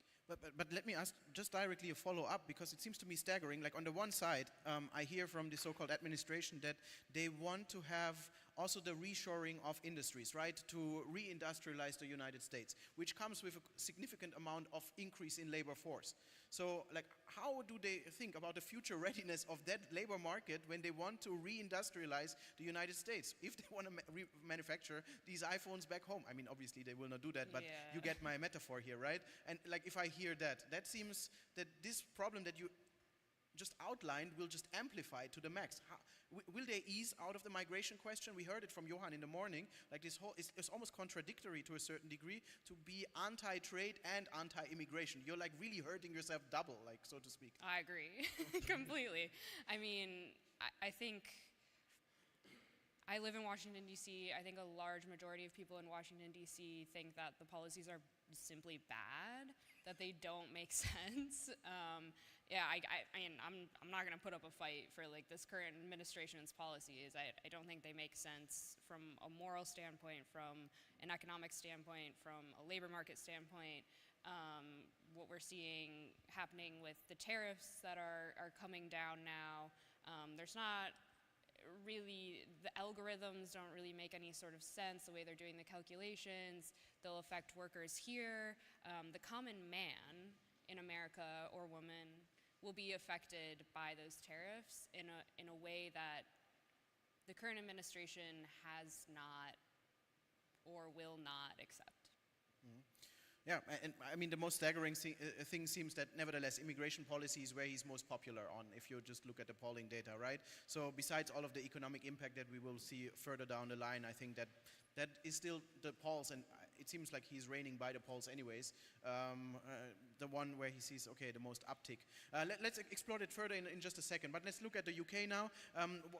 what is the current state of the labor market? We heard now from the US a very grave picture, not very future ready, it seems to me. How is it post-Brexit? Is it a good case?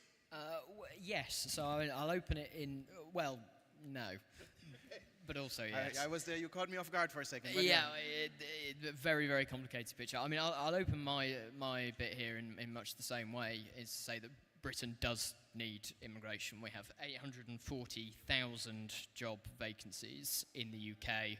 We have long-term unemployment among people between the ages of 16 and 64 in the UK, up 25% since 2019. Those 840,000 vacant jobs in the UK, that's up from a rolling average of about 700,000 between 2015 and 2019.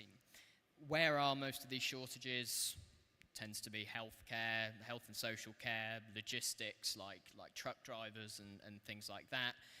These areas have kind of acute shortages, which, to be fair, most visas issued in the UK do go towards. It's about 75% of visas issued in the UK go towards people working in what we call shortage occupations, right? So, to be clear, there is a need, and most of the immigration is going towards satisfying that need.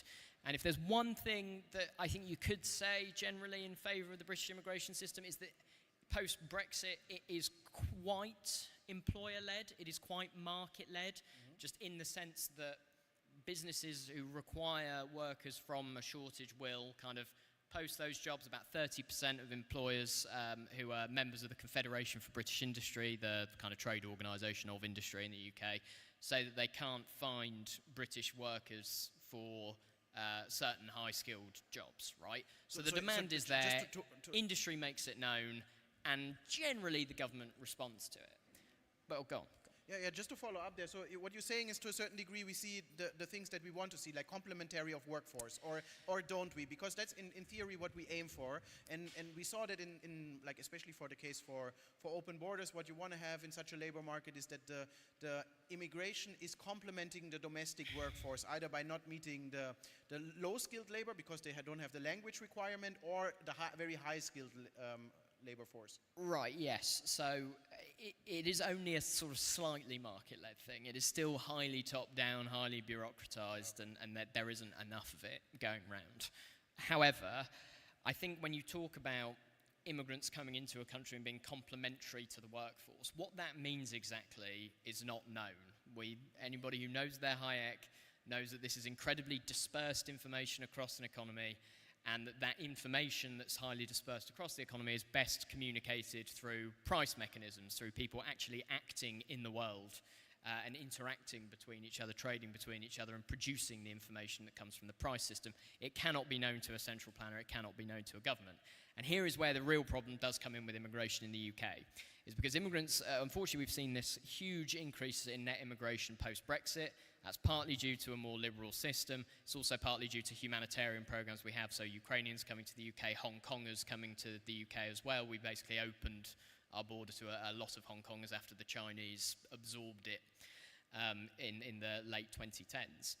Now, they've come in at that time when the UK's general economic setup is becoming increasingly unsustainable, where you have productivity sapping problems in the UK, where you can't build anything, key infrastructure, housing, when you have a tax system in the UK that discourages wealth creation and is heavily bent towards the top of the distribution.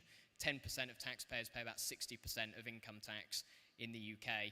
And this has created a situation where it's easier to paint immigrants as a strain on the economy because they are consuming resources that are increasingly fixed because government policy doesn't allow them to grow. So you're seeing the benefits of immigration diminished, you're seeing the costs, the so-called costs of immigration increase, and this is becoming a big problem because immigrants are the easiest to scapegoat when things like this happen. And that's where the dire situation is in the UK. And there's also just one final note I'll touch on about law and order. Law and order in the UK is going down the drain. The enforcement of, actual crimes in the UK as opposed to, tweeting bad things is not adequate. Things like theft is not prosecuted adequately. Assaults on the person, sexual assault, not policed adequately. And unfortunately, you have certain immigrants coming over who commit those crimes at a high level who are not being tackled and are not being deported, and that makes it so much easier for the nativists to pin that on all immigrants. And so if these policies change in the UK, we will start to see the true benefits of immigration. Because the UK economy is failing on so many levels, it is so easy to scapegoat the immigrants. We see this in the United States as well to some extent, and that's why the picture is quite dire at the moment. Well, at least there's a little bit of hope knowing the UK scene a little bit. Our good friend Sam Bowman and others, they are doing their best to unleash at least a little bit of that productivity back so that Britain gets back on track. And I saw he was invited to Downing 10. So at least there are some hopes. I'm not sure I put a lot of stock on the Starmer government, but let's hope.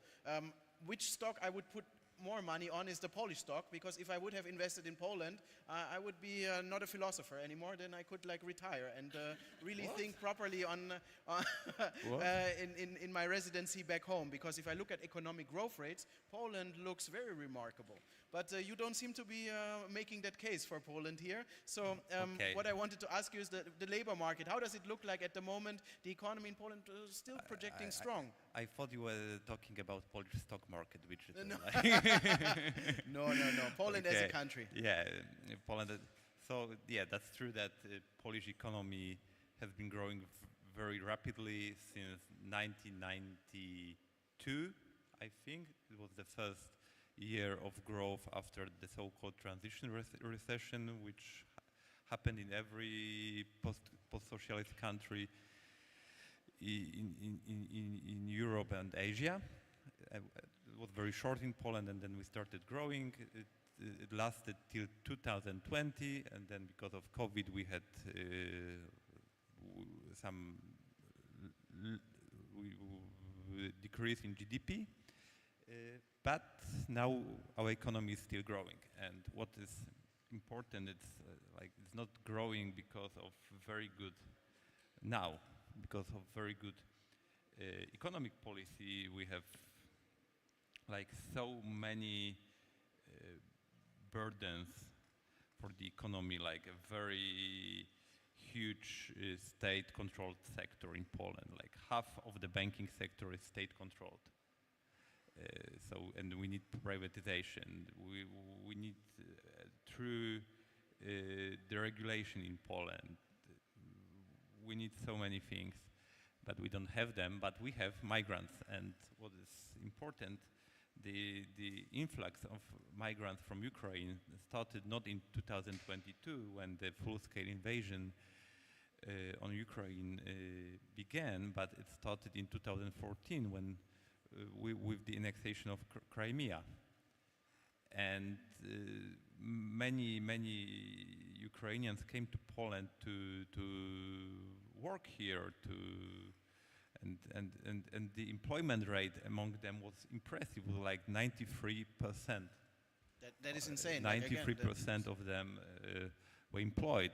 Now, with refugees, and most of them are women with young children or old people, the employment rate among the Ukrainian population in Poland is higher than among Polish population, adjusted for the age structure. So it's really impressive. And so it's still funny that we have some, in many Western countries, people are against migration because they see migrants coming to take some benefits from the state and not to work. In Poland, it's not true. They come to work here, and still they come to your country to take benefits, and they still to take and to steal your job. So it's contradictory. But the Schrödinger's migrant, the meme, right? Yeah, to a certain degree. But let me just ask directly on the Ukrainians, what made them so employable? Because of course we have influx from refugees all over Europe, and some countries react more resilient or more adaptable to these kind of regimes. What made the Polish success story in that case? I think that the one reason is the lack of benefits that would allow them to live from that money. There are some benefits, but they are not enough to live from them. So you need to work, and they really work. So it's a little bit like the old Milton Friedman argument that the migration and the welfare state to a certain degree are at tension with each other, and we have to cancel that out. Although he did make that argument in favour of more illegal immigration. To be fair, you should always read the sentence after that in the Friedman quote. He said he should support more illegal immigration because they can't claim welfare. So Yeah. I always say it's actually a great case to reform the welfare state rather than the migration system. Yes. Yeah, 100%. But let me also speak about Polish labor market, because please. We have the same problem as the United States, the UK, and many other Western countries, that the Polish population ages and is going to age very rapidly in next decades. So to compare Poland with other EU members, now Polish population is one of the youngest in the EU, but in 3 decades, in 30 years, it is going to be one of the oldest. We are going to age more rapidly than other Western countries, and that's why we need more migrants. We have lower retirement age than most Western countries. It's 65 for men, 60 for women. It's the lowest retirement age for women in the whole EU. And people are against rising the retirement age. And of course, who is going to work for them? Like, we need people who are going to contribute to the pension scheme, for sure. And it's still really crazy that now the government that claims that is not going to rise the retirement age, and I think that unfortunately it is going to hold its promise in this area, is also against migration. Like, how is it going to work in, not now, but in a decade or 2 decades or 3 decades? And according to every research, every forecast of economic growth in Poland, for last 30 years, Poland was growing faster than Western countries, for example, than Germany, and it's like catching up with the West. But in the next 30 years, we are going to lag behind the Western countries because of the aging, very rapidly aging population, and also because other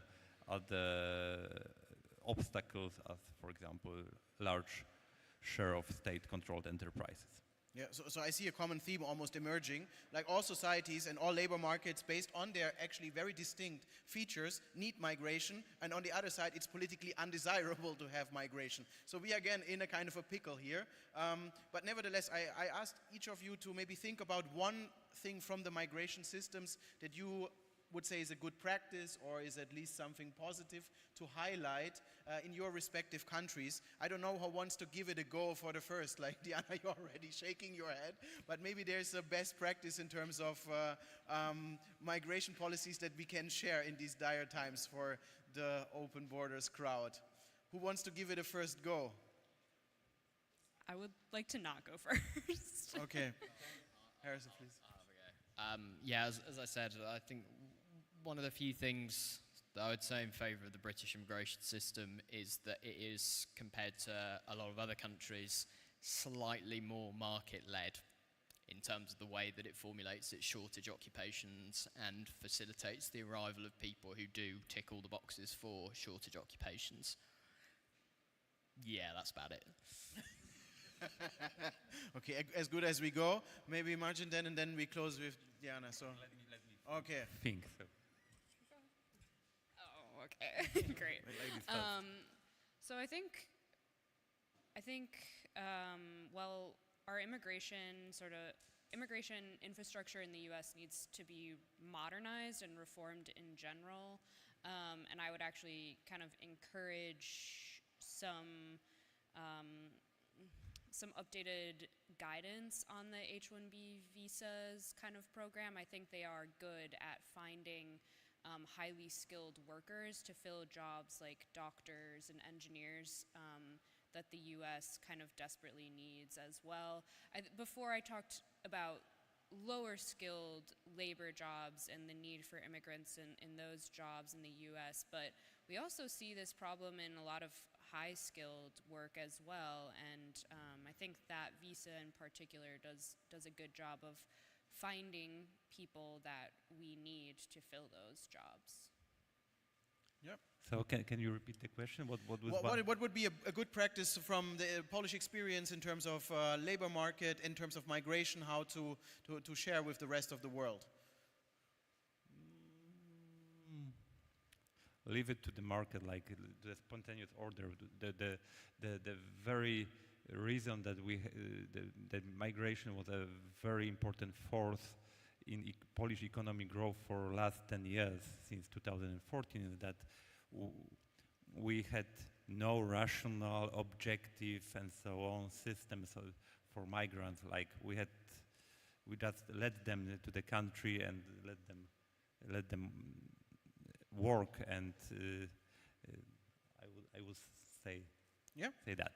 That you had a more laissez-faire or a laissez-passer, in fact, migration policy. Okay, I would say I leave it for here for a second, because I might just open it up to the floor. And for all of you, you are encouraged to ask the more philosophical questions about open borders, or, of course, respective question on each of the 3 countries that we have present, or in case people are interested about Germany, also a very dire situation, I must say. But anyways, I see already questions there, and I'm looking in the room whether we have handheld microphones, which indeed we have. So over there in the back, that was the first person that I spotted. So please. So Harrison, you cited Tyler Cohen before as someone who inspired your view of open borders. Would you agree with his view that open borders is not suitable for every country, Sweden being an example of one of those countries? Sorry, would you mind just repeating that? I lost the first bit. That you take your view of open borders from Tyler Cohen, that you're influenced by him, so that his view of open borders is that it's not suitable for every country, and Sweden being one of those examples, whereas it might be better for somewhere like the US. Yeah, so, difficult one to answer. Morally speaking, I think rights are universal. I think any individual anywhere who wants to peacefully move to another piece of land where they want to own property, do business, live their lives in peace, should be able to do so. I think the economic benefits thereof for the immigrant and for the receiving country are the same, whether it's Sweden, America, or the Central African Republic. However, going more from the abstract and zeroing in on the kind of the political, cultural nuances of particular countries, yes, that's certainly true. The United States is, I suppose, is one thing I would say in favour of the United States system, even if it's more cultural than policy, is that it is a nation that embraces a creed as the foundation of its country. Not a race, not blood, not soil, it's a creed. And I think that makes it probably best equipped of any country in the world to absorb new immigrants, and I think it's much to its credit. I think everybody else should be more like America. I don't have much time for apologia for European nationalism. I think European nationalism is an almost uniquely pernicious set of ideologies that have caused tremendous pain and suffering in various contexts across the world. Hungary, Britain, and Germany should be more like America. Unfortunately, I can't really just convince people of that. I can't click my fingers and make Hungary look more like America.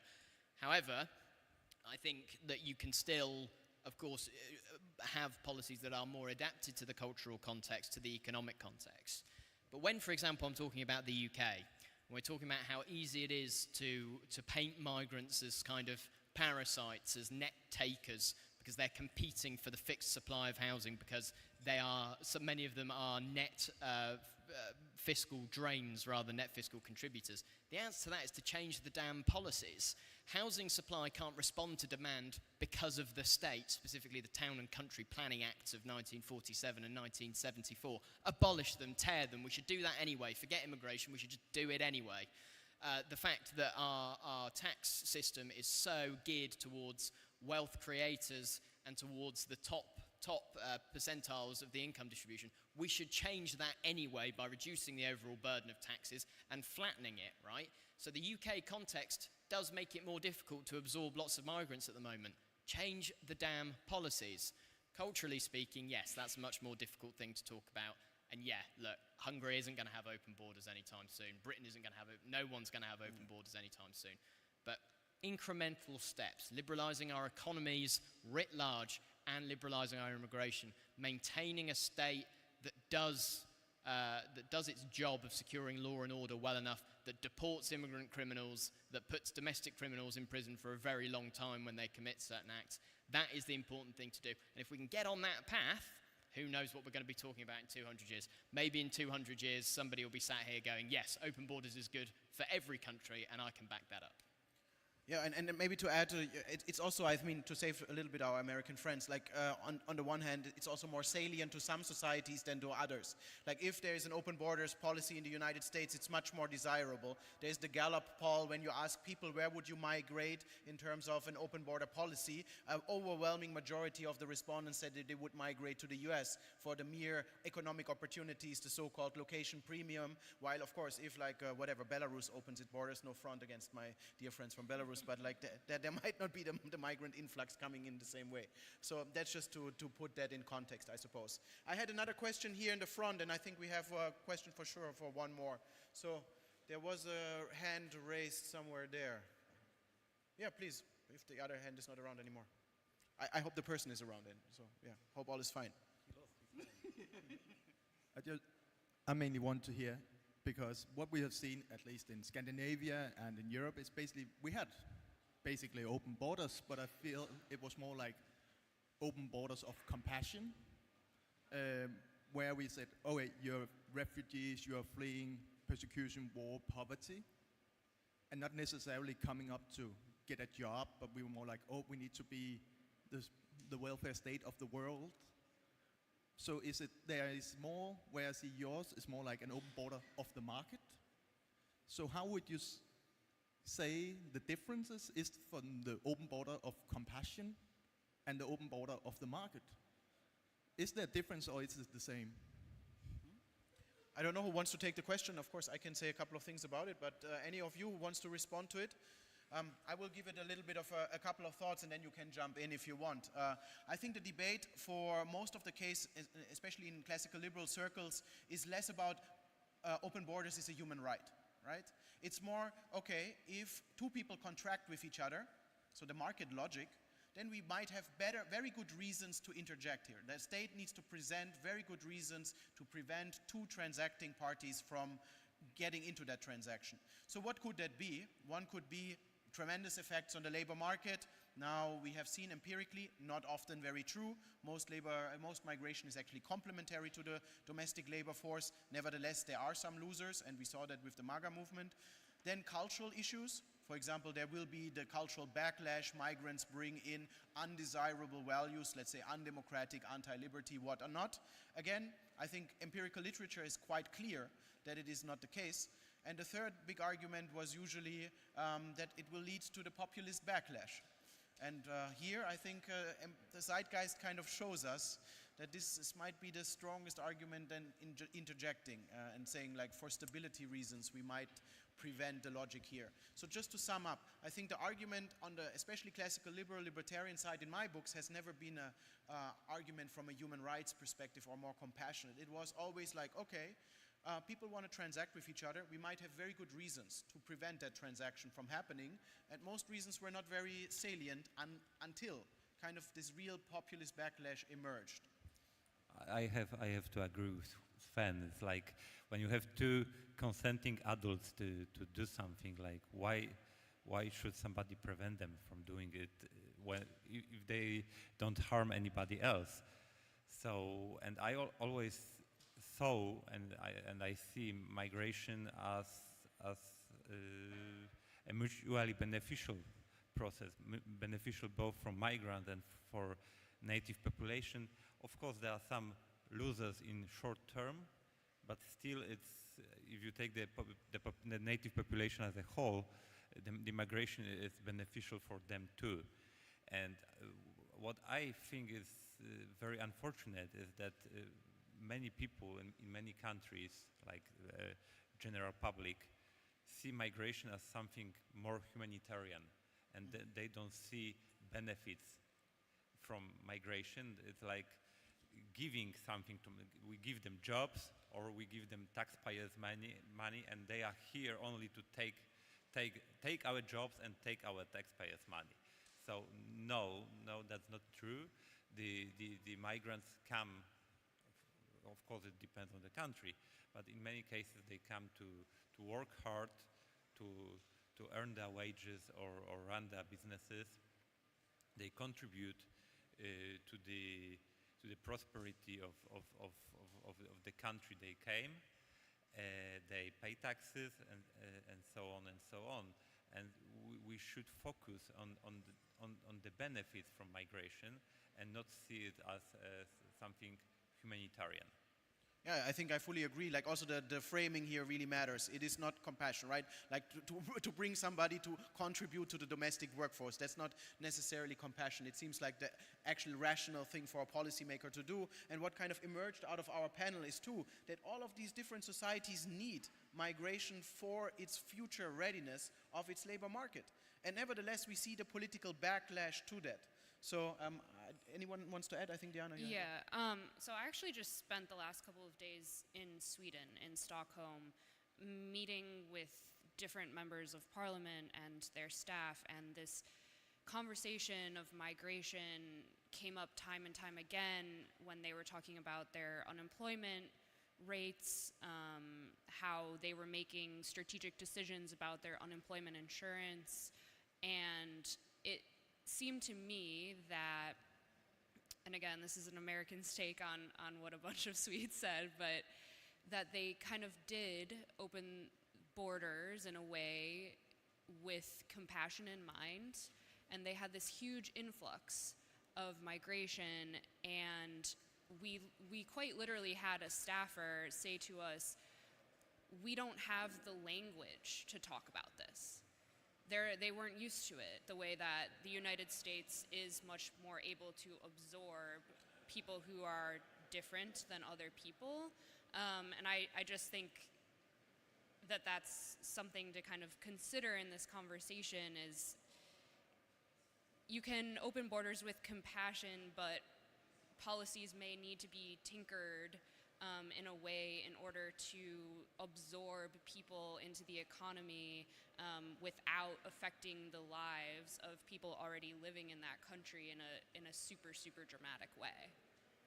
Yeah, and Harrison, maybe the last words before I wrap it up, but yeah, I think we are ending with a very nice conclusion there, I must say, so please. Yeah, so to take that example head on, like, there's a real problem in Scandinavia in particular, in Sweden most notably, with the formation of quite violent, quite nasty kind of ethnic ghettos, and some cultural values being imported that are, by any objective measure, repugnant and wrong, particularly with attitudes towards women and towards religious minorities, towards Swedes exercising their inalienable right to burn a book, right?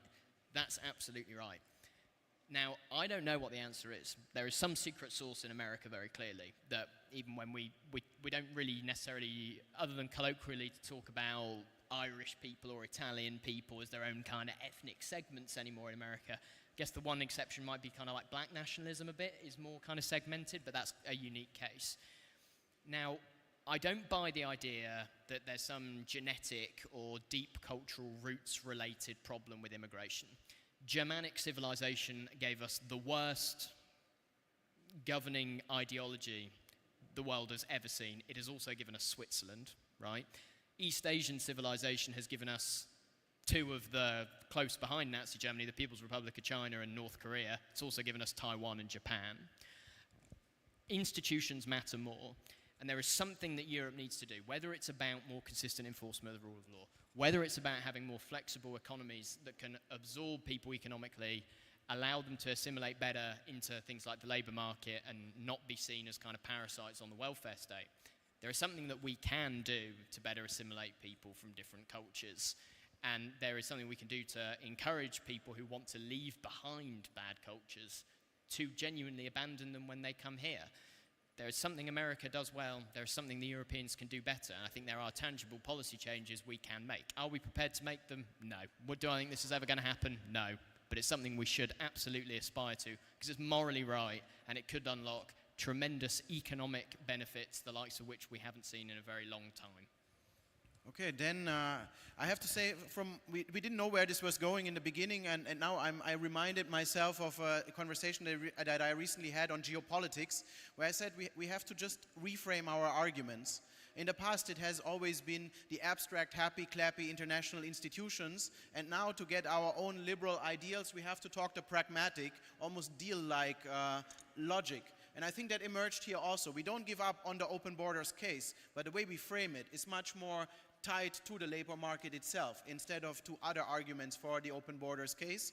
And that's something I will take away. I hope you enjoyed the panel. I certainly thank all our three experts, so give them a big round of applause. Thank you very much, everybody, for sticking around.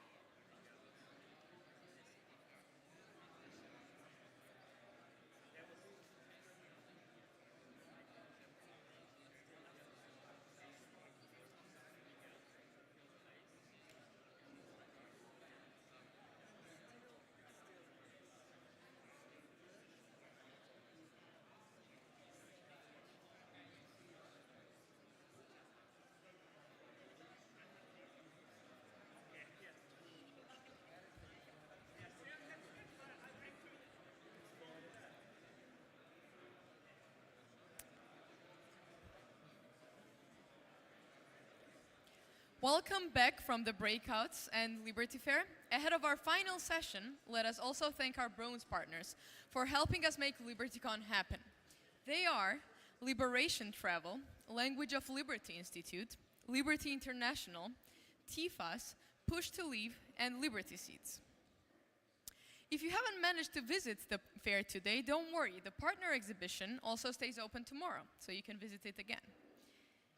Let us now turn to our final keynote session of today. In the recent years, we have seen authoritarian tendencies on the rise, not only in Europe, but all over the world. What is the nature of this threat, its sources, and what are the best ways for Friends of Liberty around the world to face it? Joining us for this conversation is Zoltán Kes, a former independent MP in Hungary and currently Government Affairs Manager at the Consumer Choice Center. Let me also welcome back to the stage Tom G. Palmer, Executive Vice President for International Programs at the Atlas Network, and someone with perhaps the most extensive first-hand experience with populist and authoritarian regimes around the world. The session will be chaired by Aaron Ross Powell. Aaron is the founder of libertarianism.org by the Cato Institute and currently the host of Reimagining Liberty podcast, where he frequently covers many of the topics we are about to discuss. Please, Aaron, take over. Thank you. Is this on? Everyone can hear me? Good. Okay.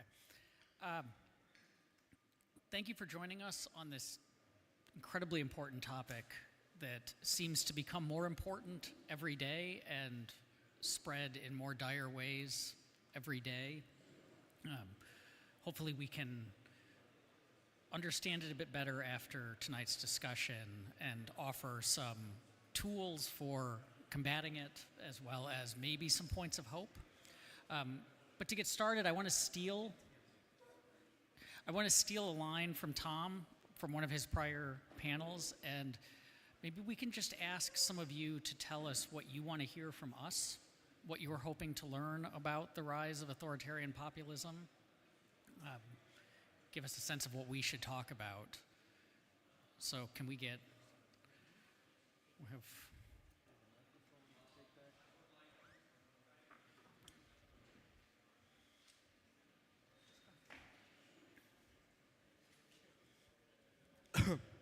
the reason why I'm here and why I want you to talk about populism and authoritarianism is very simple.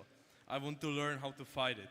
It's so simple because in my country there will be election after this big summer break, and it will be election between a populist government and a normal government, I dare to say, and it's so important for my country and of course my fellow students and everybody here that we will win the election against the populists, and I just want you to tell me how to fight it. You fought it, and I want to learn how to fight it. It's so simple, nothing else. Thank you. Where are you from? Czech Republic, here. Okay. Anyone else? Okay. Okay, good. Thank you. I want to start, as I think we often should in cases like this, with defining terms, because there are a number of terms that get used when we're describing the phenomena that we're here to talk about, and they sometimes get used interchangeably. So I'll start by asking the two of you, what do we mean by authoritarianism? What do we mean by populism? And then the other one that's become increasingly relevant is, what do we mean by fascism?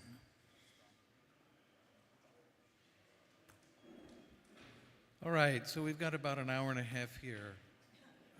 No, not seriously.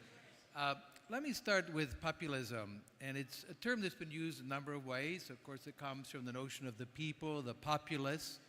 Some people confuse it with being popular. All politicians, in fact, all people want to be popular in some way or another. That's not what it's about. There was a populist party in the United States that was an agrarian, sort of semi-socialist party that had a certain appeal, set up the farmers as the fundamental producers. That sense of populism has dropped out of common usage. The term today refers to a kind of ideology. And it's an ideology that articulates the true people. And as Ernesto Laclau, one of the most clear expositors of this view in his book on populist reason, he was a Peronist Marxist who became a post-Marxist defender, he and his wife Chantal Mouffe, both of whom are students of Carl Schmitt, the Nazi theorist, legal theorist. And they argue that it posits a true people and the enemies of the people. This is very important. The enemies of the people. And as he puts it, it creates a frontier of exclusion within the population such that the people does not constitute the entire population of the country, because it's the people and the enemies of the people. The enemies of the people can be defined differently in different countries or contexts. It can be the Jews, it can be, in the United States, the M&Ms, the Mexicans and the Muslims. It can be the 1%, it can be an ethnic minority, it can be a religious group, it can be a shadowy conspiracy of Jewish bankers. All of these are possible definitions of the enemy. It can shift. And so the ideology of populism is to posit the true people who have one true interest, identity, and voice. The voice is the one leader who gives voice to the people's will against the enemies of the people. So that's a populism in a nutshell. And we see a variety of different countries. Whenever you hear the term enemy of the people, your ears should perk up, that this is a populist appeal. Authoritarianism, of course, refers to those governments that exercise will rather than rule. And I think this is an important distinction for us. As James Harrington put it, what we need is an empire of laws and not of men. To be ruled by the same law as equal citizens is a liberal ideal. But to be ruled by will and power is the authoritarian conception. Sometimes, of course, they will frame it as rule of law, but an alternative way of thinking of this is rule by law rather than rule of law. The law is turned into an instrument of power, which we see in authoritarian states. And then fascism is a somewhat more complicated term. George Orwell pointed out years ago that it had been drained of meaning in popular discourse. It just meant things I don't like. You call that fascism. But in its historical experience, fascism refers to that notion coming from the fasces, which is a bundle of sticks, that you can break one stick, but the bundle of sticks cannot be broken. So it's a collectivist idea at the very core of it. It's about collective strength, the strength of the state representing the people. And then, and Mussolini and Benedetto Croce and other fascist theorists, not Croce, but Gentili, pardon me. Apologies to all the Italians in the audience. But Giovanni Gentili's formulation that the state is that institution that exercises power to mediate among the corporate bodies of the society, the farmers, the business owners, the military, the church, and so on, and so that it concentrates power and then treats the constituent elements of society as corporate bodies rather than as citizens, which again, the liberal approach is a citizen-based polity. So those are, I think, three definitions that are not that contentious, but might help us to navigate this territory. Well, let me add a couple of things on a more practical side of what it's like to live in an authoritarian or totalitarian state. I have lived my past 15 years in Viktor Orban's Hungary as a former think tank leader. Then I became a politician. Then I went back to the think tank world. And now, just 3 weeks ago, fresh news, I've just left Hungary. So I'm living in Spain at the moment for different political reasons. But on the more practical side on how authoritarian or populist governments work, in my opinion, when you look at Russia, when you look at Slovakia, Hungary, Serbia, Georgia, just to mention a couple of countries from Europe, Turkey as well, there is a common playbook that we can all see in all these countries. This is something that the new administration in the US is also trying to follow at the moment. According to this playbook, I call it the playbook to dismantle democracy.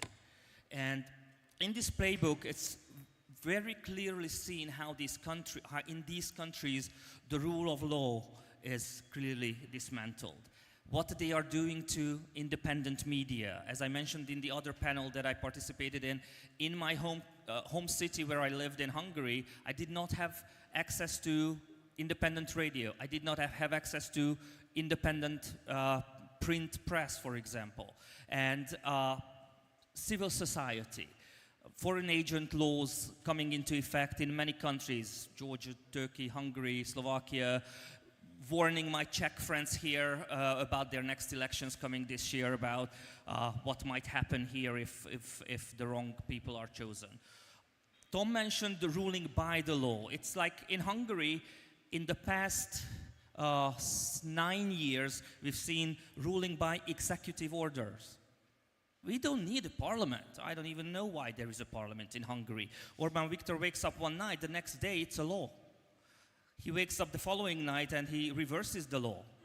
This is what we've been living in.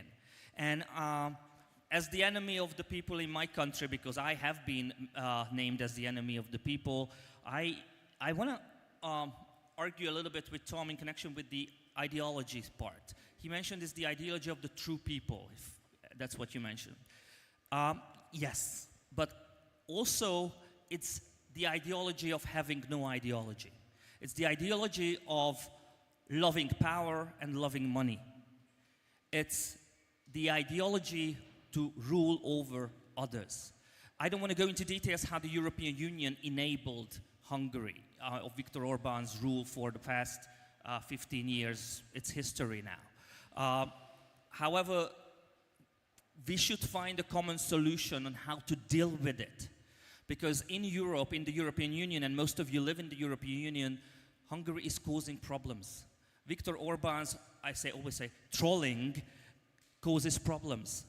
There are problems with the institutions in the European Union that allow such a populist person to always, be the not only one who goes against the other 26.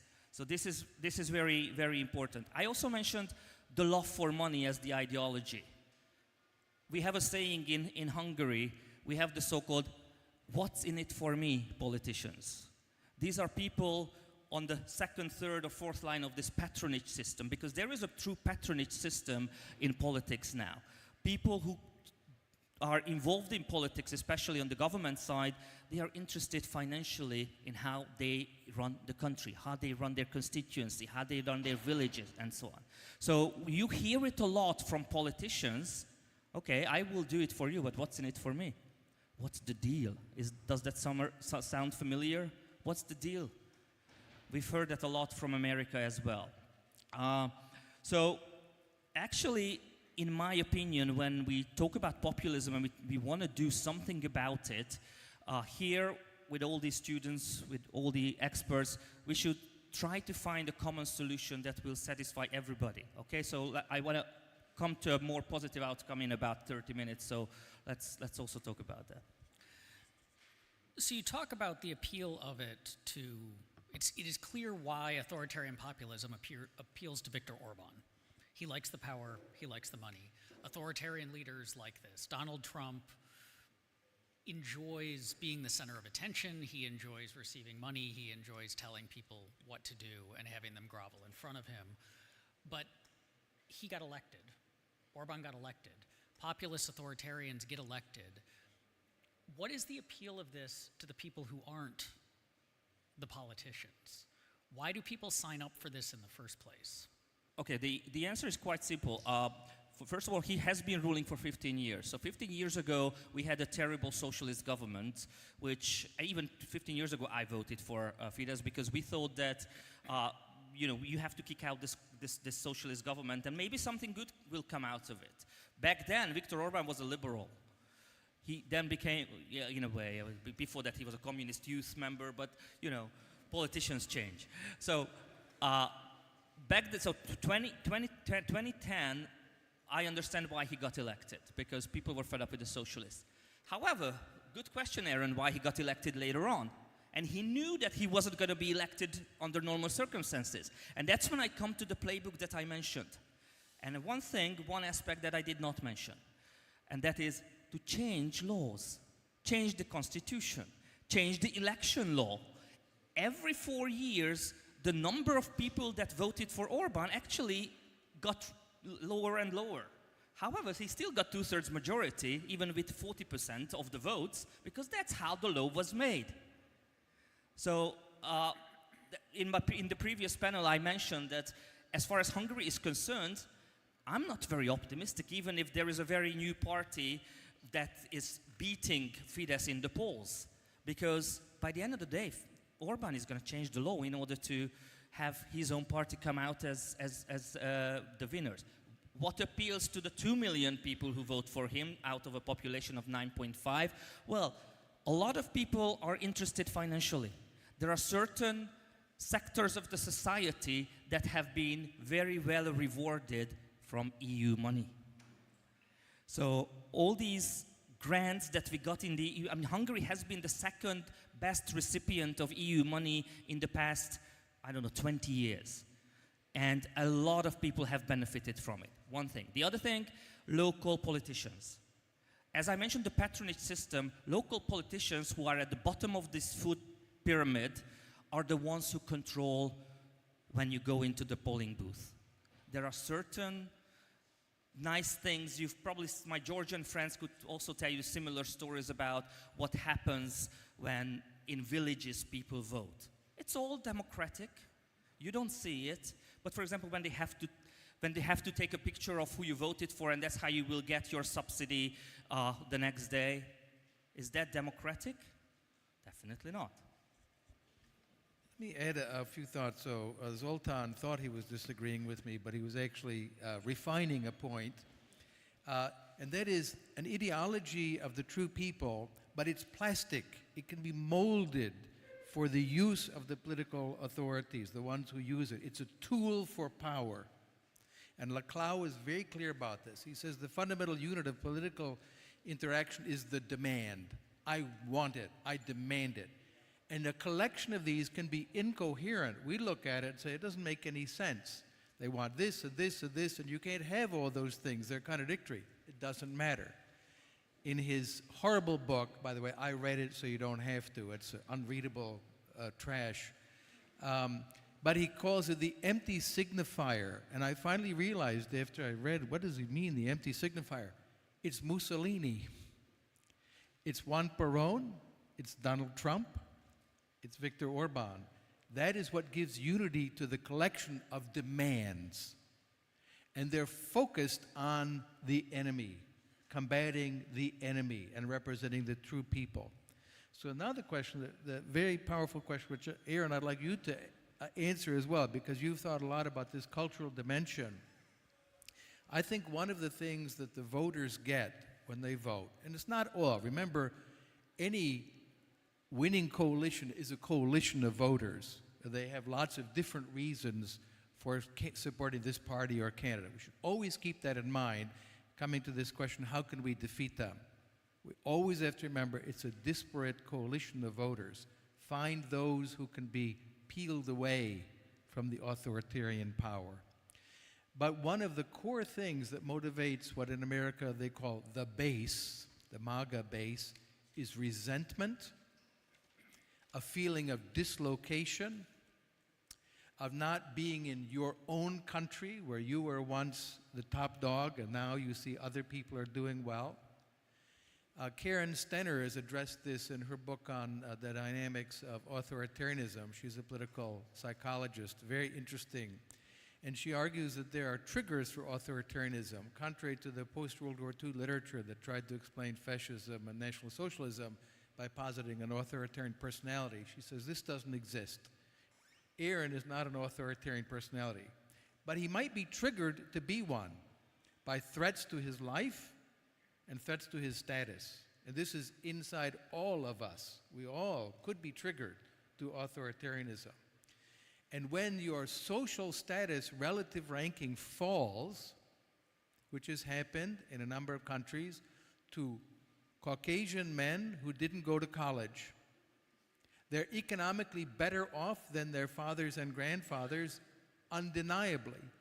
But their relative social status fell. Why? Women rose in social status. They run big corporations. They're heads of government. People of different races rose. United States, African American became president. Minority groups rose in status, et cetera, et cetera. It meant someone fell in relative status, not absolute condition continues to go up, but their relative status fell, and they don't like it.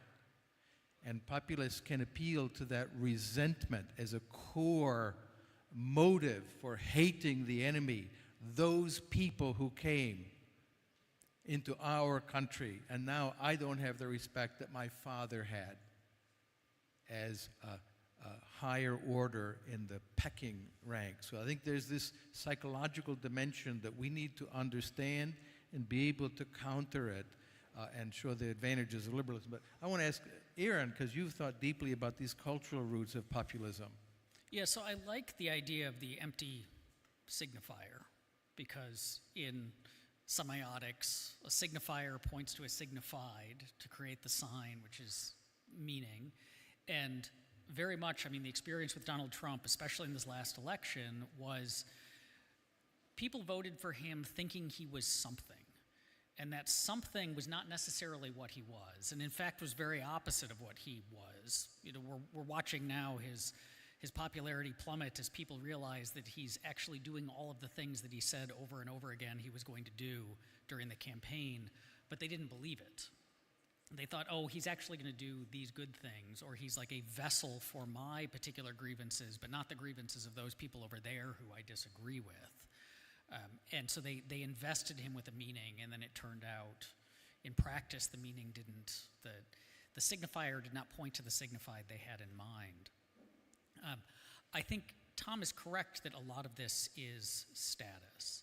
I don't think it's economic status. That when Trump won the first time, there was a lot of economic anxiety is the thing that explains this. But say I think the most Trumpist demographic you can find in the United States is auto dealership owners who are not poor, but they tend to be the wealthiest people in small towns and rural areas. And so they didn't lose out economically, but how did their status drop? Well, their status dropped, as Tom mentioned, because liberalism made women rich. And when liberalism made women rich, women were free to choose to live the kinds of lives they wanted to, which often didn't involve settling for an abusive lout.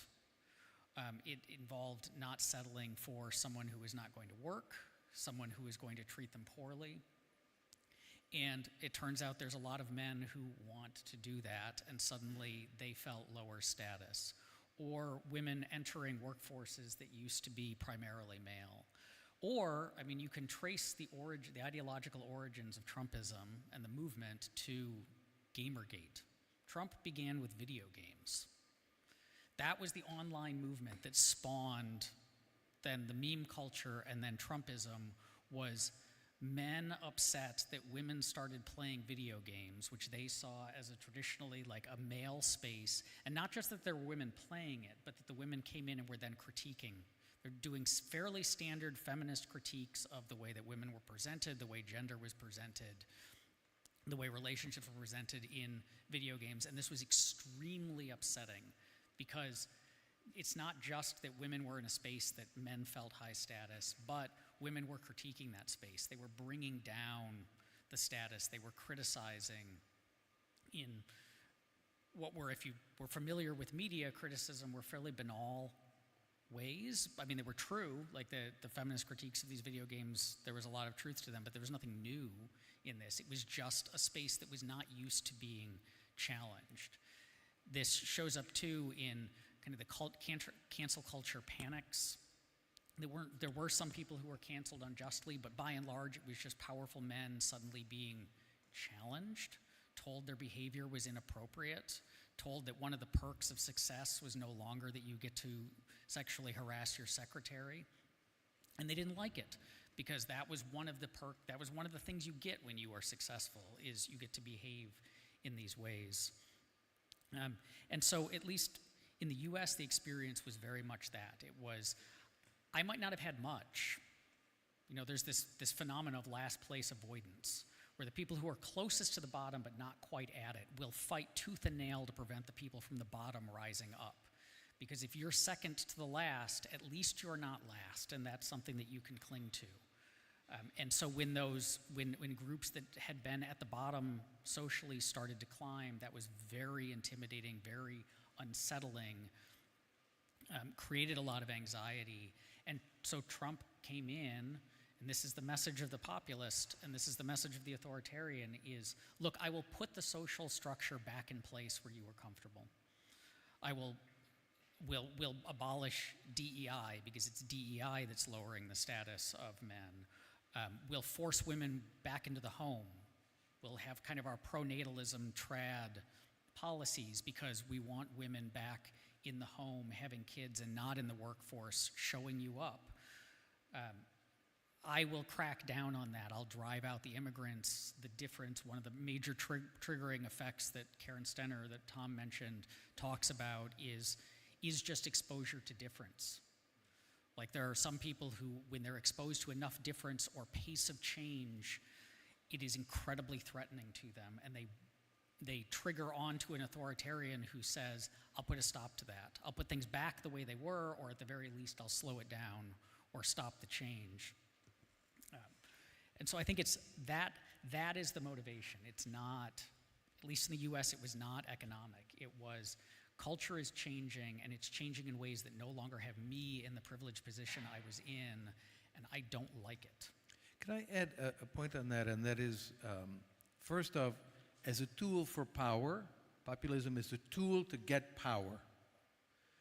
And once you have the power, you can now dispense favors. This is already happening in countries that have experienced this. It is happening in the US. Donald Trump is already dispensing exemptions from tariffs. I like you, I don't like you. You two get exemptions and you don't. So this is part of the playbook to get power, and then money. They want money.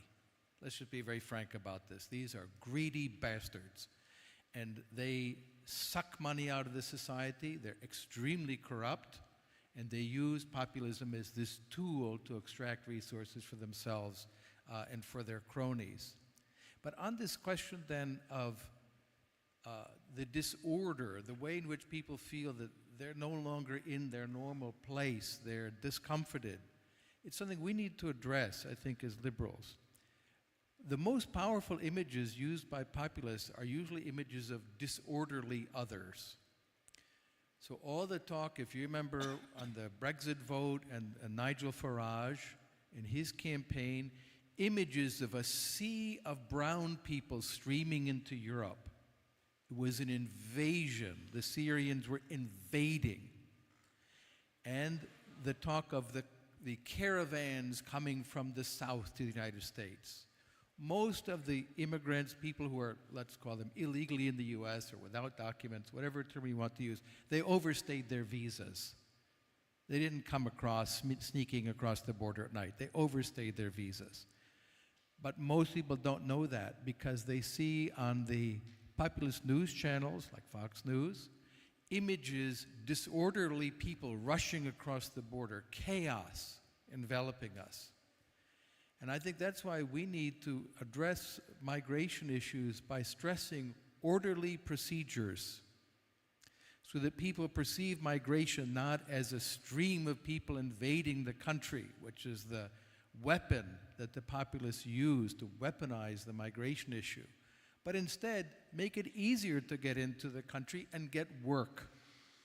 It's incredibly difficult in most places to go there and actually become gainfully employed and produce consumer surplus for the society and enrich the society, as Leszek Balcerowicz said the Ukrainians have done in Poland. Poland would have been declining had it not been for all those Ukrainians. The Poles did it correctly. They let people come in, get a stamp, and you can be part of the economy. Most Europe and United States, it's very difficult to come in and become a contributor. So we can address this by saying, let's make it easy to come in and contribute to the society and do it in a way that is perceived as orderly rather than a chaotic invasion, which has driven a lot of the populist rage and anger because they perceive these waves of foreigners like invading armies. And you'll find consistently this is how the populist leaders portray them, as alien invaders. I just want to add something to what Tom said. This is also what we experienced in Central Europe in connection with the Slovakian elections. When the campaign started, we saw a flood of immigrants coming from Hungary, all these, I don't know how they got there, on the Hungarian-Slovakian border, but for 7 weeks during the campaign, they were flooding Slovakia. After Fico won, day one, no more immigrants. But before we come to the Q&A, let me try to give a positive note in connection with how I feel about populism and what you should do as a lot of students hear about populism and how to fight populism, because we need to fight it. Okay? So that I think we all agree on it. We see a lot of, like for example in Tom, I always see that he's very passionate about József Eötvös and other classical liberal thinkers of Hungary. Or my other friend Mate sitting there, he's very passionate about children's book, for a free market children's book. My other friend sitting there, Alberto, passionate about vaping. But there is one thing you are all passionate about, or you should be passionate about. And this thing is, in my opinion, the most attractive thing when you talk about politics. And that's liberty. And yes, we should all be passionate about liberty, because without liberty, we are not free, you are not free. And as we all mentioned here, populists are rising. They are on the rise, they've been on the rise. And they promise you everything and anything, but they don't deliver. And they say, as Aaron said, they will fight for you. Fight for your right, fight for your family, protect you. I've been protected so many times in Hungary that I'm overprotected. But they actually fight for themselves and fight for power, like a constant campaigning for them. In the morning, Johan Norberg was referencing to Frodo, and I was thinking, okay, let's try to find another Lord of the Rings quote that fits this kind of passion that we have for liberty. And the way I feel now, coming from Central Europe, is when the orcs overran Osgiliath, and Faramir was saying, I have to quote here, "The city was once the pride of Gondor, now it's filled with fear. The city fell because the people abandoned it." Are we going to abandon liberty the same way?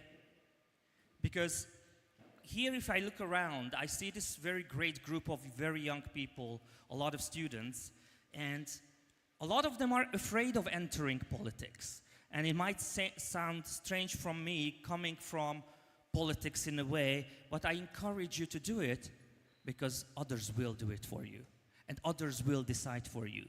Believe me, there are thousands of more people who would be happy to decide how you should live your lives and decide for you. And, you know, in my opinion, this group is the one, as a global group, that can save liberty on a global world. So don't just talk about it, you're good at it, fight for it. So that's my positive message for you, and I think we should go to questions as we have 10 more minutes left. Sure. Audience. Someone wants to Just run. stand up and shout. You have the mic. Okay, good. And let's try to have questions short and answers short if we can. Oh, I will try to.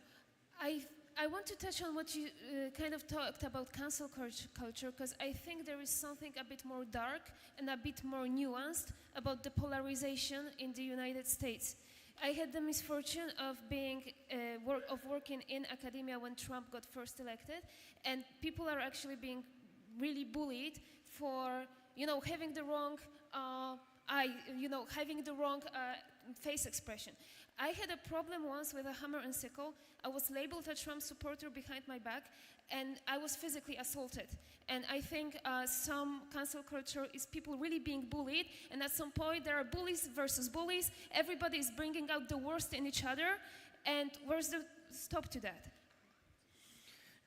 Yes, so there absolutely is bullying, and people will use differences as an excuse. That's what bullies do. I think, yeah, Trump is quintessentially a bully. You can predict all of his behavior if you just treat him as a stereotypical bully. I think that the bullying is made worse by, this is one of the benefits of liberalism. I think liberalism is the antidote to bullying, because what liberalism says is, you can live the way you want to, I'll live the way I want to, we can get along, and it's a positive sum. And the problem is that the populists create an atmosphere where they say, no, that's not possible. If that person over there gets ahead, you don't. And so now their difference is a threat to you, and you should bully them. And then the reaction to a lot of that is to then start bullying yourself. Because this person is now bullying me, I'm going to bully them back. I now see the world more in a zero-sum way. And so I have noticed this. I noticed bullying from the left towards the right, bullying from the right towards the left. And they're both making each other worse. And the problem is right now, in this moment, it's hard to get out of that because everyone is legitimately a threat. Trump is legitimately a threat to a very scary one to a lot of people, and so supporting that, it's hard to say it's just a difference of opinion. But I think that has to be what happens. We have to send that message of liberalism of there are real threats. There are people where you should not treat them civilly, but that's not most people, and we have to just say critical engagement or critical disengagement. You can walk away from the person if you disagree enough and not have anything to do with them, and that's okay, and very liberal too. Has to be the answer to that, but it's hard to break that cycle of just escalating bullying.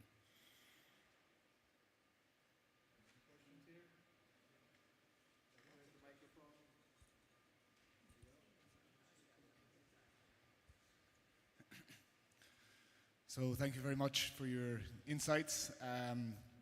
My question goes against the grain a little bit, but I'm sure it's something you've been asked many times. Is there a context in which there would be such a thing as authoritarianism being a valid choice for a society? Perhaps in the case of war or an extreme economic crisis, the pilot navigating the plane through stormy weather rather than the passengers, so to speak. Sure, let's get two more questions and then answer them in sequence. Okay. Any other questions then? We'll just collect it. 1, 2, 3,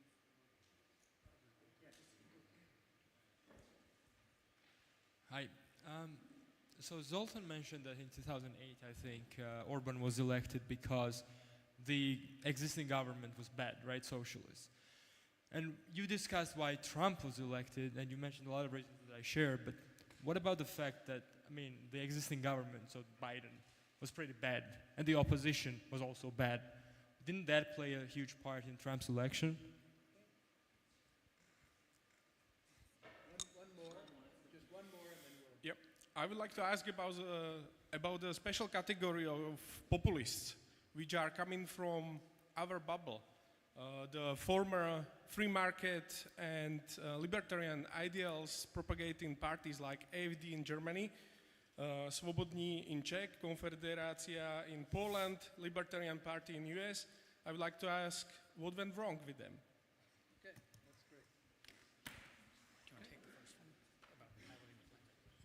one? Yeah, okay, very tough ones.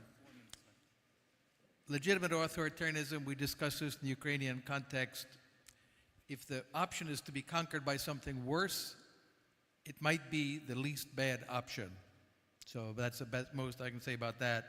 Yeah, Biden was terrible. And then, but we got worse, in my opinion. And then finally, this question was, what was the last question there? Oh yeah, this is a deep question that many of us have puzzled over, and I think the key element was there are people who love liberty, and there are people who are just angry and pissed off all the time.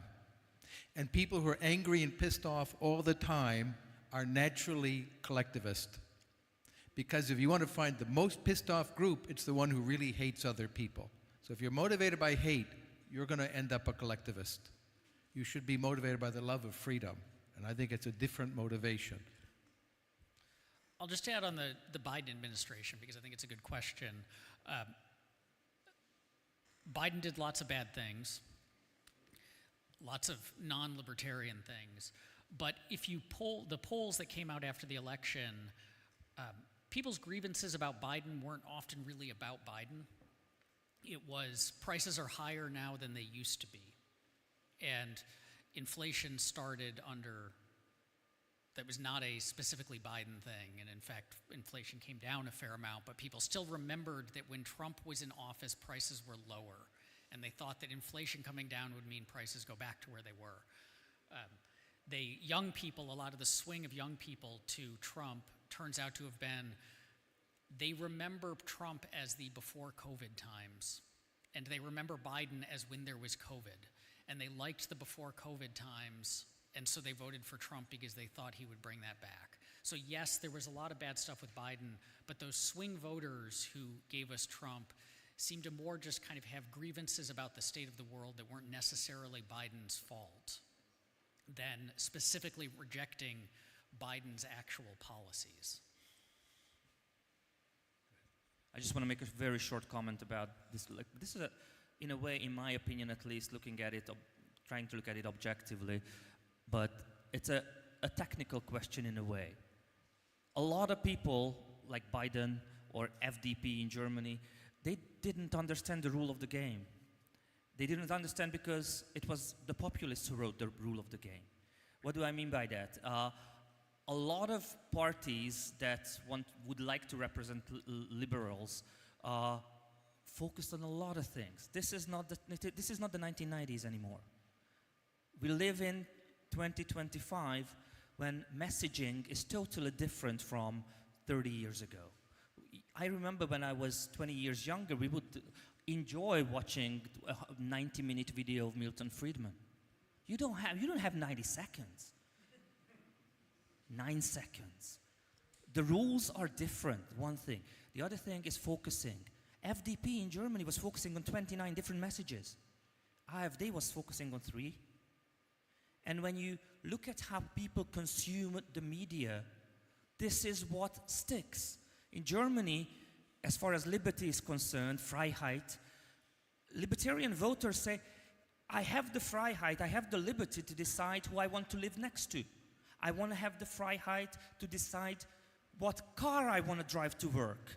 I don't want the Greens to tell me to, put my BMWs and Volkswagens away. I want to get my money in crypto. It's my liberty. And these are simple messages. AfD understood that. The liberal FDP did not understand that. And there are lots of different analyses about different countries, different parties, how messaging went wrong, but that's because they don't know the rule of the game. Let me conclude then with a very important point here that Zoltan has raised and Aaron. We need to address them and understand them and come up with better responses. And the burden is on us. So let me mention something. Many years ago, when I was at Liberty Groups, I would be the youngest person in the room. Today, I think I might be the oldest person in the room. There might be a few in my age group, but I think I'm the oldest person here. And I want to read to you a quote from J.R.R. Tolkien, since we are on these Lord of the Rings quotes, that I thought was very powerful. I wish it need not have happened in my time, said Frodo. So do I, said Gandalf. But that is not for them to decide.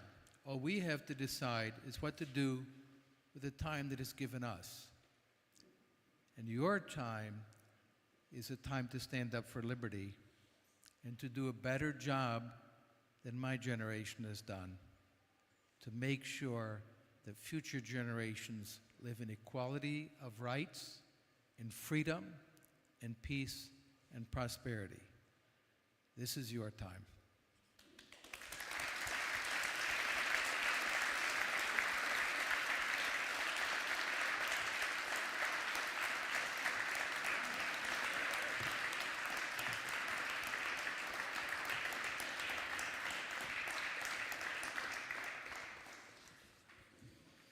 All right.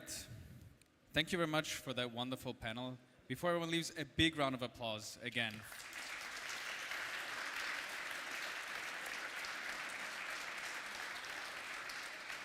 Now, thanks for everyone attending the first conference day of LibertyCon, the biggest pro-liberty event in Europe.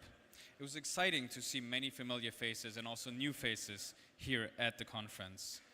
We're looking forward to meeting you today still at 9 p.m. at the social party at Club Lovka, and even more importantly, tomorrow back here at Gabriel Loki. The second day of programming will have a lot of talks, food courts, expositions, networking, film screening, and music. So come back tomorrow. We're going to start at noon. And if you want to be there earlier, the first things in the programming start at 10:30. Check it out in the morning.